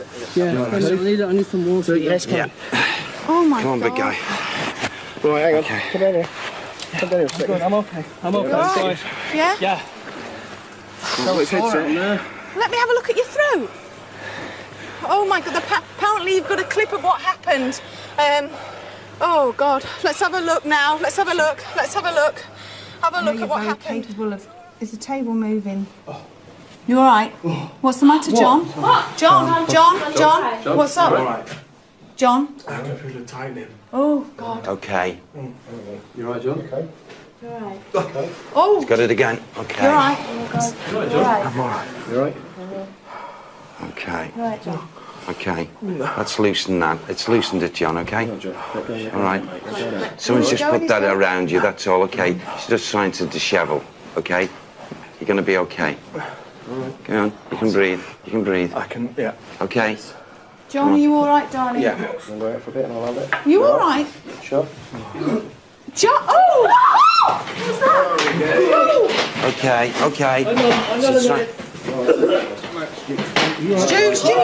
Stu! Right out of the way. It's all right. Okay. You're all right, Kath. So sit down. It was only like 30 seconds. My legs have gone. Whoa. Come on. Just went down on my knees. There was nothing I could do. Okay. So. Hey. All right, Ev, don't worry. We'll be all right. Okay? Sit down. Sit Okay, down. come on. Somebody take his tool back just in case it all kicks off. Yeah. You sit down, man. Okay? No, we're going to carry on. Come on. Are we going to carry on? Yeah, let's carry on. Let's carry on. Come on, then. Could be more than that. Sorry, Yeah. sit in or would you rather not? I feel so thick. Yeah. Do you know? Right. Is everything? Yeah, she's all right, but I don't recommend you let her back in. No, No. Just explaining what we were doing. Going around with the glass, and I was asking specific questions where it was, are you going to affect any of the crew here tonight? And he went, yes. And are you going to affect all of us? And he went, yeah. He's just, you see your friends, you know, Stuart and Kath affected and John. And that's what's happening. It seems to be picking one of us each off at a time. Yeah. So it's almost like, are they frightening us? What are they doing? That's trying to dishevel us. As you've said, pick one at a time and to, break the group up. Well, they're not going to break it up. No. Right, come on. Right. They've only got so much they can do, Evie. Okay. And they You all right, know it Carl? as well. You all right, Carl? You're freezing. Yeah. You all right? Yeah, you are. You're Right. freezing. Okay. Do you want to try Doing again? effect. Come on. Okay. Come on. Are you happy with your effect now? Oh, God. Okay. Okay. Are you laughing at us? Who you are going to affect now? If I tell you what, all stand round this table. All stand round this table. Come close, John. All right, Carl. Everybody stand round this You all table. right? Who are you going to affect now? Point the glass at who you are going to affect now. Who are you going to affect now? Point the glass at who you're going to affect now. Are you all right, Carl? Careful Carl? now. Yeah. I'm fine. Oh, jump on. Carl, you're freezing. No, I'm fine. Let's do All it. right. Let's do it. Okay. More than that. Okay. Try and lift this table off. Oh my God. God. Try and lift. That was snatched out of my hand. Yeah. Try and lift this table off the floor. Try and get us all out. It's going to take you a long time to get each and every one of us out, so try and lift this table off the floor. Do something else, because you're only taking one at a time. You need to take all of us to get us all out. How are you going to do that? Lift this table off the floor and scare us all to death and we'll never come back again. Lift the table off the floor. You feel that breeze on your hands. My God. Yeah, right across that. Come on, Luke. You all right? You all right, It's all Derek? right. Yes, you all I'm right? okay. I can feel it all around us. Everybody else feel okay? Let us know if you don't. Please come forward. That's You it. cannot harm us. You cannot harm us. Lift the table off the floor. Lift the table off the floor. Lift the table off the floor if you can. Carl, I'm very worried about you. I'm fine. No, you're not. You're not. You're not, Carl. You're not. I'm fine. I'll let you know when I'm not. Okay.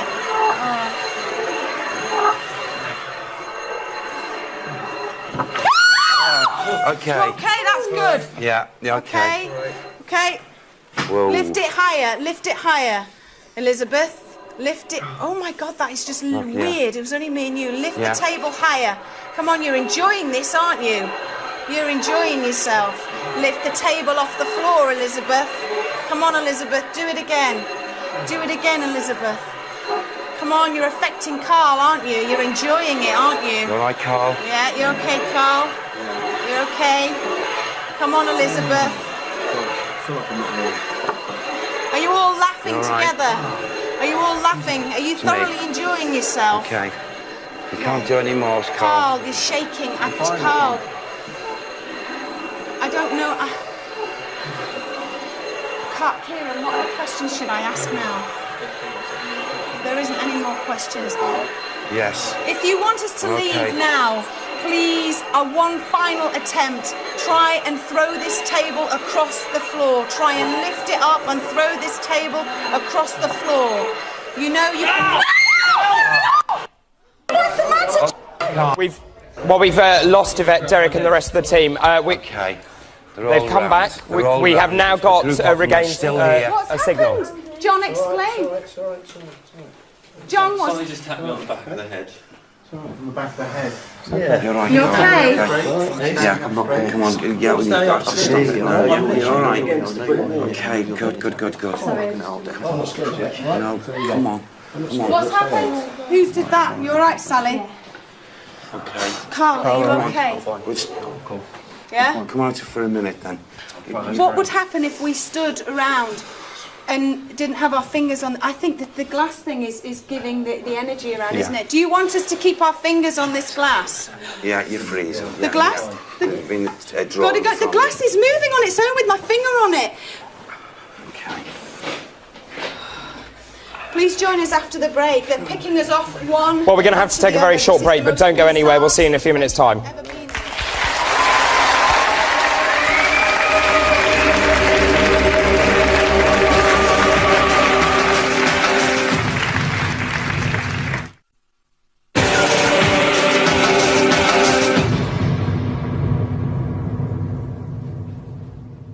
I have to say, it's the most bizarre night. What's going on in Pendle Farm? I have to tell you that our cameraman, John Dibley, has also collapsed during the course of the investigation tonight. Stuart has collapsed, also Kath, and this spirit that they appear to be picking up is extremely malevolent indeed. David Wells, we were promised an amazing night. I think it's been delivered. We certainly were promised a very, very special night. And, you know, it doesn't surprise me they're ganging up against them. You know, one would have been bad enough, but 9. I have to say, I've done this show for 2 years. That freaks me out, Matthew. I think that has been the most fascinating 10 minutes of this show. And we've had to say, what, 11 shows now, something like that? And I was trying to say, David, before, in terms of a normal explanation, you know, that's what I'm here for, to say, OK, what could be going on if it's not paranormal? Could be something like mass hysteria. Everyone's now feeling this kind of... There's a scenario building, they've got a kind of a way of explaining it, and what we're mainly seeing, apart from the kind of the glass moving, but people reporting kind of feeling ill, that could be mass hysteria. I mean, okay, you're training, you're a medical doctor. What would be your explanation for that? Well, I agree, and I've seen a lot of mass hysteria, but that... I mean, obviously, the mass hysteria could play a part in it, but what we're witnessing is not true mass hysteria, in that there appears to be something happening in that location. There does appear to be. That is the most convincing thing I have seen since I've done this show. And you were very frightened when that glass went over. I was. I'll admit it. I was really frightened. But let's have a look now at what's happened just before the break. Come on, I'm inviting you. You despicable souls. You dirty souls. You dirty souls. Pick it up, where is it? Got it. You alright, Derek? Yeah, Derek, I'm get it fine. off, get it off, Derek, get it off. Come forward, Derek. Derek, come forward. Derek. Come forward, it's Ivy. Don't let them get you. Derek, listen to me. Listen to me. All right, Ivy, I'm here, Okay, I'm here, yeah, I'm here. Yeah, yeah, I'm here. yeah, Okay. yeah. Don't let them get into you. You're strong, okay? Yeah. Have some water, sweetheart. Are you Come alright? on, give some Can't, you water, don't even Polly. know where you are, do you? He doesn't know. Zapped him, You don't know where you are. I need to stand up for it, seriously. Stand up, darling. Yeah. Come on up now. Would These it were work? the last pictures that we received from the outside broadcast before we lost the signal. We have got it back now, so let's go and join them now. Yeah, it's fine. You all right? It's fine, all right? Good. Oh my God! It's just the most amazing things have been happening here. Carl has dropped. John is back on camera, but just explain, John, if you can, what happened to you. I don't know what happened to me. I just felt... I don't know I if... felt sick, I felt ill, and then I just felt like I was fainting. And I just had to put the camera down, and I just remember being dragged out, that was all. All right. No, I don't feel know. better now. I don't know if the studio happened to have seen these pictures of John collapsing and then Carl collapsed. Kath was also taken out. She collapsed. We've apparently seen them. So Carl is fine. Kath is fine. John is back up. Stuart is fine. Everybody's fine. Derek, are these spirits trying to harm us, or are they just trying to frighten us? They're doing their best to frighten us, to alarm us, to dishevel us. They can't do it anymore. I know what they've done is seriously enough, but they've been taking time out, Ivy, and they're laughing. They think it's hilarious because they're answering your questions. Kieran, what do you think? One by one, taking each one out. I witnessed all of this, and it has been an absolute frenzy here. It's really difficult to keep track of everything that's going on, but the crew are dropping like flies. They're just going... People are having such amazing experiences.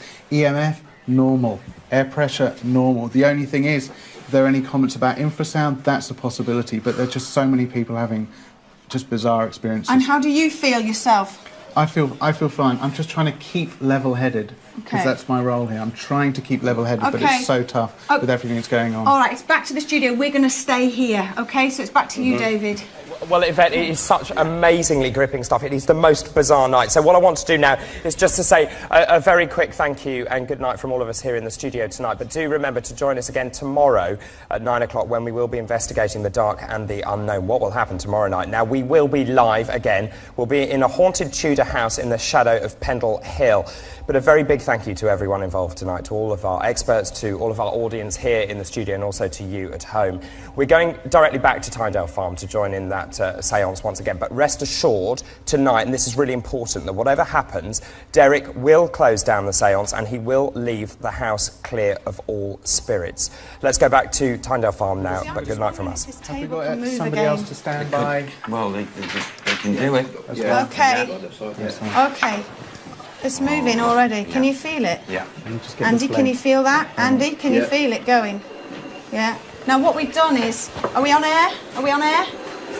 Are we on air? I don't know if we're on air. We are on air. Okay.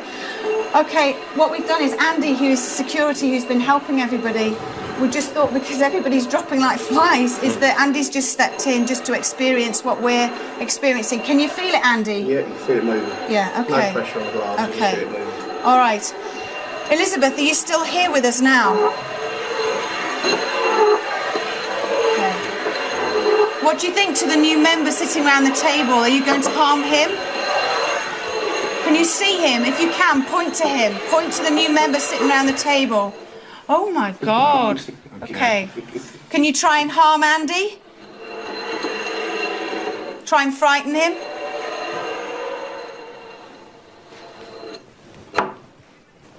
Okay. We need to try and get you in oh, God. You all right, Evie? Yeah, I'm fine. What's the matter? No, I'm fine. We're just going to need to get some surnames. Kieran said we need to get some surnames. Okay, Elizabeth. Is Alice with you? Is Alice with you? Alice is with you. Give me some more names, Derek. Come on, Sam, ask this one. Ask this Elizabeth. Okay. Try and lift this table. Try and harm one of us. Southern. It sounds like Southern. Summer? No. Southworth. Southworth. It's Southworth. Are you Elizabeth Southworth? Yes. Elizabeth Whoa. Southworth. Oh my God! Whoa. Whoa. Elizabeth Southworth. Is Okay. that you? Definitely. Okay. All right. Right, we're going to go now. Are you going to give us one great big scare? Give us one. Okay. Oh my God, I have never ever experienced anything like this in my life. Yeah. I have never She's experienced answering it. anything. I have Yeah. never seen so many people being picked off. Are you going to do one last thing before we go? Okay, make this table jump up then. Make this table jump up. We're not going to go until you do. Are you getting angry with us? Are you getting angry? Make this table flip up in the air if you can. Make this table flip up if you can, Elizabeth. Are you all right, Carl? Are you okay? sure. You're fine. Andy, how are you feeling? Fine. You're all right. We'll keep recording. We're going to keep recording this. God. Okay. Yeah. She's taking it over. Oh my God! You all right?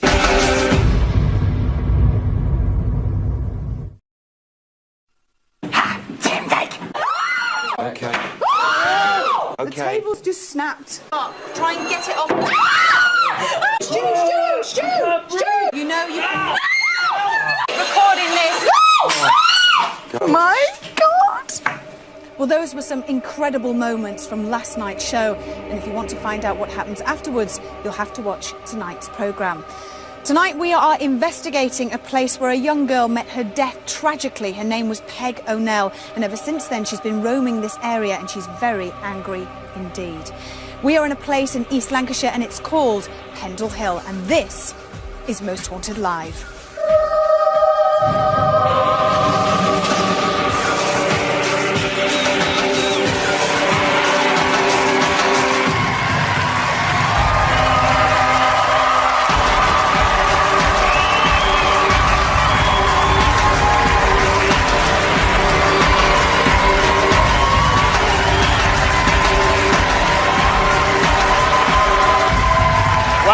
Hello, good evening, and welcome to Most Haunted Live. Now, tonight is All Saints' Evening. Tradition dictates it's a night when the spirits which were raised yesterday on Halloween are at their most malevolent. This paranormally significant weekend, we're based in the ancient market town of Clitheroe, which stands at the bottom of the looming and ominous mist-shrouded monolith that is Pendle Hill. It's a terrifyingly atmospheric hill which dominates the skyline, and it casts a menacing shadow over the area. It's traditionally been the centre of dark forces. Witchcraft, ghosts, spirits and beasts are said to emanate from that hill. And that's why it's said to be the most haunted area in Britain. Now, last night we went in search of the Pendle Witches, and what we uncovered was so gripping that I'm delighted to say that in the last hour of our show, more people in Britain watched us than any other television channel. So, tonight, we lift the lid on the paranormal world one more time.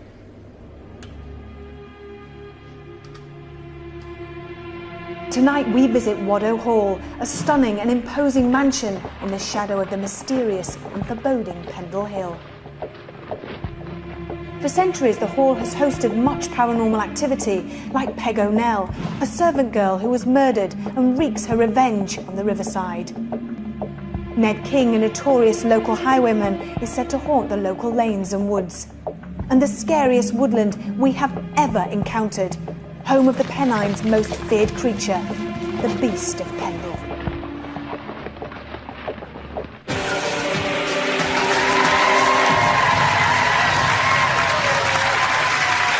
Well, the truth, as they say, is out there. So to help us on the quest for this truth, we're joined by our experts tonight. First up, it's our parapsychologist and skeptic Matthew Smith, and with him his very own psychic extraordinaire, David Wells.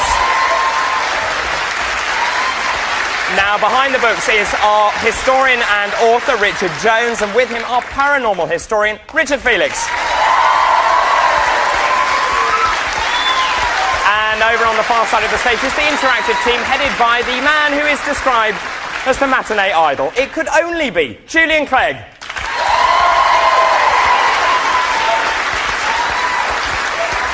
And at the paranormal front line of our investigation tonight, and at the heart of every conspiracy and scary apparition, are our heroes of the unknown. So please welcome Yvette Fielding, Derek Okora and Kieran O'Keefe.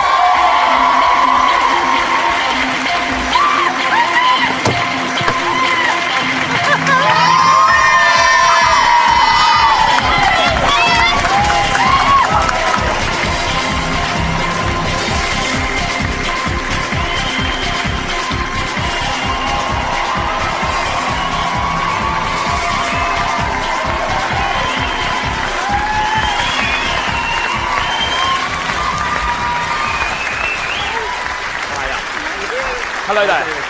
Good to see you. Come and sit down. Hello, everyone. Okay, Yvette, Derek, Kieran. Last night was extraordinary. Yvette, what happened last night? I don't know. I really don't know. But I have to say it's possibly, well, it has been last night the most terrifying time I've ever seen. To watch your close friends just falling on the floor, collapsing, fainting, seeing Stuart, he couldn't breathe. Everything was just... It was awful. Just describe what sort of happened and what came over, what feelings you had. Well, as soon as we went into the location, everybody felt quite nervous, and we were all standing around a table. We were doing something called glass divination, where we were hoping for the glass to move.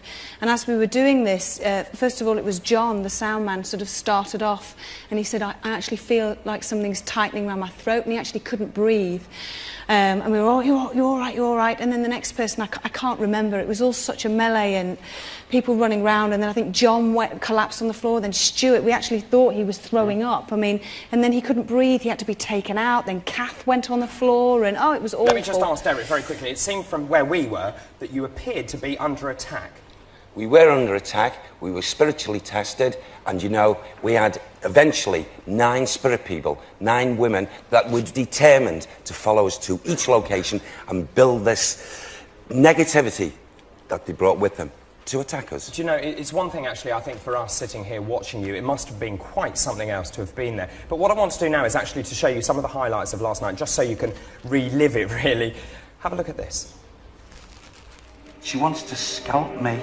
She wants to scalp me. Hey? She wants to scalp all of us.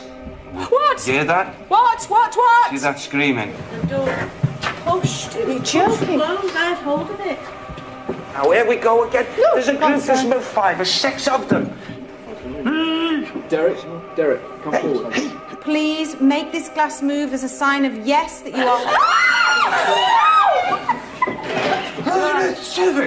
My name? Tell me. Are you going to affect any other of the crew members here? God. Okay. Jeez. The Okay. table's just snapped. Can you make the glass move up? Try and get it off. Oh my god! Oh, He's got it again. Okay. you're right. I'm all right. For God's sake, Okay, Stu, we've got you, man. His legs. Stuart's just been Okay, retching we got him Oh now. my god! Tell him, Steve, you can take that off. Hang on. My legs have gone. Whoa. Don't let them get into you. You're strong, okay? Yeah. I have never seen so many people being picked off. Try and throw this table across the floor. Try and lift it up and throw this table across the floor. You know you can... He's taking everything, Pete, now. Oh, he's... Go. Keep recording. We're going to keep recording this. God, okay. Yeah. She's taking it over. Oh my God!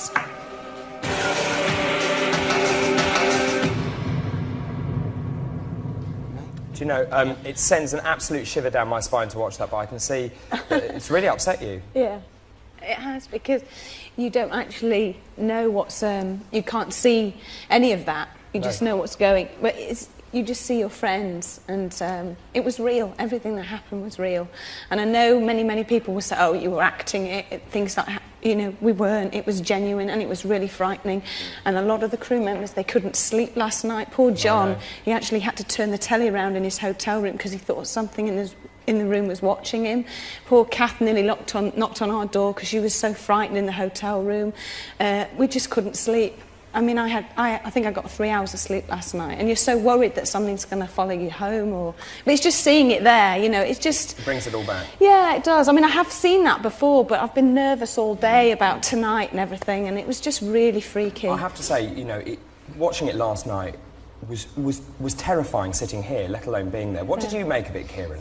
Well, on these investigations, I always have to try and stay level-headed, and last night was the toughest for me to stay level-headed. Normally I'll focus just on one phenomena, but there was just stuff going on all over the... It was like being a medic in a battlefield. I didn't know where to look. Should I be looking at Stuart? Should I be looking at the glass? It was chaos, literally chaos. And Derek, you said there was a warning last night. Do you think that warning was realised? And David also, both of you, yeah.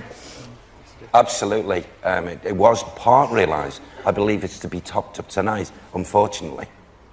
So the warning's extended. Tonight? I reckon there's going to be, my feelings tell me, more spirit people brought together yet to come. Now, the Pendle Witches last night we were in search of, do you feel that we actually found the Sabbat? I think that if we're to go off the messages that we were receiving with the glass moving around the table, you know, to pick up on 9 women in that room, they weren't pleasant women, they said they weren't pleasant women, I would, you know, a guess would be yes, you know. Yeah. It was an extraordinary night. Now, of course, the 3 of you aren't the entire investigation team. No. There are more of you. Let's go and see where the rest of them are. Let's say hello to them. Good evening to you. Where are you? There you are. Well, they're standing by at the first of tonight's locations, ready for what's going to happen tonight.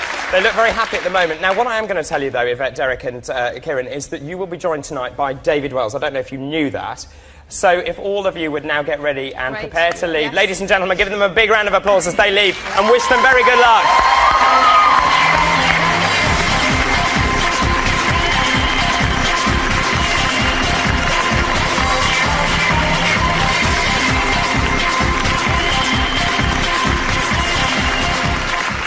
Well, we're going to be starting our investigation in the cellar very shortly. First, though, let's find out how you at home can help us to get to the truth tonight with our interactive team. Julian.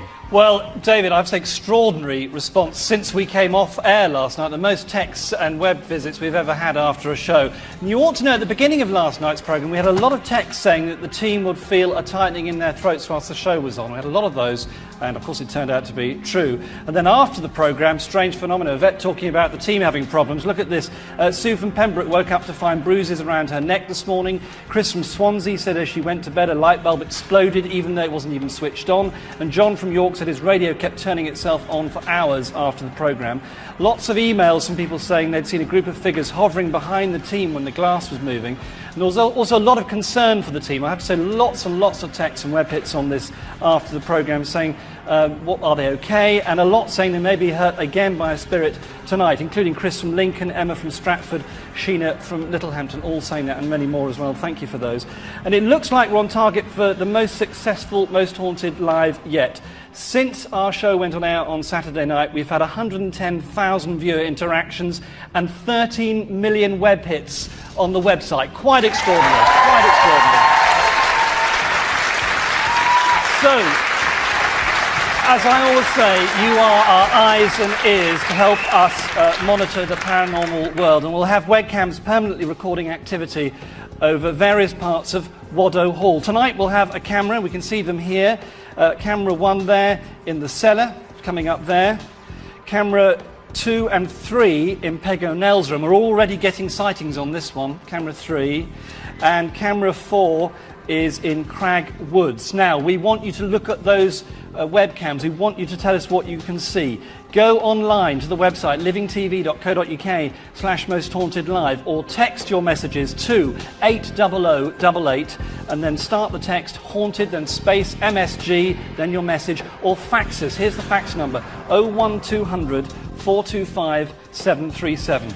Also, as ever, we've got a great competition. This is a great prize as well. You can win tickets for the final night of the next Most Haunted Live on December the 14th. We're also going to throw in travel and bed and breakfast. You cannot buy that prize, so how are you going to win it? Quite simple, hopefully. All you need to do is answer this very, very hard question. Which comedian featured in a Most Haunted special at Belgrave Hall? Was it A, Vic Reeves, B, Jack Dee, or C, Eddie Izzard? Now, if you think you know the answer, get to your phone straight away. Here's the number, 09015 339910. Or if you're a Sky viewer, press that red button right now. Calls will cost you £1. There's loads more from Interactive later, but right now, back to David. Thank you very much, Gillian. Fantastic work there. Amazing. And thank you so much for keeping in touch with us. Now, last night really was jaw-dropping. It was staggering. Now, once we went off air, we then witnessed the most terrifying sight to date. We did record it, and we will show it to you after this break. Keep recording, we're going to keep recording this. God, okay. Yeah. Just taking it over. Oh my God!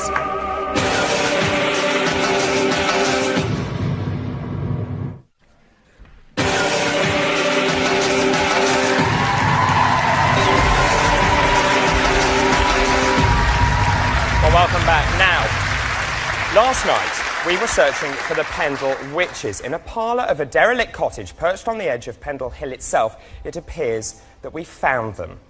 Now, during the vigil last night, 4 members of the team seemed to be attacked by psychic forces, and they had to be physically carried out from the room. They had first aid, and then the séance continued. Now, we had to go off air at midnight, but we did carry on filming. And what you're about to see, I think, is really terrifying. Can you hear me? If you can hear me, we've not gone yet. Come on, move this table now. Can you move the table? Holy shit. Right, come on, move this table. Wow. Move the table. Come on, bitch. Let's see what you can do. Come on. Let's see what you can do. Yeah, you don't frighten me. Come on then, let's see you move this table, you cow. Come on. You don't frighten me. Come on, you don't frighten me, you bitch. Go for it. Oh, wow. Wow, wow, wow. Wow. Both legs gone.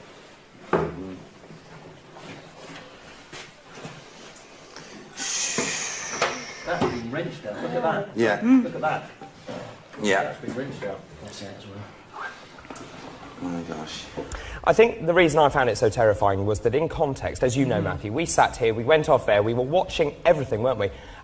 We were so on the edge of our seats. It was completely unexpected, and that, combined with the previous 30, 40 minutes before that, it was quite amazing at the time. I remember last night thinking, well, that seemed quite amazing. Even watching it now, it's still like difficult to actually figure out what was going on there. Obviously, everyone was very emotional. Yvette, you can hear, is obviously getting very emotional, and throughout the evening she was getting more and more upset by it, but wanting to face it and deal with what was going on. In terms of trying to actually break it down and figure out what could have been going on there, bear in mind earlier on one of the table legs did come away, so it wasn't the most sturdy of tables. But it did seem to go over such a way, it doesn't look as though anybody's pushing it.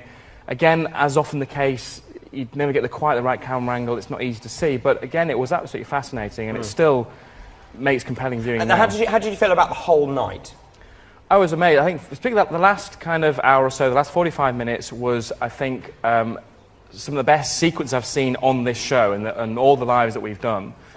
It was compelling, It was absolutely compelling. I mean, there was bits where you suddenly didn't expect something. It wasn't relying on one person reporting things. Everybody was reporting things. There were physical things happening. It's very difficult to try to break down potential explanations for going on there, but I guess the bottom line is the paranormal explanation is only one of a number of possible things that could be going on there. Sure. Let's see what happens tonight, though.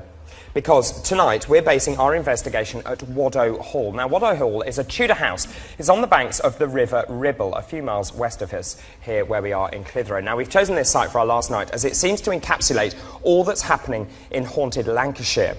And here's its story.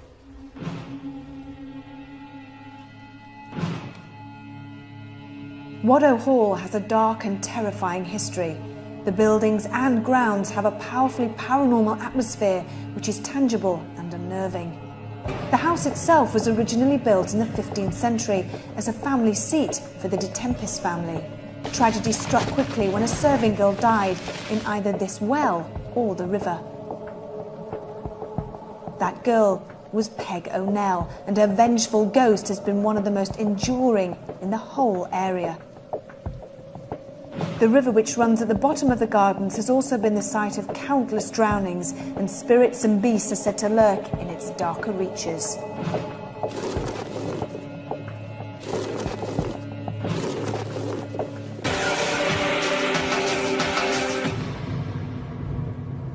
So that's the story. Let's go and join Derek, Yvette and the rest of the team at their first vigil tonight. Yvette, where exactly are you? You're saying what? This spirit man who's not wanting us to go down here. He's not nice, then? Well, I don't think he's not. I can't tell. He's masking himself. I can't tell whether he's, a nasty soul or just, wanting to sound threatening. We're heading down to the cellar, and just while everybody at home was listening to the information about where we are, Derek was just picking on. I was asking and saying, is there a presence here? And you said that there is. Yes. But he's not nice. No, he's not. And he's not, most definitely not wanted us to come down here.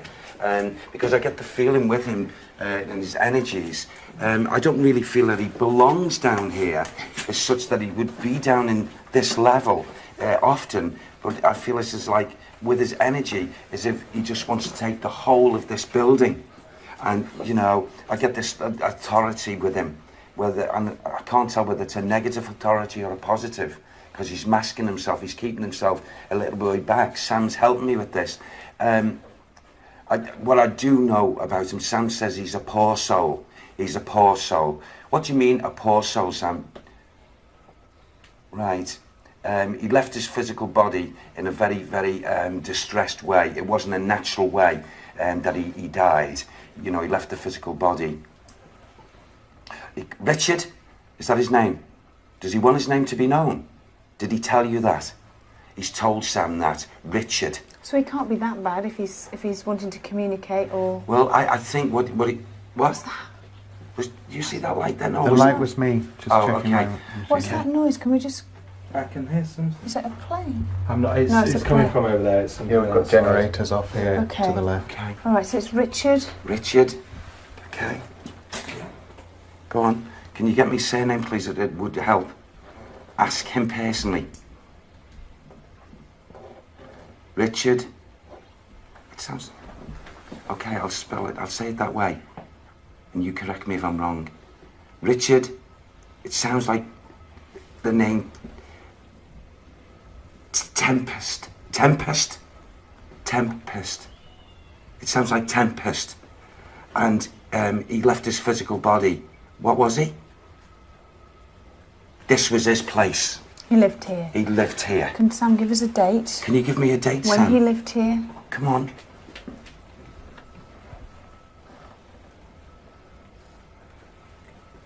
I don't know why, but he's going from 1640, and then he gives me this. I've never had this before, and he goes from 1640, yes, to 1658. So that's when he was here. I feel like he must have been residing here then. Did he die in 58, or is that just when he's moved on? He passed over. He came out of his physical in 58. And you say it was natural? I feel... What? Sam says these words. He was a broken man. He was a broken man. He wants everyone to know he was a broken man. Is he here in the building now? He's right. He's here. He's actually come on the stairwell behind me a moment before, and he was looking at the crew, and he was evaluating and watching, and he just... The way it was given from the vibrations, he didn't want us to come down here. What's through there? Do you want to go through there? What is through there? Should we go back in that way? Do you want to go back? John, you go back first. Yes. Yeah? Everybody go back. Everybody behind. Go on. And then what we can do, because I don't know what's in there, I haven't a clue. Right. You going to stay in here, Carl? Yeah, there's too much. Okay. If you hear anything out here, yeah? Yeah? Okay. Kath, you stay there, yeah? Okay. I don't know. What isn't even round the corner? There's a temperature drop in here. There's a window open, that's why. That's okay. Okay. What is in here? Oh, it just stops there, like a storage room. There's a webcam. Okay. You all right? Yeah. What are you sensing now? Oh, okay. There's another energy that's coming in here. You didn't touch me. No, it wasn't me. You didn't touch me. Describe what... Who's moving That it? was me. That's you. Yeah. I felt a slight tap on my shoulder, but I'm very, very jumpy tonight, so I have to be really rational. But I could have sworn that you just went like that. Nah, I swear, it wasn't me. There's nowhere near. All right. Now, have you know since we come in this area? Yeah. Like a replay is coming out of the residual energy. It hit me 3 or 4 times and I was getting that mental picture. I'm bent over like this, I'm scurrying and I'm running and keep myself, my head covered and what have you. Down in these areas here, comes here, is active, is grounded, is not in visitation, is a monk, a man-covered head. Right. And I want to go way back with this one. How far back? Oh, it could be something like 1500 something. And, you know, this man is not of good disposition. He's a negative soul. What did he do? What did he do? Why is he negative? Oh, he helped. Go on. He helped the negative forefathers of the women witches before them, and take the babies, take the non-baptized babies, and take them to the water and leave them out in the freezing cold. Who what's his name? Monk. What's his name? What's his name? What's this man's name, this soul? Sam.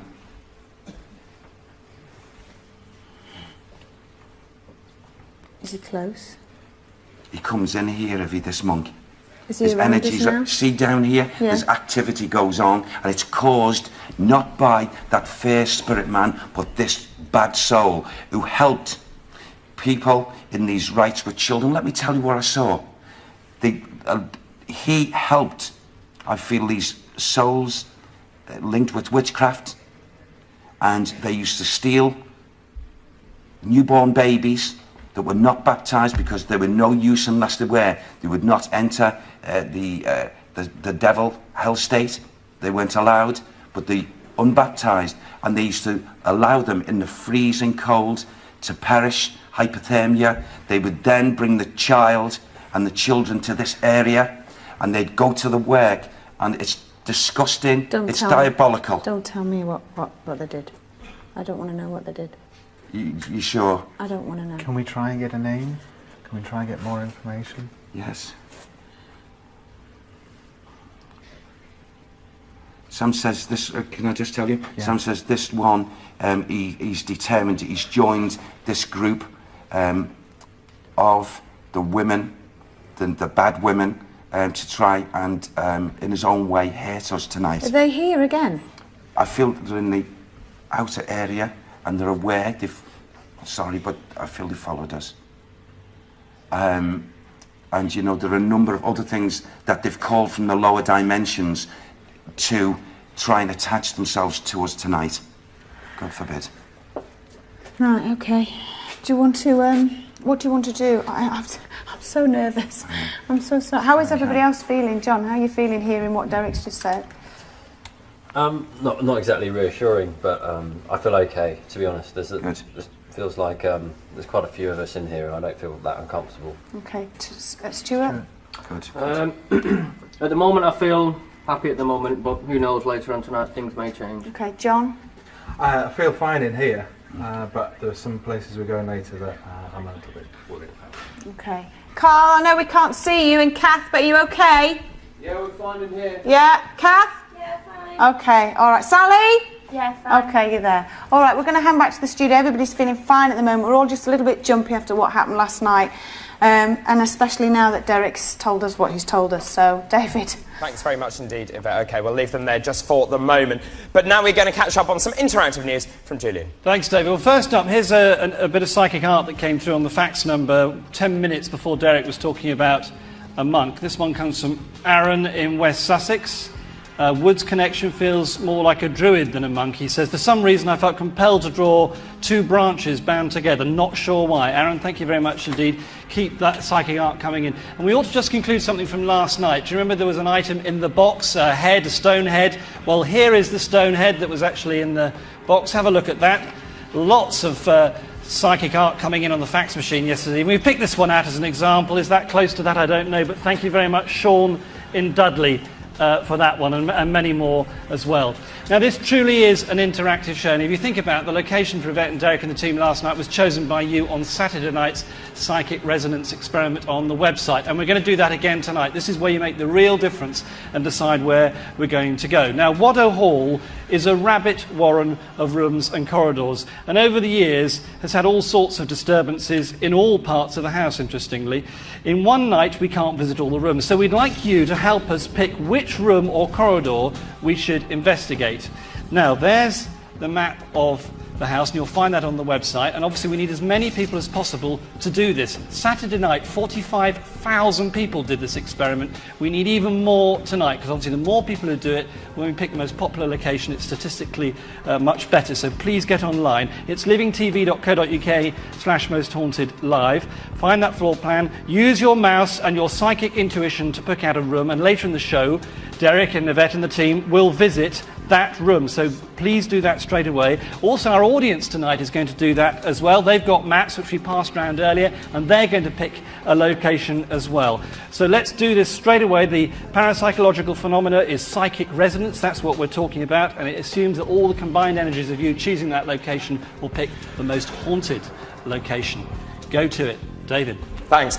OK, I'm obviously now with the historians. So, Richard Jones, Derek, already tonight picking up on this name, Richard. Richard? Yes, we do have a Richard. He would feel possessive over that estate, and so, yeah, he's there. Do you have a surname? Yes, Tempest. OK, very good. And what about this monk? Anything that's written down about a monk, Richard? There is a monk, there is a ghost of a monk been seen, and there is an abbey very close, within 3 miles of the property. A promising start. Yeah. A promising start, Richard Tempest, and also a monk. What will happen? Find out in a few minutes after this break.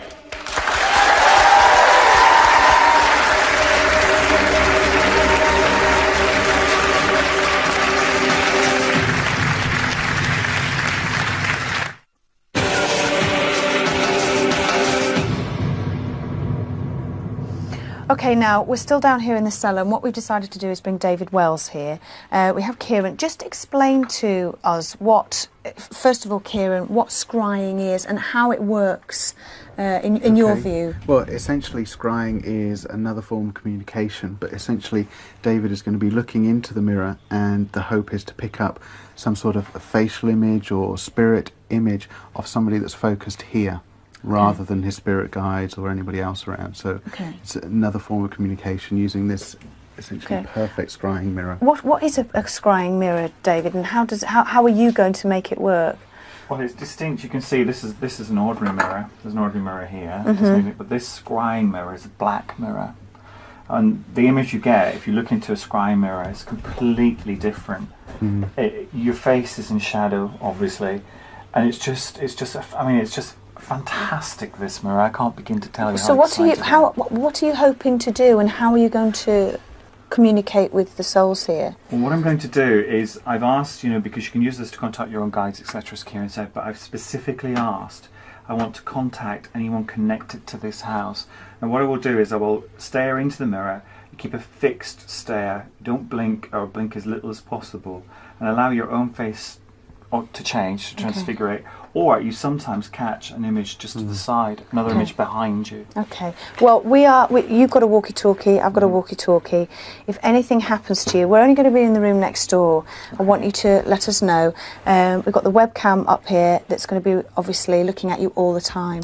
So just shout out if anything's happening to you or you feel uncomfortable, and we'll come straight in. Okay. All right? Okay, let's move back on into the other room and join Derek and the rest of the crew. Okay. There's something about cellars. That's not nice. Derek, are you okay? Yes, Ivy, yeah. What have you, are you picking anything up in here? This is the room that we were in first. Yes, it is. Because we've been spending longer down here. Yes. Has anything come forward? And also, I said I didn't want to really know about the babies. Yes.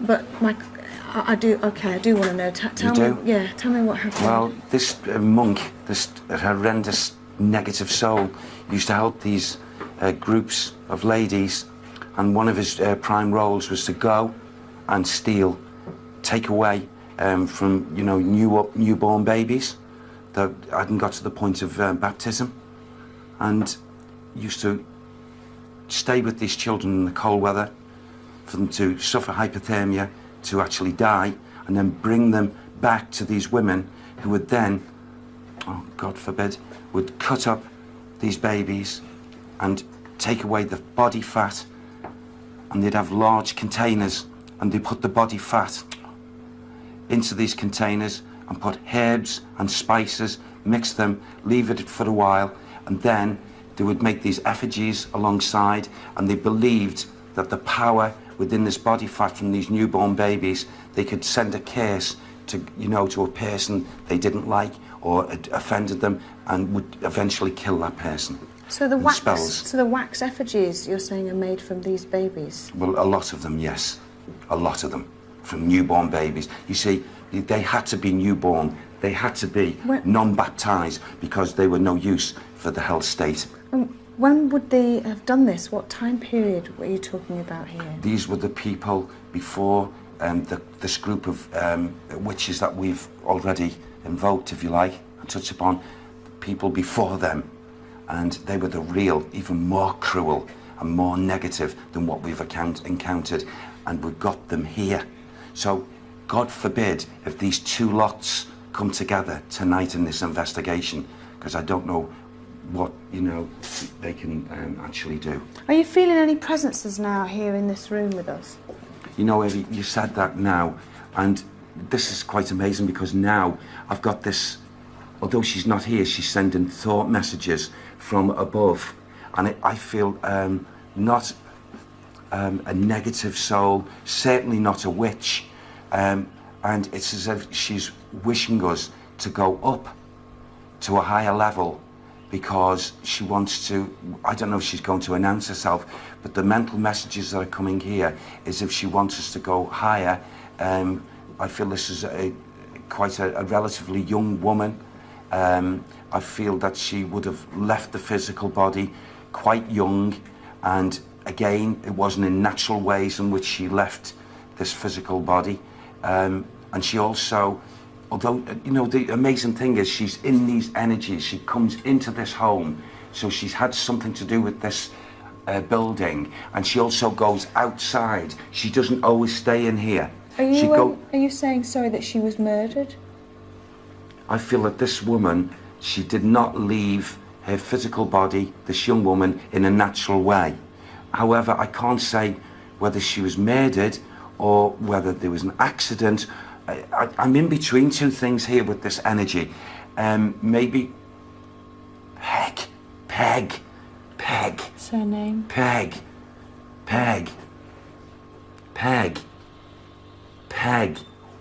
Come on, Sam, a bit more. Pego. Bit more, please. I don't understand that. Peg-O. Put it in the forefront. You keep Peg-O, and he's saying Nell. Peg-O, Nell. Peg-O, Nell. Okay. Peg-O, Nell. Ask Sam, when did she die? What year was it? When did she die, please? Or her age, Yeah. or when Well, she you was give me born. it. I know she's a young woman when she left. For some reason, she's got a very... Outside, something happened outside. And she still has this rerun in her mind. And she's resentful. She's so resentful. It's like as if she's put a curse. Is that you? What? What's happened? Jesus Christ. What's the matter, What's wrong, Stu? Something's just prodded me right in the back there. Where? There. Right there. In the back. Where Was were that you, John? It wasn't. I didn't do anything. I was stood still because John was leaning right Holy back into shit. me, so I was cushioning him. Well, I'm holding the camera. No, honestly, something just punched me straight in the back there. What was it? What, a punch or a prod or what? It's like... It was a turn round. Oh, God! That's exactly what Do it It wasn't again. me. Do it again. Walk into me backwards and you see there's nothing sticking No, out. I can't do it with Show the nothing camera there. again what you did. Basically, John, what it watch. was- Can you see? It was like, show me. That That was forceful. what I just thought on my back there, yeah. Should we ask out quickly? Yeah. Okay. Do you want me to do it or do You you do want it, Ivy. I feel there's going to be a response here. I feel that wasn't you. How could it be me? It was on that side. Right, okay. It's just, Right. You're right, Stu. yeah, it's just weird though, so. Okay. Yeah. I have to admit, I'm nervous when that happens because No, what happened no, last yeah. night. I'm Yeah, I'm We're a bit- all bit nervous. jumpy now, I yeah. want to step back a little bit and think, right, okay. Is there anybody here in this room with us? Are there any astral beings, any spirits here that can hear my voice? Throughout this building, if you can hear me, please let us know that you are near. Push one of us. Touch one of us again. Try and touch Stuart again. Try and push him again. If you want to get our attention, then you need to work harder than that. Please try harder. Try and touch Stuart. Try and talk to us in any way you can. Make something move in this room. If you want us to leave, if you don't like us being here, then tell us to leave. Tell us to get out. Give us a big sign. Let us know you want us to go. Do that by touching one of us, moving an object, whispering something, shouting, anything at all. Can you hear my voice? If you're a witch, if you're a group of women that don't want us here, if you're the same group of women last night, let your presence be known. Throw something at us, do something, anything at all. Let us know that you are here now. If your name is Richard Tempest, then also come forward. Let us know that you are here. Do something. Let Derek know that you are here. Try and communicate through Derek. David next door, try and talk to him. David, how are you doing? Yeah, I'm okay. I'm fine. I just want to ask Kieran a question about this. He's left me with an MP3 player. Should it be making lots of noise? It shouldn't be making a lot of noise. Right, come on. Let's go in and have a look. Yeah. Come on. Everybody just say if you feel anything weird. It just keeps. I swear it moved. I thought it moved. Every now and again, the MP3 recorder will refresh itself. But it's you're on just a saying refresh it's rate. moved. If you actually saw it move. Yeah, just moved. If anybody on the webcam... Will they just see picked it that up. wide? Not on the webcam if you would see the MP3 camera. Can you nod the webcam if you can hear me? You can see it that wide, so maybe we could have picked it up moving. Okay, the webcam's nodding. Okay. So we could play that bit of footage back. Have you picking anything up here? Nothing yet, but upstairs while you were doing the first vigil, I heard a woman laugh upstairs in the room upstairs. A woman? A woman. Okay, all right. I couldn't get in my ear then. Do you want me to throw to the break or back to David in the studio? Sorry, David. David, back to you in the studio. We're having little things happen to us here already. Thank you very much indeed, Yvette. I just want to ask the historians over here, because we came up with this name already, Peg O'Neill. Young. I was under the impression she was an older lady, but... No, Peg O'Neill was a young servant girl at the manor, and repeatedly what happened was that she fell in love with one of the sons of the house, depending on the story. And the mistress of the house cursed her, said if you go down to the... she went down to fetch water from the local well or the river, depending on which story you read. And the mistress said to her, I hope you fall and break your neck. And we don't know if she slipped or was pushed, but she certainly drowned. And she was more flirtatious, I would say, than evil, though. OK. And very quickly, Richard Felix, what about this horrible story about the monk and the babies? Horrible. Well, yeah, can I quote you a little bit more from what I read last night? Very, very, very, very quickly. And you did, with those magic spells, suffocate, pierce and kill, and did draw off their fat to be kept for their use. And in fact, they actually did do this to both bodies and young children. But I don't know where the connection is with the monk. I haven't a clue, because the monastery was closed down in 1536. And I haven't got a clue about that, but it certainly was practiced to use fat from humans it's absolutely as effigies. revolting. Isn't it Terrible. just? Yeah. Join us in a few minutes after this break.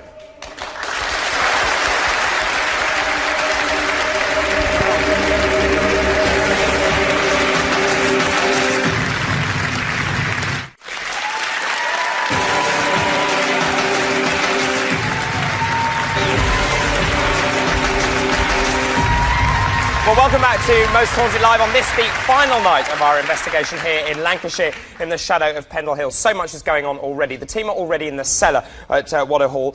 They've picked up on some names through Derek. Also, David Wells has started scrying, and the names that are coming through, Richard Tempest and Peg O'Neill. More of that in just a bit, but first of all, here's Julian. Right, thanks, David. And once again, extraordinary response tonight. The interactive map experiment, go to the website livingtv.co.uk/Most Haunted Live, has already had 25,000 clicks on that map. You're deciding where we're going later. That's an extraordinary response, double Saturday night, so keep going to the website for that. Lots of reaction here. Jo from Tunbridge Wells heard a voice say "get out" when she was watching Derek, and her light bulb exploded at home. Lots of people saying there are dark figures standing behind the crew in the cellar. Tanya in Dorset, thank you for your psychic art here, and she says that's the face of the monk that Derek referred to, and this is the woman that she thinks is following Yvette and Derek. Interestingly, she says she has one blue eye and one brown eye. So that might turn out later. Thank you very much, Tanya. Now, also, we're going to ask you to psychic draw Peg O'Neill. Derek's obviously referred to Peg. We can tell you, and he can't hear us obviously on the outside broadcast location, that she was a murdered servant girl. And we want you to draw what you think Peg O'Neill might look like. We call it psychic art. We've also got the audience over there with bits of paper. They're having a go at this as well. And basically draw what you feel. As David Wells was saying last night, best to do it with the wrong hand. So if you're right-handed, use your left hand. If you're left-handed, use your right hand. The fax number, 01200 425 737. That's 01200 425 737, please, with your pictures. And David, we'll have webcam news later, but back to you. OK, Julian, we have to join the vigil right now. Something's going on. Let's find out what's happening. Yeah. There's two round now. Right now, yes. Tell me the two that are round you now. Come on. Right, one's a male and one's a female. Who are you? No, you're not entering. No way. You tell me who you are.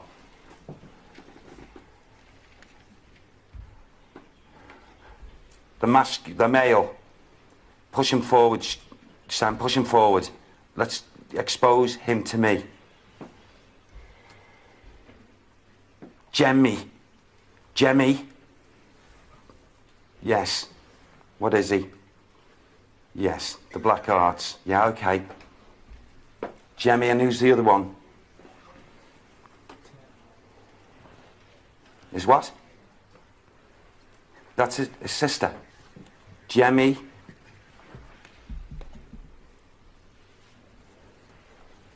Yes, Jemmy is the male. Can you feel this? No, I sorry. You're right. Yeah, no. I thought I saw something at the corner of my eye. Okay. It's so jumpy.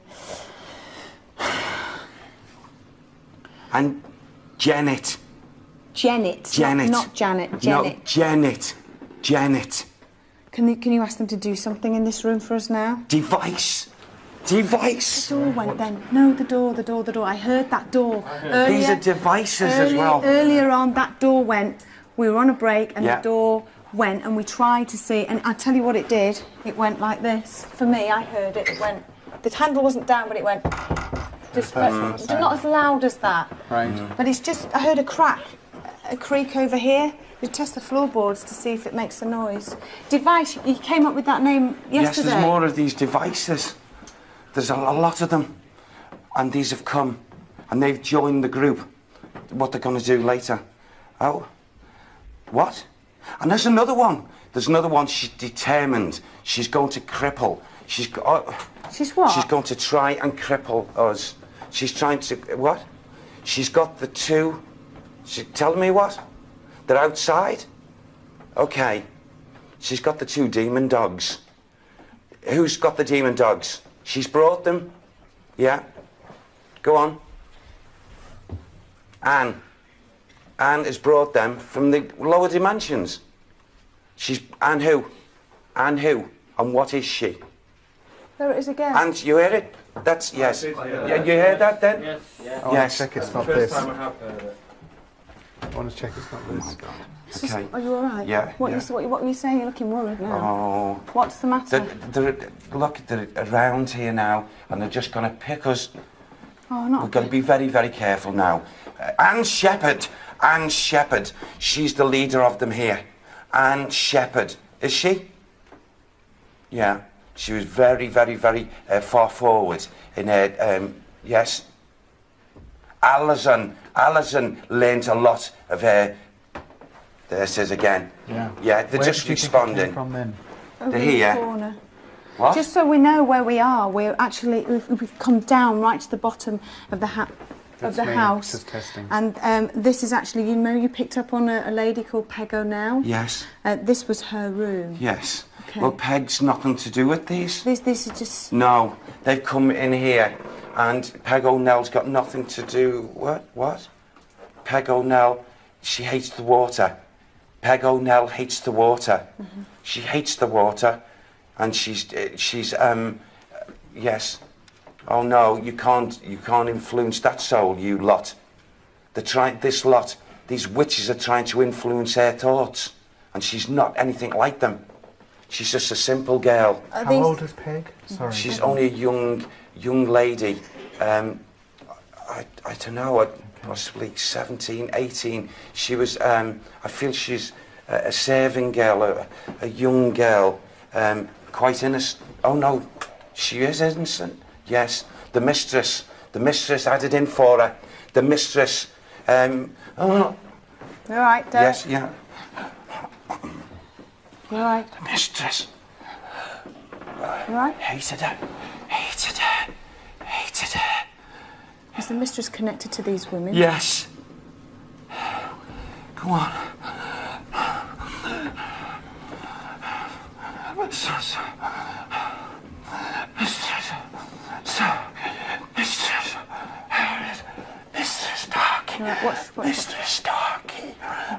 Starkey. Mistress Starkey, she does not like me. Mistress Starkey does not like me. Who are you? I'm Peg. Peg. Peg, is this your room? Yeah. When did you die, Peg? In the well. You died in the well? The well. Were you I pushed? fell. You fell? You fell? You fell? You fell? I think that's enough. He's deep. Derek. Be out the water. Derek is calm. Derek is calm. Derek, it's cold. Derek, come forward, it's cold. Whoa! All right. Whoa! What's that?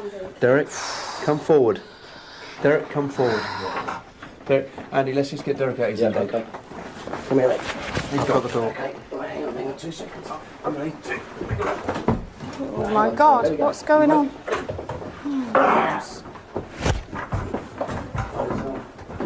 This is how we've got jump. Stop, jump, Okay. stop, we are. David, can you hear me, David? Yes, I can, Yvette.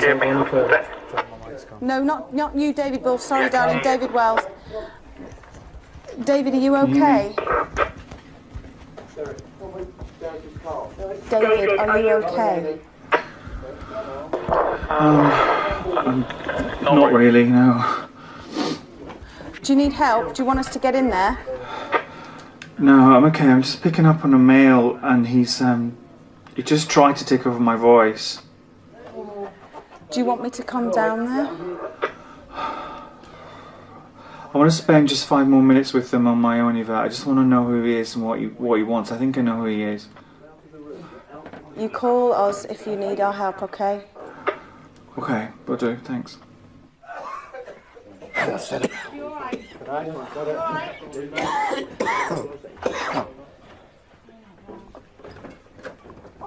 You okay? Is he okay? Yeah, he's fine. Derek, Yes. you all right? Yeah, fine. I'm okay.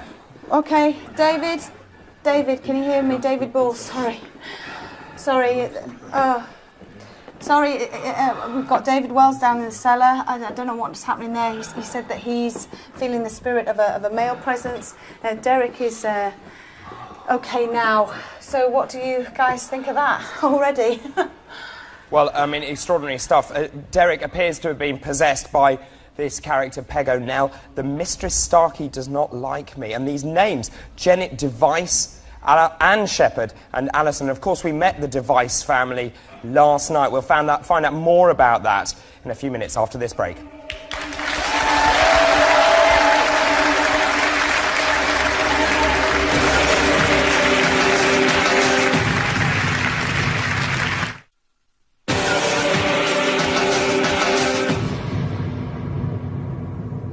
Okay, well, we're just outside Peg O'Neill's room. Derek, are you okay? Yes, I'm okay now. You had to be taken out then? No, I just lost total, really consciousness on this because I found myself as if I was, being taken back and down, and then suddenly I was in water, and I'm struggling, I'm taking her place.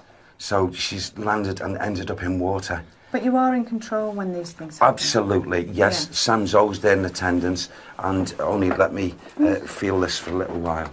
Okay. I've just got to check on David. David, can you hear me? Yeah, I can hear you. How are you? You okay? I've had someone try to take over my voice. I've got a male energy with me and he is pretty powerful. Do you want us to go down there? Are you okay?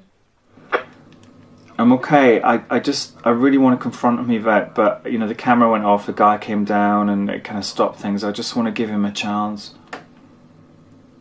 Okay, well, we're going to stay up in Peg O'Neill's room and you should have some peace, okay? But if you're in trouble, you must let me know, okay? Right, should we go? Let's go back in here. You happy to go back in this room? Yes, yes. Are they the women that you were picking up on earlier? Yes. They'd followed down, unknown to us, and they entered into this atmosphere. Are they still here now? I feel they're around and they're listening. Basically, they don't actually have to be right standing next to you because of their spirit energy. They could be far back into the walls area, if you like, but they are listening in. Okay. And they're forming for some reason. Is there anything, Kieran, you should suggest that we could do in here, maybe? Well, given the success of the last 2 nights with psychometry, and you're already talking about back in the walls, maybe we could try that again? Yes. In here, Yeah. touching Maybe the on the walls beam or the or- beams, given that they Could you try that, Derek? Okay. Sort of period.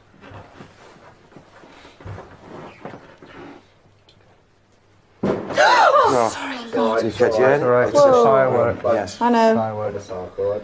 Yeah. It's fine. Oh, the sorrowful energies. God. Sorrowful energies that are contained. Can I just check those walls apart from the beam? Oh, it's even in there. Although this is not, this is false.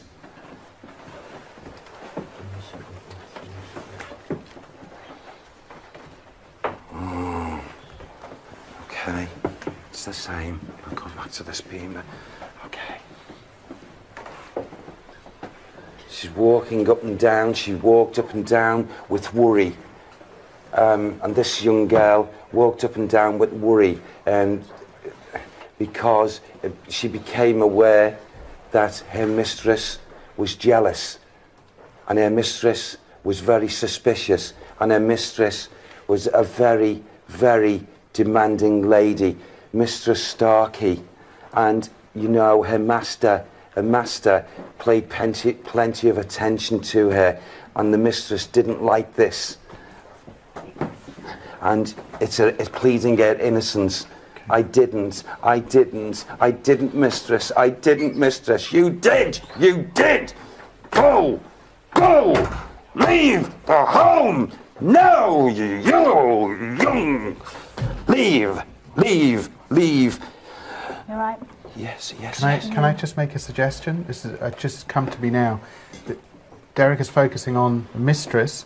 We're all standing here. I'm going to ask you a question. The team can ask you a question, and I want you to answer the first thing that comes into your head. Okay? We're looking for the name of the mistress. What name is in your head now? Jean. Sally? Elizabeth. Kath? Sarah. John? Susan. John? Any name? I'm not thinking of a name. Andy, any name? Sharon. Okay. Derek, have you got a name? I'm trying to get this from these vibrations and emanations.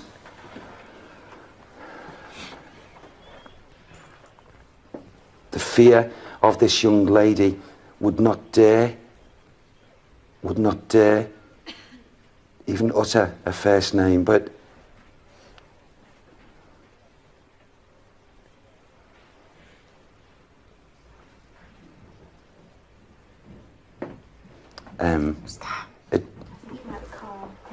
the initial M is very, very, very strong with her. Okay. The initial M is very strong, which is coming. Oh, bless. What has happened here? This worried soul walking up and down in this area, worrying about what her mistress, and it's false, it's wrong.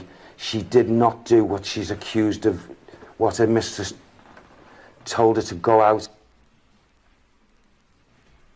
Well, we've lost the pictures from the outside broadcast there. We'll go and try and reconnect with them as soon as we can. I just want to pick up... Oh, we can go back to them straight now. Let's go and see what's going on.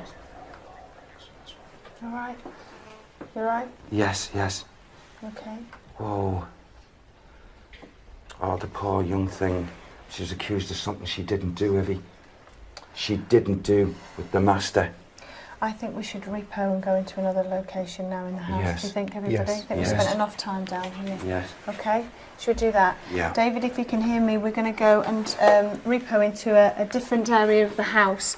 I'm also going to check on David Wells as well. Okay. So we're going to do that now. Okay, lovely. Thank you very much indeed. Everyone. Well, already those names that were coming up in that room, Janet Device, Anne Shepherd Allison, and Peg O'Neill. Let's go and find out from the historians. Now, this Peg O'Neill story is sort of been talked about a lot, hasn't it? You know, it's actually quite difficult to know what is true and what is sort of folklore. It's a legend that seems to have centred around a possible 18th century servant girl who, according to tradition, was cursed by her mistress that she hopes she falls and breaks her neck. And she said, if I fall and break my neck, then a curse on you and your family forever. And it seems to be a combination of the old Celtic... Sorry, just repeat that again. If I fall and break my neck... Well, she said, if that happens, then I curse the family forever. Peg O'Neill would. Peg O'Neill has reputedly said this to the mistress of the house, who some accounts say was Mistress Starkey. So that was supposedly her curse upon the family, and now she wreaks that curse on descendants of the family or those who look. Now, we heard Kieran saying, what's the first name of the mistress? Yeah. Do we know her first name? We don't know her first name, no. It's interesting he came up with the letter M, so that's worth looking into. Okay. And what about these other names? The two that really strike me are Janet Device and Alison, I assuming is Alison Device. These are people we've met These are the ones we on a came previous up with last encounter. night. Yes. I mean, quite why there would be an association with Waddow Hall, we don't know. But he came Well, up with allegedly they were travelling Yeah, with so them, they- the spirits, so so they Derek went, said at yeah. the beginning of this programme. Spotty, yeah. But Janet Device was the 9-year-old daughter of Elizabeth Device, and she was the one who Roger Nowell actually got to give evidence against the other one. So she was the one who was being led on to really convict the Pendle witches. And since they are all in the history books, Richard Felix, how do you feel about what Derek's coming up with tonight? Well, as you've said, they are all in the history books. I've got I'm worried about the fact that I think it's a little bit like a pot coming off the top of a boiling kettle. I think that they're following them round. I think we're dealing with something that 400 years ago was energy, and it's being unleashed, and I'm concerned about There them feels tonight. to I be really quite am. a strange atmosphere to tonight's Yeah, programme compared to the last two, and I can't quite put my finger on it, almost like there's this anticipation. Yeah, it's after the last two nights, but as I say, we are talking of evil, and we're talking of an area that is full of energy. It's charged, it's the time of year, and we've got all these evil spirits, and they're following them round, and I personally am most concerned about what may happen later. Okay, Really thank you am. very much indeed for the moment, Richard. Julian. Thanks, David. Now, we love your psychic art. Please keep that coming to the fax number 01200 425 737. Helen in Rossshire in Scotland said, I drew this image of what I believe to be the monk you're talking about on the show tonight. Sent it to you there. Thank you very much indeed, Helen. Also, instant reaction to what's been happening to Derek. Repeated sightings of dark cloaked figure appearing behind Yvette and Derek. Phil from Cole in Northern Ireland saw a figure of a woman wearing a shawl stood right behind Derek when he seemed to become possessed. In the last few minutes, many reports coming in from people feeling a burning sensation and red marks appearing on their skin, including Steve from Lincoln, Kate from Teesside, Sharon from Kirkham and Sam from Lancaster. Lots of reaction to what's happening with David Wells. People are getting in touch. Jamie from Southampton and Rob from Tilbury can see a figure in white robes standing behind David every time he's on screen. Sophie from London keeps seeing a large orb by David's neck that keeps flashing, and a hooded monk also with David Wells. Now, also, don't forget, you're going to decide where Derek, Yvette and the team are going later in the show. This is our interactive experiment. We have a room somewhere, you're going to choose it, in the hall. And what you do is you go to the website, livingtv.co.uk/mosthauntedlive. You click your mouse on the room that you think is most haunted, basically. It's a psychic resonance experiment. Already 30,000 people have done this. We need as many people as possible to go online and do this so that you decide where Yvette and Derek go later on. So it's livingtv.co.uk/mosthauntedlive and go to that map. Also, if you love the show, you're going to love the competition prize we've got for you tonight. This is a tremendous prize. Tickets to come to the last Most Haunted Live, and I'll tell you more about that shortly. Let's go back to David and the vigil. Yes, I've got breaking news. David Wells apparently has collapsed on location. Let's go and find what's happened. David, come on, quick, come on!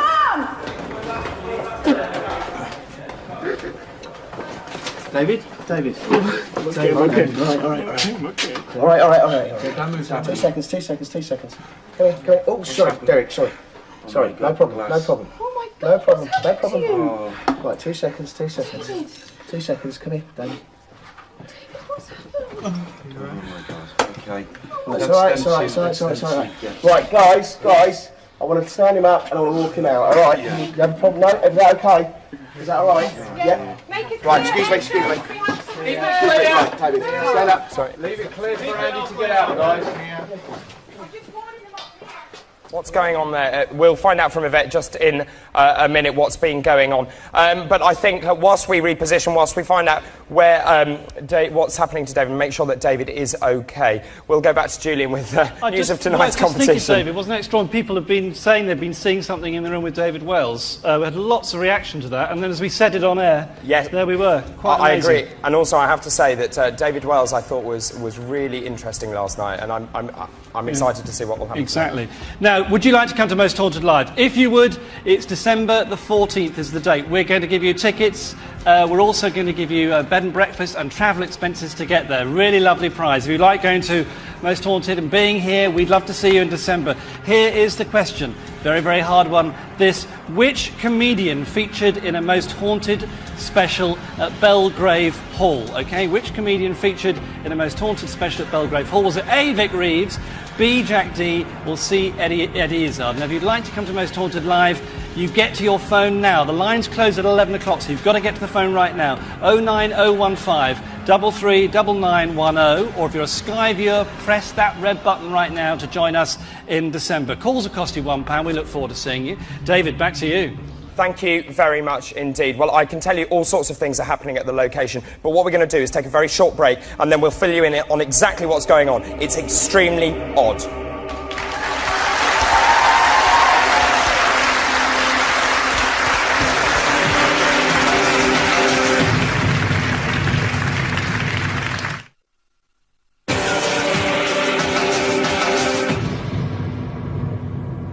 Okay, we're back down here in the cellar. David Wells is here with us now. You're fine. You didn't cut yourself, did you? No, I didn't. No.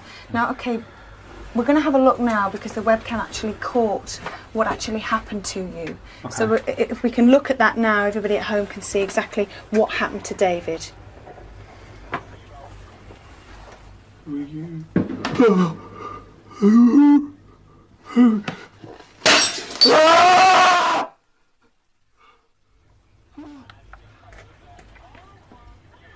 Oh my God, I can only hear that in my ear. I can only hear it and it sounds horrible. What was happening? Because you said to me on the walkie-talkie that you had a man with you? Yeah, I know. I was communing with him fine and he seemed okay. You know, there was glimpses of his face in the mirror and he was talking and he just said to me, "You've no need for the mirror. Put the mirror down and cover it up." So I put the mirror down and I covered it up because he seemed offended by it, to be honest. And I was just talking to him and all of a sudden he stepped aside and from nowhere a female energy came in. The word witch was like witch. And the next thing I know, my face was on the table and I was grasping for the walkie-talkie and the mirror was in pieces. Who do you think that witch was? Did you have any names? In fact, it was like a second, and you know, it was just a second. She just got on me, and the next thing I know, I was face down in broken glass. So you didn't see her?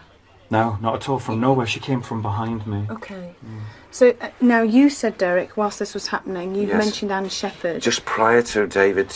So who do you think? Do you think it was her? Most definitely. Anne Shepherd made the threat. Sam, when we were up on the stairs, was moments beforehand, had said, "Derek, warn everyone in the crew, yourself included. Anne Shepherd is going to start very soon with one, and she's determined to go." And then you screamed out. It was seconds later. You heard it, Ivy. I know. That It's was so Anne Shepherd, worrying. David, that was here with you. Anne Shepherd, a witch. That wouldn't surprise me. It was just the word witch, and that's the last thing I heard. Yes. Next thing I A was... female voice. Yeah. And it was her voice that said it. Yeah. Okay, well, what we're going to do now is we need to find out where we're going for the rest of the investigation. Is everybody happy to carry on? Yes. Yeah. You are? Yeah. Yeah? Yeah, happy? Let's get him. How is it? Home. Huh? I'm going home. I've had enough. How are you feeling? Seriously though, how are you feeling? I'm pretty nervous at the moment, in all honesty. Yeah. If it gets any worse, I don't know. I might call it a day. I don't know. I might wander off somewhere on my own. If it does get any worse, I don't know how I'll react, to be honest with you. How's everybody else? Anybody else feeling strange? It's not nice. We've been upstairs. We heard so much happen from from what was happening with Derek upstairs, and you've got David downstairs. It seems to be the same entity is going through these floors at people like that, and that isn't nice, especially what happened last night. I mean, Okay. we're all a bit nervous because of that. Okay. And I think we're all still a bit nervous now. All right. Well, now it's up to basically the audience at home to let us know where we're going to go to next. So I think, Julian, you know where we're going. We certainly do, Yvette. Thank you very much for that. So through the programme this evening, you've been deciding where Yvette and Derek and the team are going to go, and I've just been looking at the figures, and so's Matthews as well. So the question is, through our psychic resonance experiment, did you decide, for example, on the main staircase? Would it be the ballroom? In fact, it is. And that is the place. And I've got the map here, and looking at it here, it's the Master's Room. So Yvette, I hope you can hear me. You're off to the Master's Room on the first floor. The Master's Room on the first floor. If you go off there, ought to say the people in the audience agreed on that as well here in the studio. Oh gosh, right, okay. Well, we're going to make our way over to that position now, okay? Yep, good luck. Okay, thank you. David, right, okay, back to you. repo now.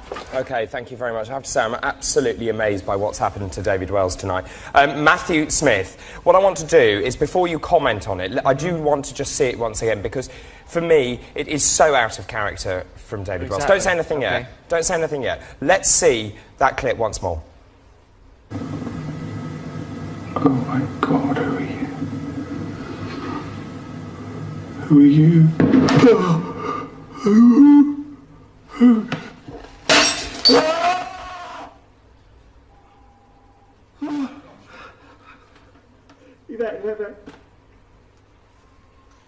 That. No, it's absolutely. Oh my God, who are you? Who are you? Smashes mirror. Exactly, because before, I think we went to the break before, and you sort of said, "Oh, there's something's happened about the mirror," and I'm thinking, "Oh, someone smashed the mirror," and all that melee. Yeah, someone's knocked it off the table. So when you said you're going to show it, I thought, well, OK, I'm waiting for something to happen. And that wasn't what I was expecting. It wasn't what I was expecting. I've now spent a few hours sitting next to David, and, he's a very gentle person. He's very empathic. He's talking, and it was completely out of character. So I'd be very keen to talk to him more about what was going on there. I don't know what was going through his mind. I find that very, very frightening. So it was rather bizarre. Bizarre? Yes, very bizarre indeed. There'll be more psychic revelations and paranormal secrets will be uncovered in this show after this break.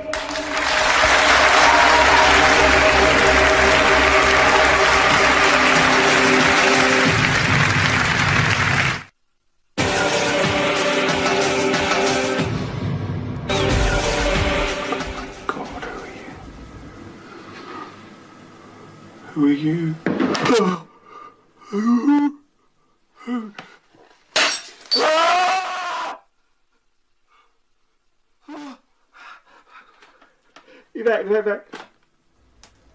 I've seen that 3 times, and I find that incredibly unnerving. It's extraordinary, and the reason it's so extraordinary is because it's so out of character of David Wells as he is normally, so I don't really know quite what to make of that. But let's go and find out what our historians might think. And as you know, we have asked the audience at home to do this remote viewing experiment, our audience here as well, and they have chosen one of the Master's rooms.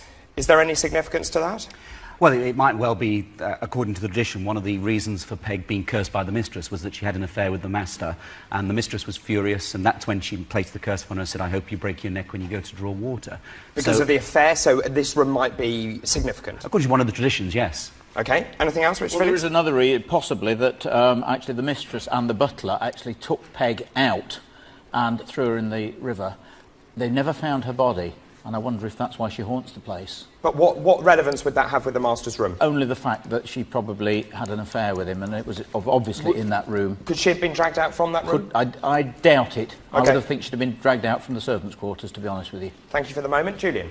Thanks, David. Well, you've got about 10 minutes left to get through on the competition, so you've got to get involved right now if you want to be at the last night of Most Haunted Live in December. That's the 14th of December, the date for your diary if you're a winner. The prize is tickets to be with us at the location somewhere in the northwest. You also get bed and breakfast for the night and travel expenses as well. VIP treatment when you get here. Meet all the team. We're looking forward to seeing you. It could be you. So all you have to do is answer this question, OK?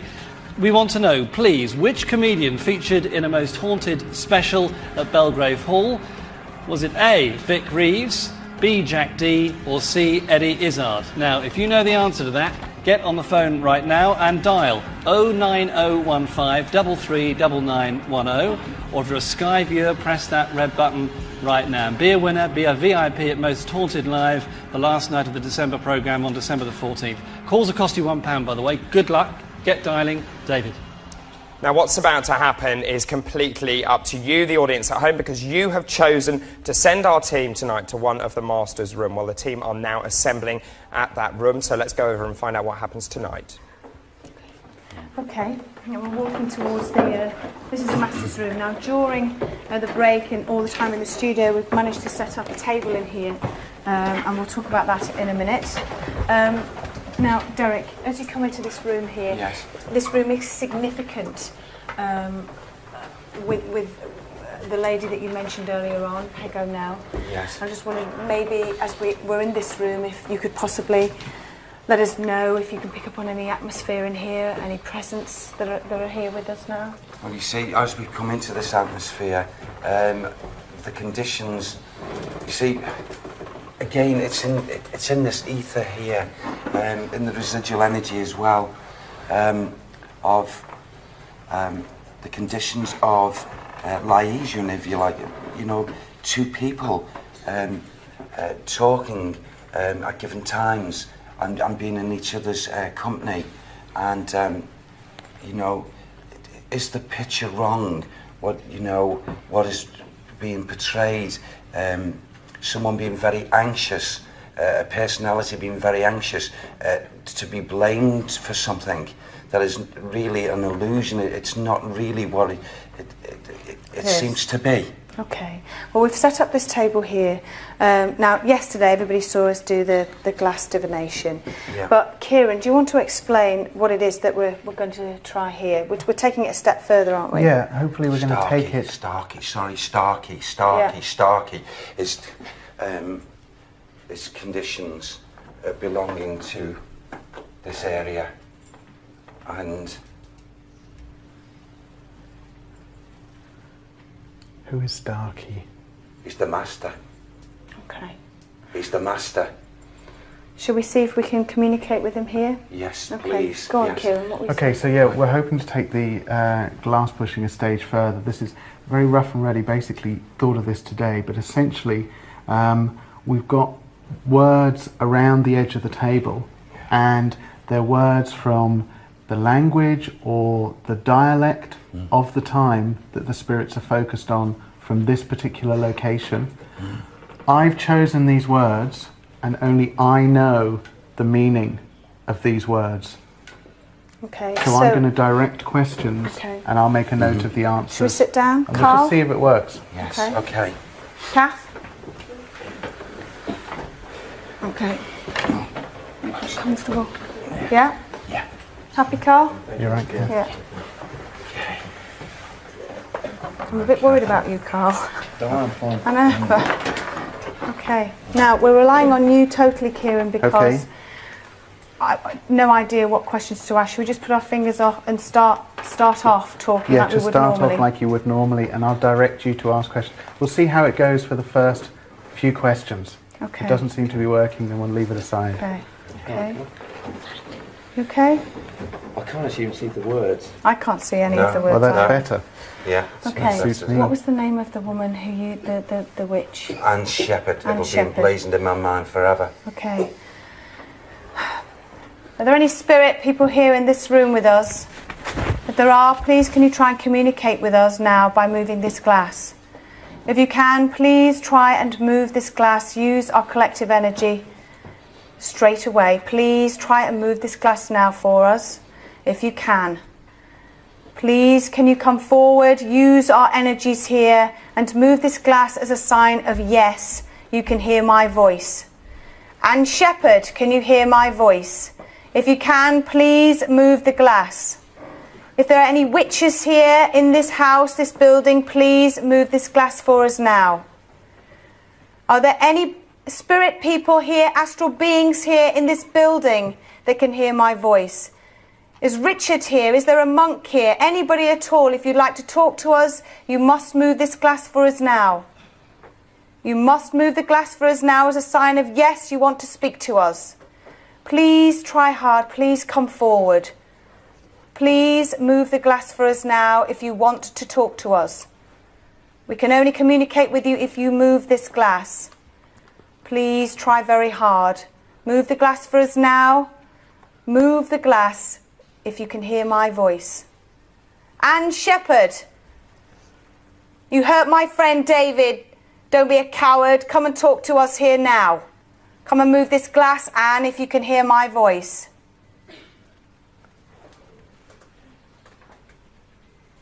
Do you want to try, Carl? What are the names again? Anne Anne Shepherd. Shepherd. Richard. Oh, who's pushing it? Is it moving? No one's. Is it moving? Anne Shepherd. Are you here? Wait. Anne Shepherd. If you're all powerful and you're so dark and nasty, show yourself to us. Clear this room. Make us all run out. You only have to show yourself to us. Start by moving this glass.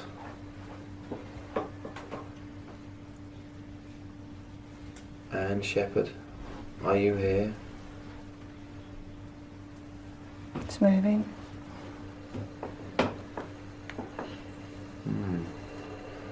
Not very much for someone so powerful. Kieran, do you want us to ask questions now? Yeah. Can you explain to the spirit that we've got words? And she should understand Go the on, words, Carl. or he understand the words? Anne.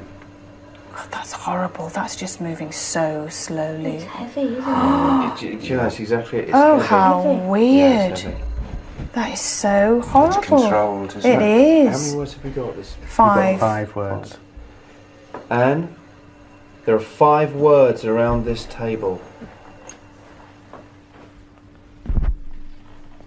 Yes, there are. We would like to ask you some questions. Please answer them by putting the glass toward the word that is relevant. We do not understand these words. Please her- do this for us. Ask her if she can see the words. Can you see the words? Oh God, it's really weird. It's so different from yesterday. It's so Yeah, heavy. That's like almost like a. Somebody's Yeah. holding it. Yeah. Okay, let's ask a Can I question. change my fingers? Yeah. Go on. First question. A control question, and it might sound silly. Control question. Are you female?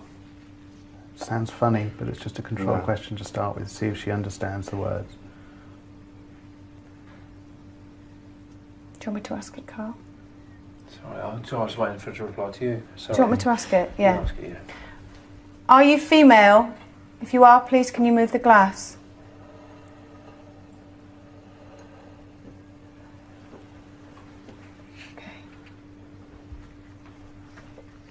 Are you a witch? Are you a witch?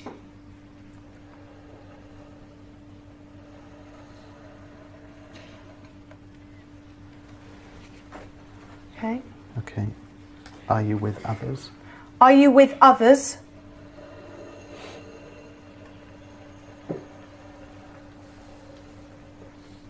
Okay. Okay. Shall I ask, does she? Let's go on, Kim. No, you can ask questions now if you want to ask really. Do you understand the words that are written on this table? Oh, that's a good start. Oh, yeah. Okay. Were you with us last night? Were you with us last night? Can I ask a question which Yeah. is relevant to the movement of the glass now? Yeah. Ask her, what do you want us to do? Stay or go? What do you want us to do? Do you want us to stay or go? Do you want us to stay or go? Take the glass to the relevant word on the table. Do you want us to stay or go?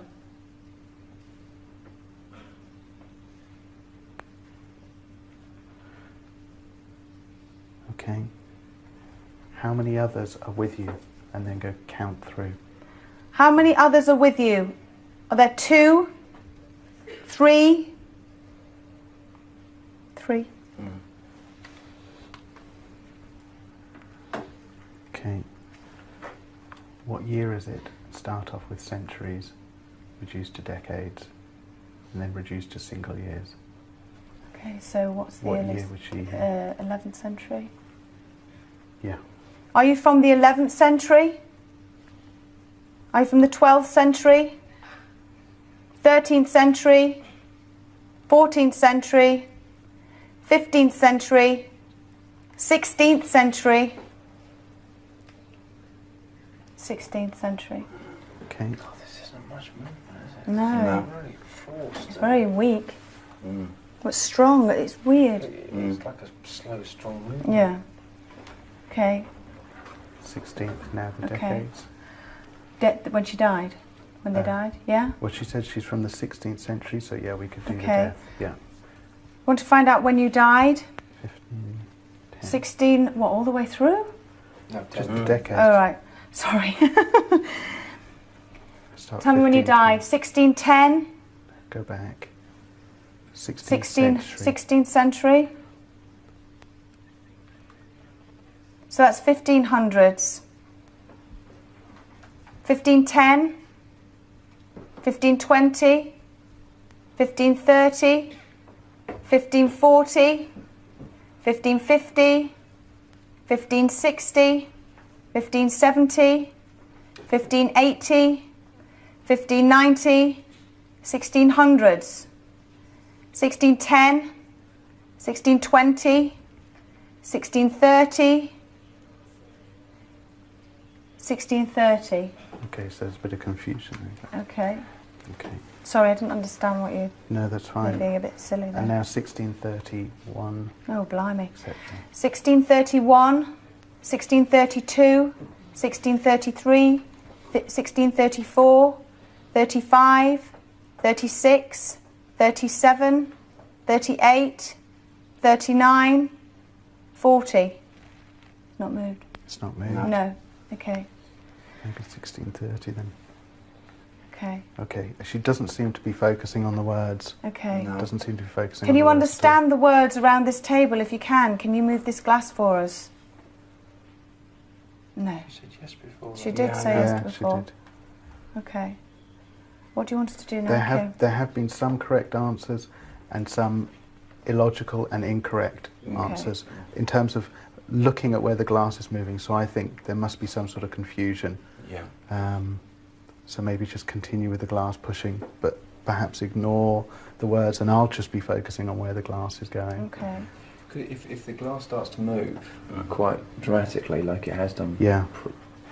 would it be worth then, within that, if we get confidence with the spirit, that we could then ask to move to the words? Yes, we could then. Yeah. Okay. Right. Do you want us to keep asking questions? Okay. Anne Shepherd, is it you that's with us? Anne Shepherd, is it you that's with us now? You are. Anne Shepherd, have you been watching us all the time that you've been here? Anne, have you been with us all this time? Did you hurt David? Did you mean to hurt David?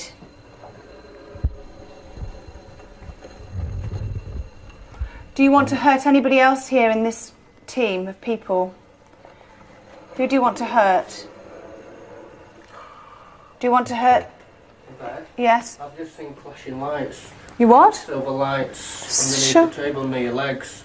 You've what? I've just seen like flashy orbs. Yeah? Yeah, underneath the table. Because I saw them before next to the wall where Kieran stood, and I thought it might have been just my eyesight being impaired with the light from the camera. But I've just double checked it myself because I didn't want to interrupt before. I know what I've just seen. I've just seen flashy orbs down there. Okay. It wasn't a reflection from No, my it torch. wasn't a reflection, okay. no. Okay. Okay. Did you move to the centre? Did you kill anybody, Anne? Did you kill anybody in your lifetime, Anne? Are you proud of the things that you did? Are you proud? You're not proud. Do you want to ask questions, Carl? I want to know why you're still here. Is it revenge? Are you not happy? Tell me, are you not happy?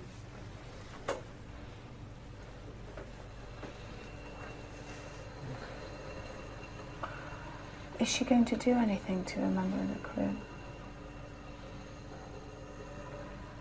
Are you intending to do anything to any member of the crew, and the crew are the people that are here in this room? No. Is there anyone in particular that you intend to do that to? Or just anyone you so wish? Do you know what I think? Because this is quite weak, I think we should repo. I think we should leave this and maybe we'll see how we feel. I think that's what we should do. Because it isn't very strong, but it's certainly very interesting from last night. The only distinct strong movement was when you asked if she was going to hurt anybody, and it was the only distinct movement that actually looked as though it was going towards a particular word, and that's this word here, which you can't even see in the dark, which is A, which is yes in oh, is it? 18th century. And back to perhaps 16th century Lancashire dialect. Okay, all right. So. Okay, well, we're going to repo David. That was interesting because the glass moved, but it was a lot weaker. Initially, it was quite strong. It was a lot weaker. It has moved around, and Stuart did see some flashing lights, even though we didn't catch it on camera. But nonetheless, it was still very, very interesting. Yes, I also think it's interesting because, of course, you at home and, of course, our studio audience here were the ones that sent the team to that room, and you actually did pick a room where something happened, which I think is extremely interesting. And ladies and gentlemen, please give him a round of applause because David Wells has come back in.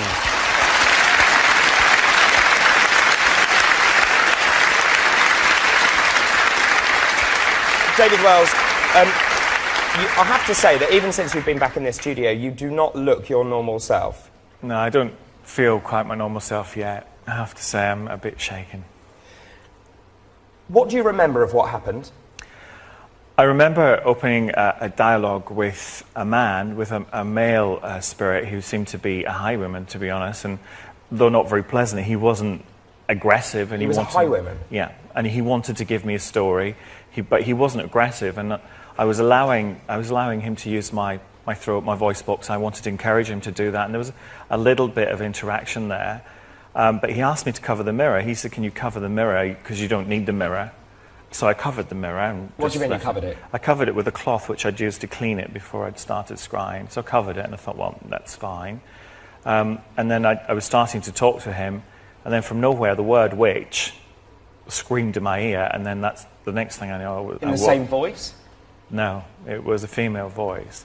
And the next thing I know, I woke up with my face in a broken mirror. OK, David, because you haven't seen this yet, so I don't think let's have a look now, once again, at what happened to David when he was in that room. Oh, my God, who are you? Who are you?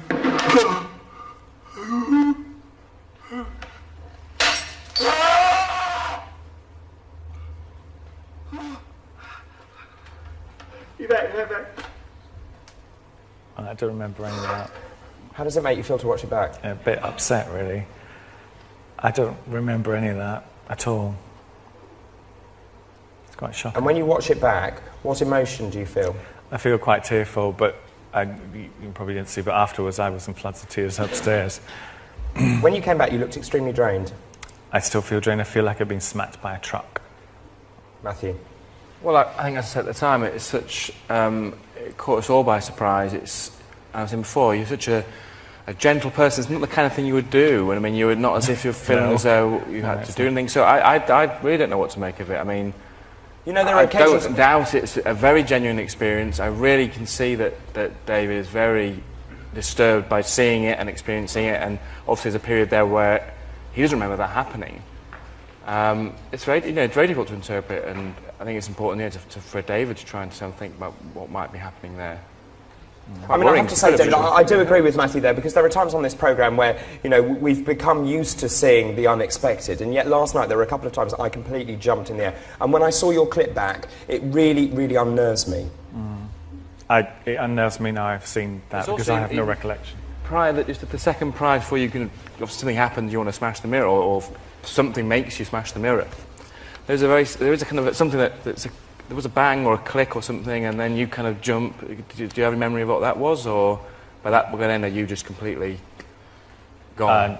I don't know what the noise was. No, I can't remember what the noise was. Let's close that for the moment there, okay? But we'll move things on because as Yvette and Derek are now heading off to the next location down by the river, it's time for us to pick a member of the audience to join them on that vigil. Okay, so looking around the audience now, I can see a lot of people looking rather apprehensive.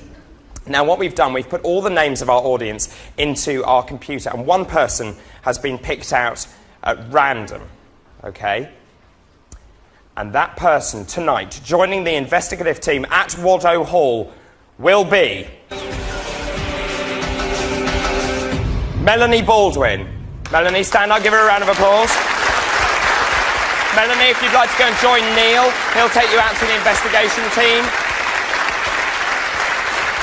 I have to say, I wouldn't want to change places with her for an awful lot of money. So Melanie Baldwin will be joining Yvette, Derek and the rest of the team as they visit the site of Peg O'Neill's horrific death, and then they'll hunt for the beast of Pendle. What will happen? We'll see you in a few minutes after this break.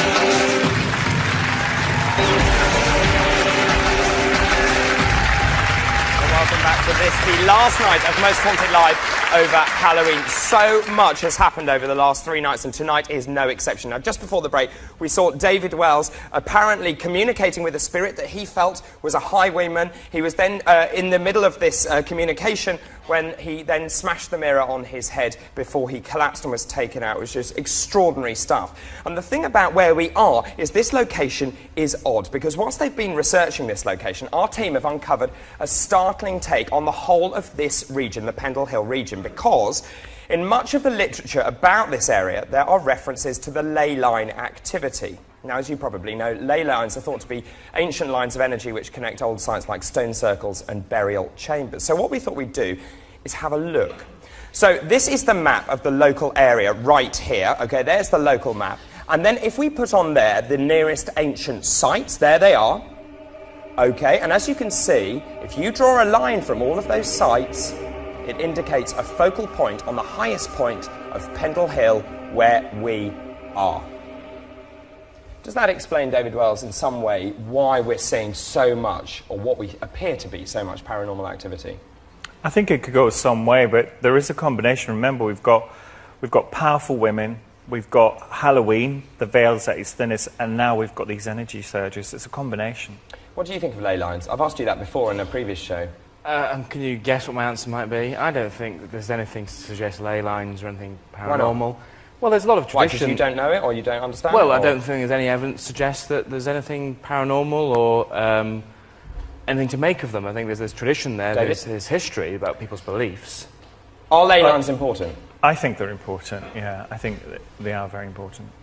Okay. Do you feel, though, that it's the culmination, as you were saying, the ley lines and also the culmination of the sort of people that they seem to be encountering? It definitely is. It's like a great big sort of cosmic soup. Sorry? It's like a big cosmic soup. Okay. And I have to say I'm surprised that we've reached this point tonight, because I thought nothing could beat last night, and yet what we've seen tonight I think is incredibly intriguing. Would you not say, Matthew? It is, again. I think the most startling thing is what we saw with David, because that was so out of character. There's other things happening again, and it does feel as though the things are building up.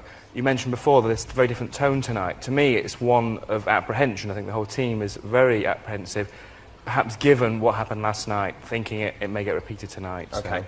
Well, Yvette and Derek are presently at Waddow Hall. This is a beautiful Tudor building on the site of the River Ribble. Now, on the banks of the river is a willow, and under the willow is a well, and the well hides its own sad and wretched story.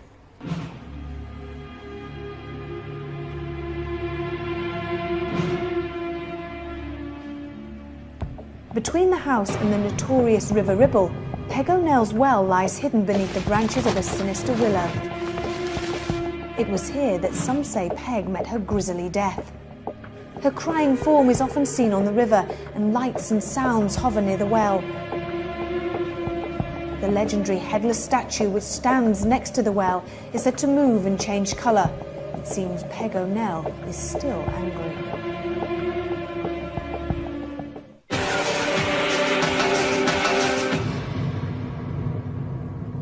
Our investigation continues because Yvette and Derek are now at the well side. They're ready to investigate.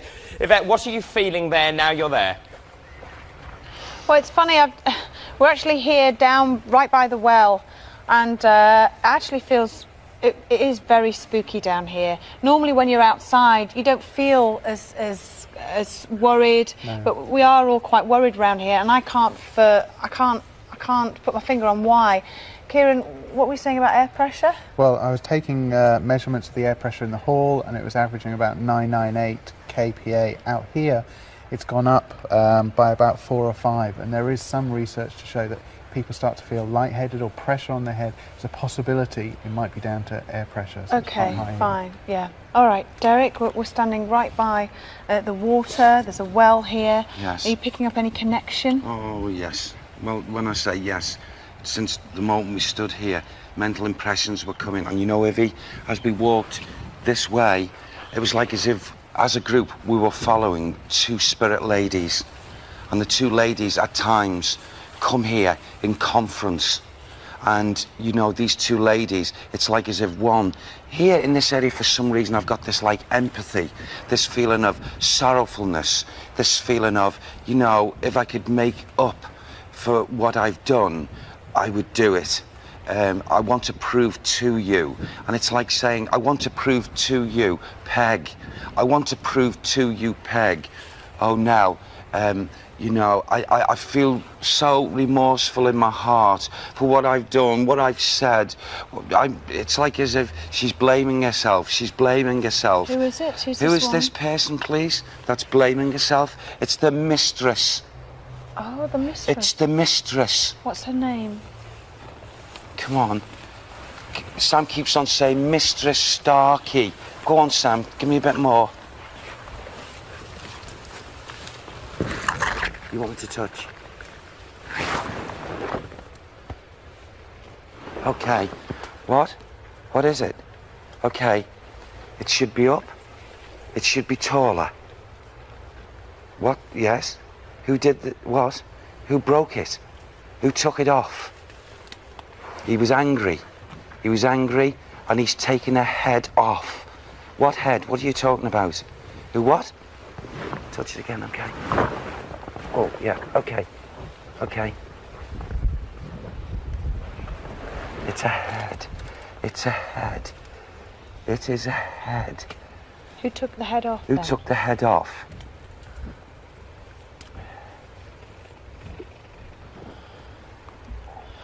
It was a man who was angry. It was jealous rage. He was angry because of Peg O'Neill.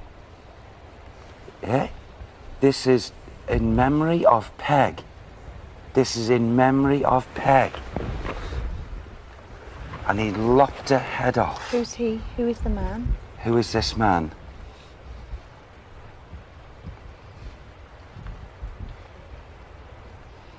He keeps on saying, the master's main man.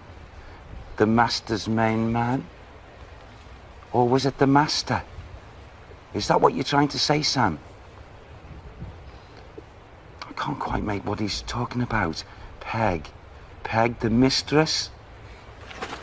The mistress had this in a remorseful way to try and say she is sorry to Peg, to say sorry to Peg O'Neill.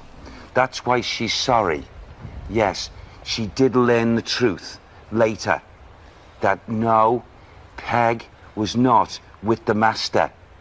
When she found this truth, that remorse came to her heart and her mind. And she had this built in memory of Peg O'Neill. Okay. When was it built? When was it? Yeah, when was it put When here? was this built, please? It looks like 1628. 1620. I feel that's 28. You're right. Yes. Yeah? And the crying. They meet here, Evie. The 2 spirit ladies meet here. So what? She has not left a case with the waters. Peg has not left the case with the waters. It is not true. It is not true. She wishes this to be known. Let's go over to the water. Come on, stay with me, Energy. Stay with us. Okay. Stay with us. Okay. Sorry. Yeah. Yes. Oh, Evie. Are you all right? There are many people, many souls have gone into the water, and it is not because of Peg. It is not an offering. It is not Peg. She wants this straightened out. Bless you, love. Bless you. Come closer. She's with us. Is she? Yes. And she wants it cleared. This case, it is not so.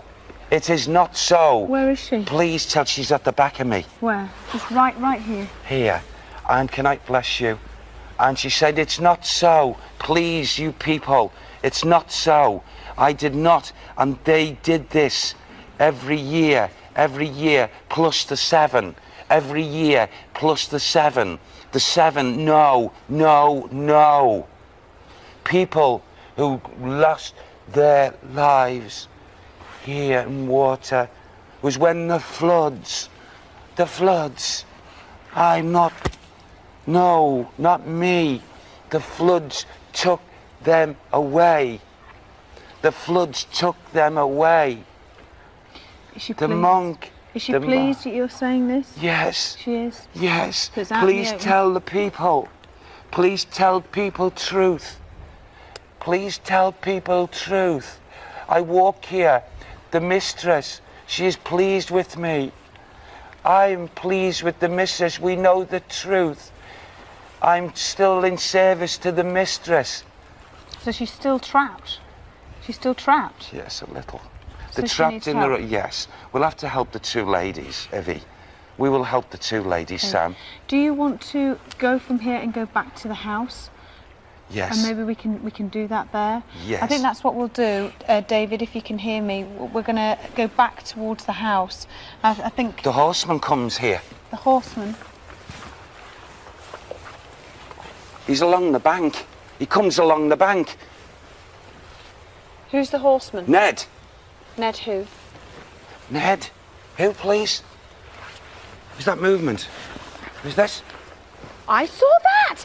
Going across. I saw that. You saw it, didn't I you? saw It it went right from by that that tree, and it's gone behind there. Yes, I did. It was like a figure Ned of white. King. I saw a figure of Ned. white there. Ned King. Ned King. I saw that. You saw it, didn't you? I did. It was a figure of white, and it Yes. moved across there. And it moved speed. John, did you see anything? No, because there was a delay. As long as you saw it, Evie, I because it was saw very it with strong. my own eyes. As I was talking I thought about. someone was walking, just walking Yes. along. This is Ned King. He's off his horse. Should we ask and see if there's anybody out there? Andy, can you shout over and see, can you see anything or know if there's anybody over there? From what we've seen and the guards we've had over there anyway, we have police over there as well. There's no one over there, the area's been clear. We've got both night sights on It's there. a spirit man, it's him, it's Ned. Torches him. Nick, check with the sight, please. Anything? I can't see anything. Again, we've got no pickup from that anyway. All we've got is both night sights on. It's still all clear on that side. Okay. You saw it. I did. Yes. That was amazing. I honestly thought that was someone walking along Yeah. just there by the Yes. trees. Yes. Thermal imaging, would that pick it up? Thermal imager is back over there. It would blank out probably in this temperature because it's all Of the quite same, cool yeah. here. It would pick up a body if someone was over It there. would pick up a body, yeah. I can run back and get it. That's fine. Yeah. Don't worry. Okay, gosh. So you think that was Ned King? Yes, because she was talking about it. The highwayman. He's a highwayman. He's off his horse. And he comes here regular. Ned King. That was him running. Good grief. That's amazing. I really did see that. Please join us after the break. I saw somebody walking there. Oh, yes. Oh, it's unbelievable. Unbelievable.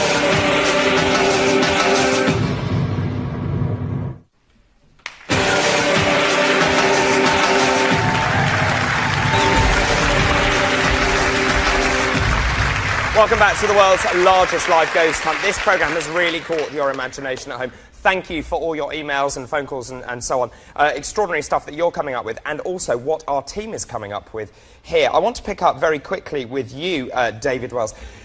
In the master's room, which we just saw, when they were moving the glass around with the words, what came out very clearly was that this name, Anne Shepherd, and what I found really interesting, Anne Shepherd indicated through them that she meant to hurt you. Right. Well, she got in because I was concentrating elsewhere. But, you know, if she ever tried it again, believe me, I'd be ready for her. OK. But so you feel that there could be a possibility that Anne Shepherd was the person who made you smash that mirror? Yeah, it was odd. Derek said, I think he actually said, she's going to get someone. And then as soon as he said it, apparently it happened. Matthew Smith. Well, that, of course, could be coincidence. I mean, so that in and of itself isn't particularly striking. It's an odd coincidence that Derek says someone's going to get someone and David just randomly smashes a mirror on his head. Yeah, it's a coincidence. That's simply what you've got, is a coincidence. It's what's most odd is the fact that David, under any conditions, David smashing a mirror on his head, I think is bizarre. It's unusual, really. Especially when you see him doing it. Looking back at the last sequences we've seen there, one thing I think is noteworthy, whenever Kieran tries to push Derek on, can you give us the first name of Mistress Starkey? It's changed the subject onto something else, and because this isn't a name that's actually, well, it is recorded, so it's not as if he can produce that information. What, the Anne Shepherd bit are you talking about? Well, this is the Mistress Starkey. OK, for the first name? Yeah, for the first name, whereas if he really was communicating, surely he would be able to just say what the first name is. Good point, maybe, David Wells. So, that leads me to be rather suspicious. It may be a good point, but perhaps when Derek's communicating, it's coming so thick and fast he doesn't even hear Yvette, to be honest. OK, and what about these words that were on the table? Why wasn't that seeming to work? These were old Lancashire words, weren't they? Yes. I don't know, she seemed to me like she was playing with that glass. Sorry? She seemed to be playing with them. That's very much the feeling I got, actually. Let's go and ask the historians, because what about this statue? I was really transfixed by that. Just tell me, Richard Jones, the story around that statue. Well, the statue's got vestiges of Celtic river worship. Basically, the statue probably came from either a local monastery or a local church.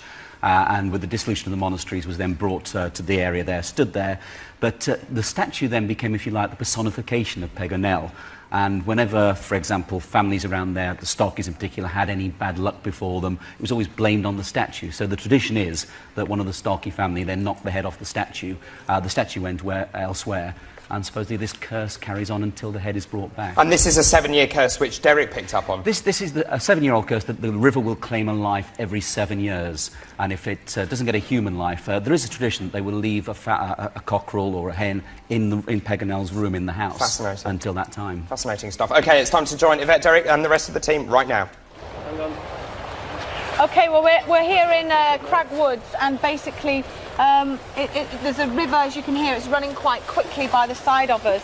We're going to walk quite slowly, and I'm just going to keep my eyes peeled because I know for certain that I saw it was so clear. Absolutely. So clear, it was I honestly thought a member of the public was walking on the other side of the river. We'll just clarify as well, because on previous investigations we've talked about this corner of the eye, and it wasn't that. No, it was definitely not corner of the eye. I had my head and it was vump, and I saw it straight away, picked up my torch, and I actually, and then it just disappeared. Okay. But it was white, and it walked across. It was really, really odd. I was looking at that seconds before Evie direct, not out of the corner of my eye, and that's when I said, "Do you see that?" And Evie said, "Yes, I saw it very clearly." Yeah. And it was a white figure. Yeah, it was. Wasn't it, Evie? It was. I think that's the first time me and you have actually seen something ever together at the same time. Yeah. Now these woods here are renowned for many people seeing things. Yes. Can you pick up on anything as we're walking along here? Yes. You know, along here, I feel that what you've just said now, manifestation has and does take place on a regular basis right up to the present day. This atmosphere here is a mixture from the residual what's coming through here. I mean, there is a lot of misery here. There's a lot of torment. I feel maybe it's born out of a lot of souls at times who've actually lost their lives in these waters. And also, I feel as if there's a lot of scurrying going on in these woods. A lot of scurrying. I feel as if, you know, also what's coming to mind here, Ivy? It might sound absolutely ludicrous and strange, and I don't know why it's coming, but it's coming from the residual energy. It's like as if I'm getting a group of men okay? And these men seem to be gathering together in a common purpose, and they're talking, they're whispering, and they're grouping down, and it's like as if they're wanting to hide something. Now, I don't know where here, but it's like as if they're hiding stuff. There's something as if they want to hide, and they come together. The only way I can describe it is if, like, they've stolen or they've taken stuff, goods and what have you, and they've come here to hide things. So when you talk about this person before, yes, Ned King, is yes, he connected to these people? It could quite possibly be. It could be like loot, what have you. But you see, it's not just like Ned King. I'm getting like a group of men. What time period are we talking here? Again, we want to. I'm going back hundreds of years, although I'm not getting told by Sam out here. But again, I know we keep on talking about, you know, 1600s and something. Looters, pillagers, killers even. You know, it's like as if they take people's goods and hide them and what have you. I'm also getting this, you know, I get this very strong again, this man on horseback, and he's up and down, thud, thud, thud. I'm also, I talked about this condition. It was coming behind me earlier on, and then it faded. What it was like a very large dog, almost wolf-like, a very shaggy coat, and he's bad. He's evil. He's evil, this dog. Who does he belong to? He's been summoned. He's been brought into the atmosphere by Shepherd on this occasion, but has brought another beast. And these beasts are not of this earth. And they've been brought into this atmosphere, and they are evil. They would have no remorse, nothing. They would kill. They would kill for this woman, these women. Also, the dog is not belonging to Anne. She's brought them along. She's brought the two of them along. Are you picking this up on residual energy? Yes. So are there any presence here now in this where we are at the moment? I feel that she actually has followed us out, but I feel those ladies, those horrible women, those witches from the previous evening, one there. Who? Say her name. Is she around?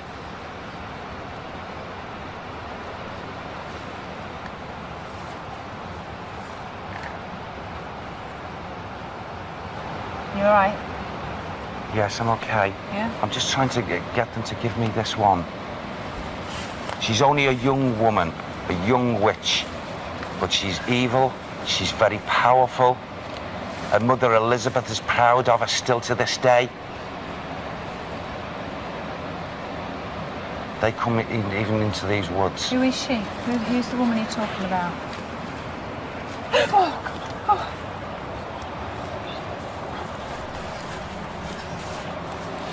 Elizabeth Southwaite. Elizabeth Southworth. Again? Yes. Okay. And her daughter and her granddaughter. They come here with the evil dogs. Okay. They've brought these dogs here. Okay. What we're going to do now is we're going to leave this area now, Derek. Yes, okay. We're going to go back, and what we're going to do is we're going to leave. We're going to bring our audience member with us, who has been with us. Are you okay there? You all right, Molly? Thank you, yeah, fine. All right. We're going to head back now, and what we're going to do is we're going to leave Kath and Stuart here in the woods on their own with the night vision camera. So we're going to make our way back. Kath and Stuart are going to stay here, David. Okay? Well, the tension is really mounting at Crag Woods, as you can see. But as Shakespeare himself said, there is more between heaven and earth than in our weak philosophies. It really is food for thought. We'll see you after the break.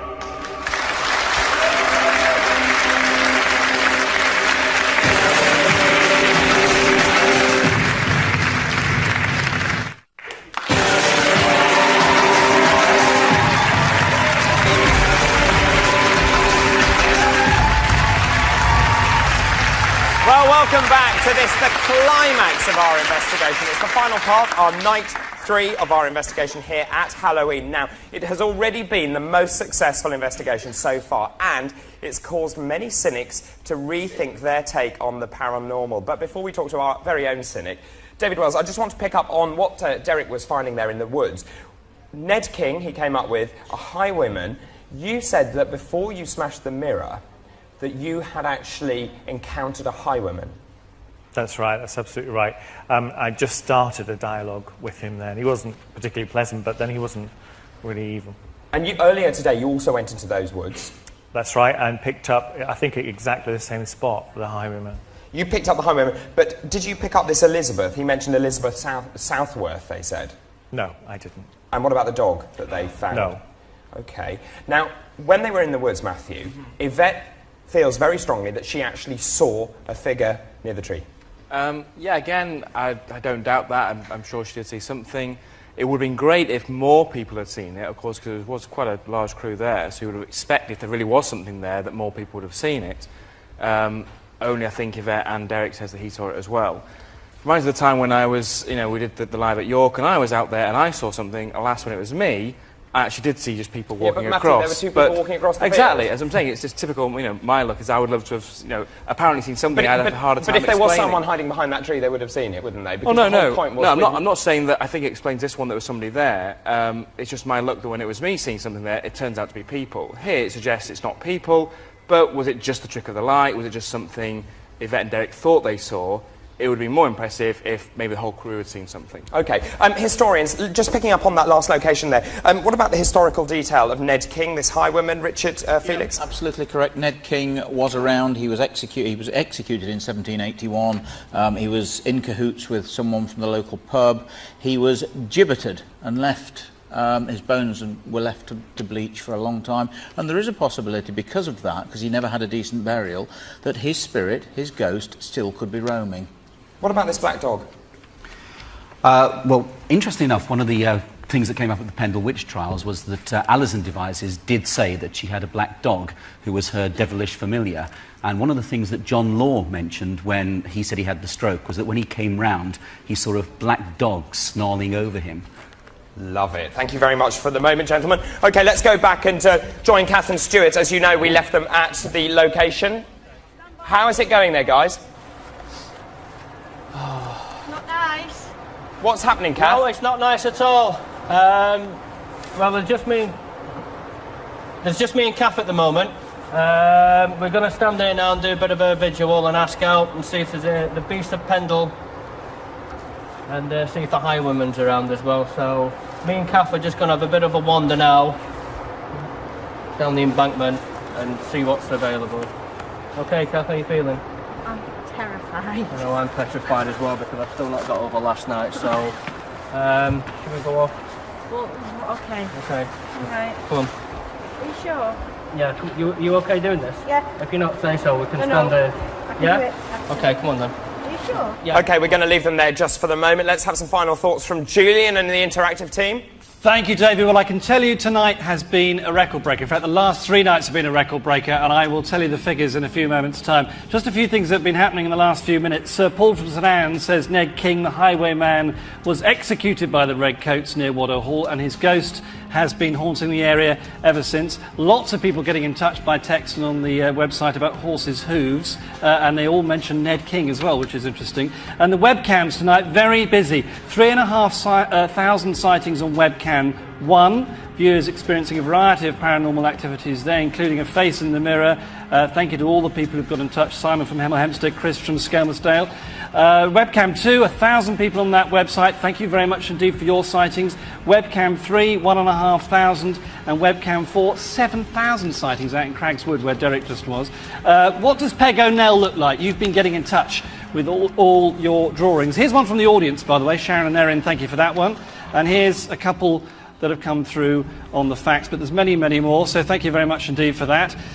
Well done to our competition winners, Maggie Anderson, Matthew Townsend, Julie Walker, Louise Bates and David Thompson, all coming to Most Haunted Live on the 14th of December, and I'll tell you, 200,000 interactions in the last 3 days. That is a record, ladies and gentlemen. Thank you so much to everybody who's done that. We'll see you next month. David. Thank you very much indeed. Well, the time has now come to welcome back our troops on the ground. There are brave paranormal workers in a very cynical world. Ladies and gentlemen, it's Yvette Fielding, Derek Okora and Kieran O'Keefe.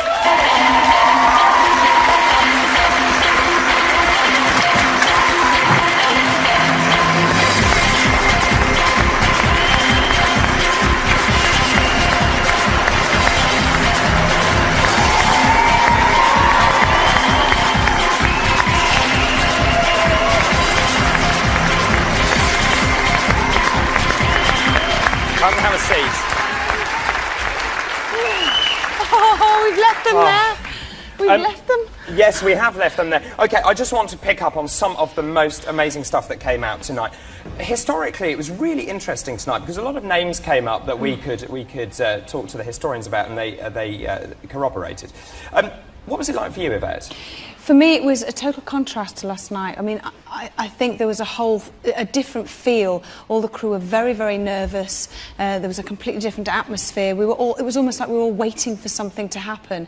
And then, of course, when that awful thing happened to David with the glass... What did you make of that? Well, of course, all I could hear, I could just hear it in my earpiece. I couldn't see, obviously, anything. But it sounded so awful. I've not seen it yet, so I haven't a clue.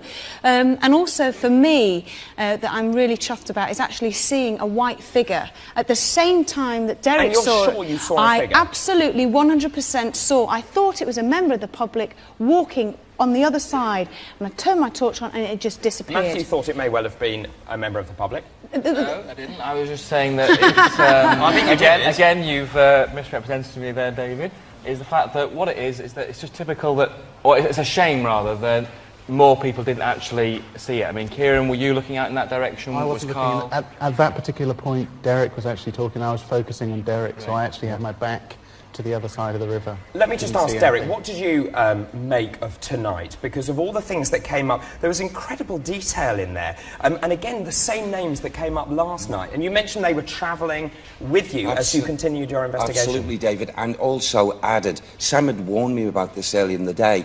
He said they're going to be added to, with other people connected, definitely with witchcraft, and especially one that I know did this terrible thing or tried to do to David and Red Fern. But that was where the name are those given to spirits me. now? Did you leave them there? I left them there. Whether they've decided to, I'm not aware of them being here with us at the moment.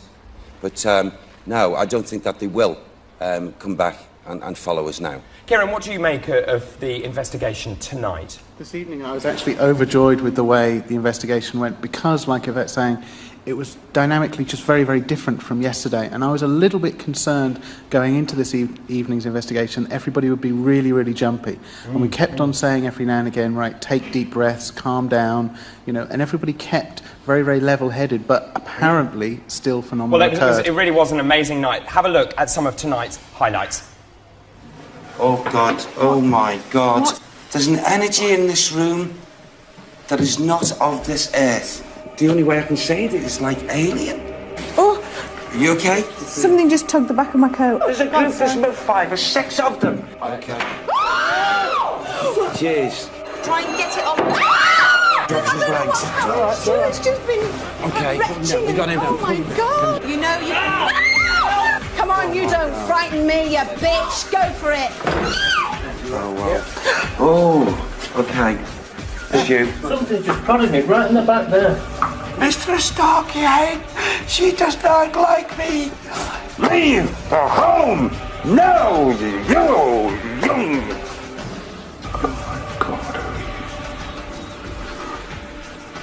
Who are you?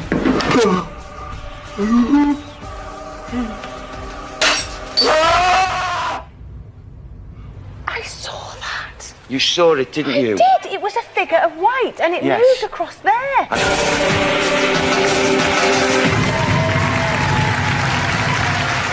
OK, well, the final word really has to go to Yvette. Yvette, what do you make of tonight? Absolutely fascinating. This has been amazing. I thoroughly enjoyed it. Thank you so much. And, of course, that concludes the last 3 incredible days. They have been absolutely amazing. They have been, in many ways, mind-blowing. It's been an incredible experience, and that is the word for it, because I think all of us have had an amazing journey over the last 3 days, and Pendle Hill has really proved why it is one of the most paranormally significant regions in the whole of the British Isles. And also, don't forget, you can watch Most Haunted every week on Living TV. Yvette, where's the show tomorrow? In Manchester. Don't forget, 9 o'clock tomorrow night. 9 o'clock tomorrow. And, of course, we will return with Most Haunted live in December from the northwest of England. But all it remains for me to do is to thank everyone. Thank you to Julian and the interactive team. Thank you to Matthew Smith and David Wells, our historians Richard Jones and Richard Felix, and our investigation team and all the technical crew that has made this show possible. And, of course, to you guys, Derek and Yvette. They have been superb.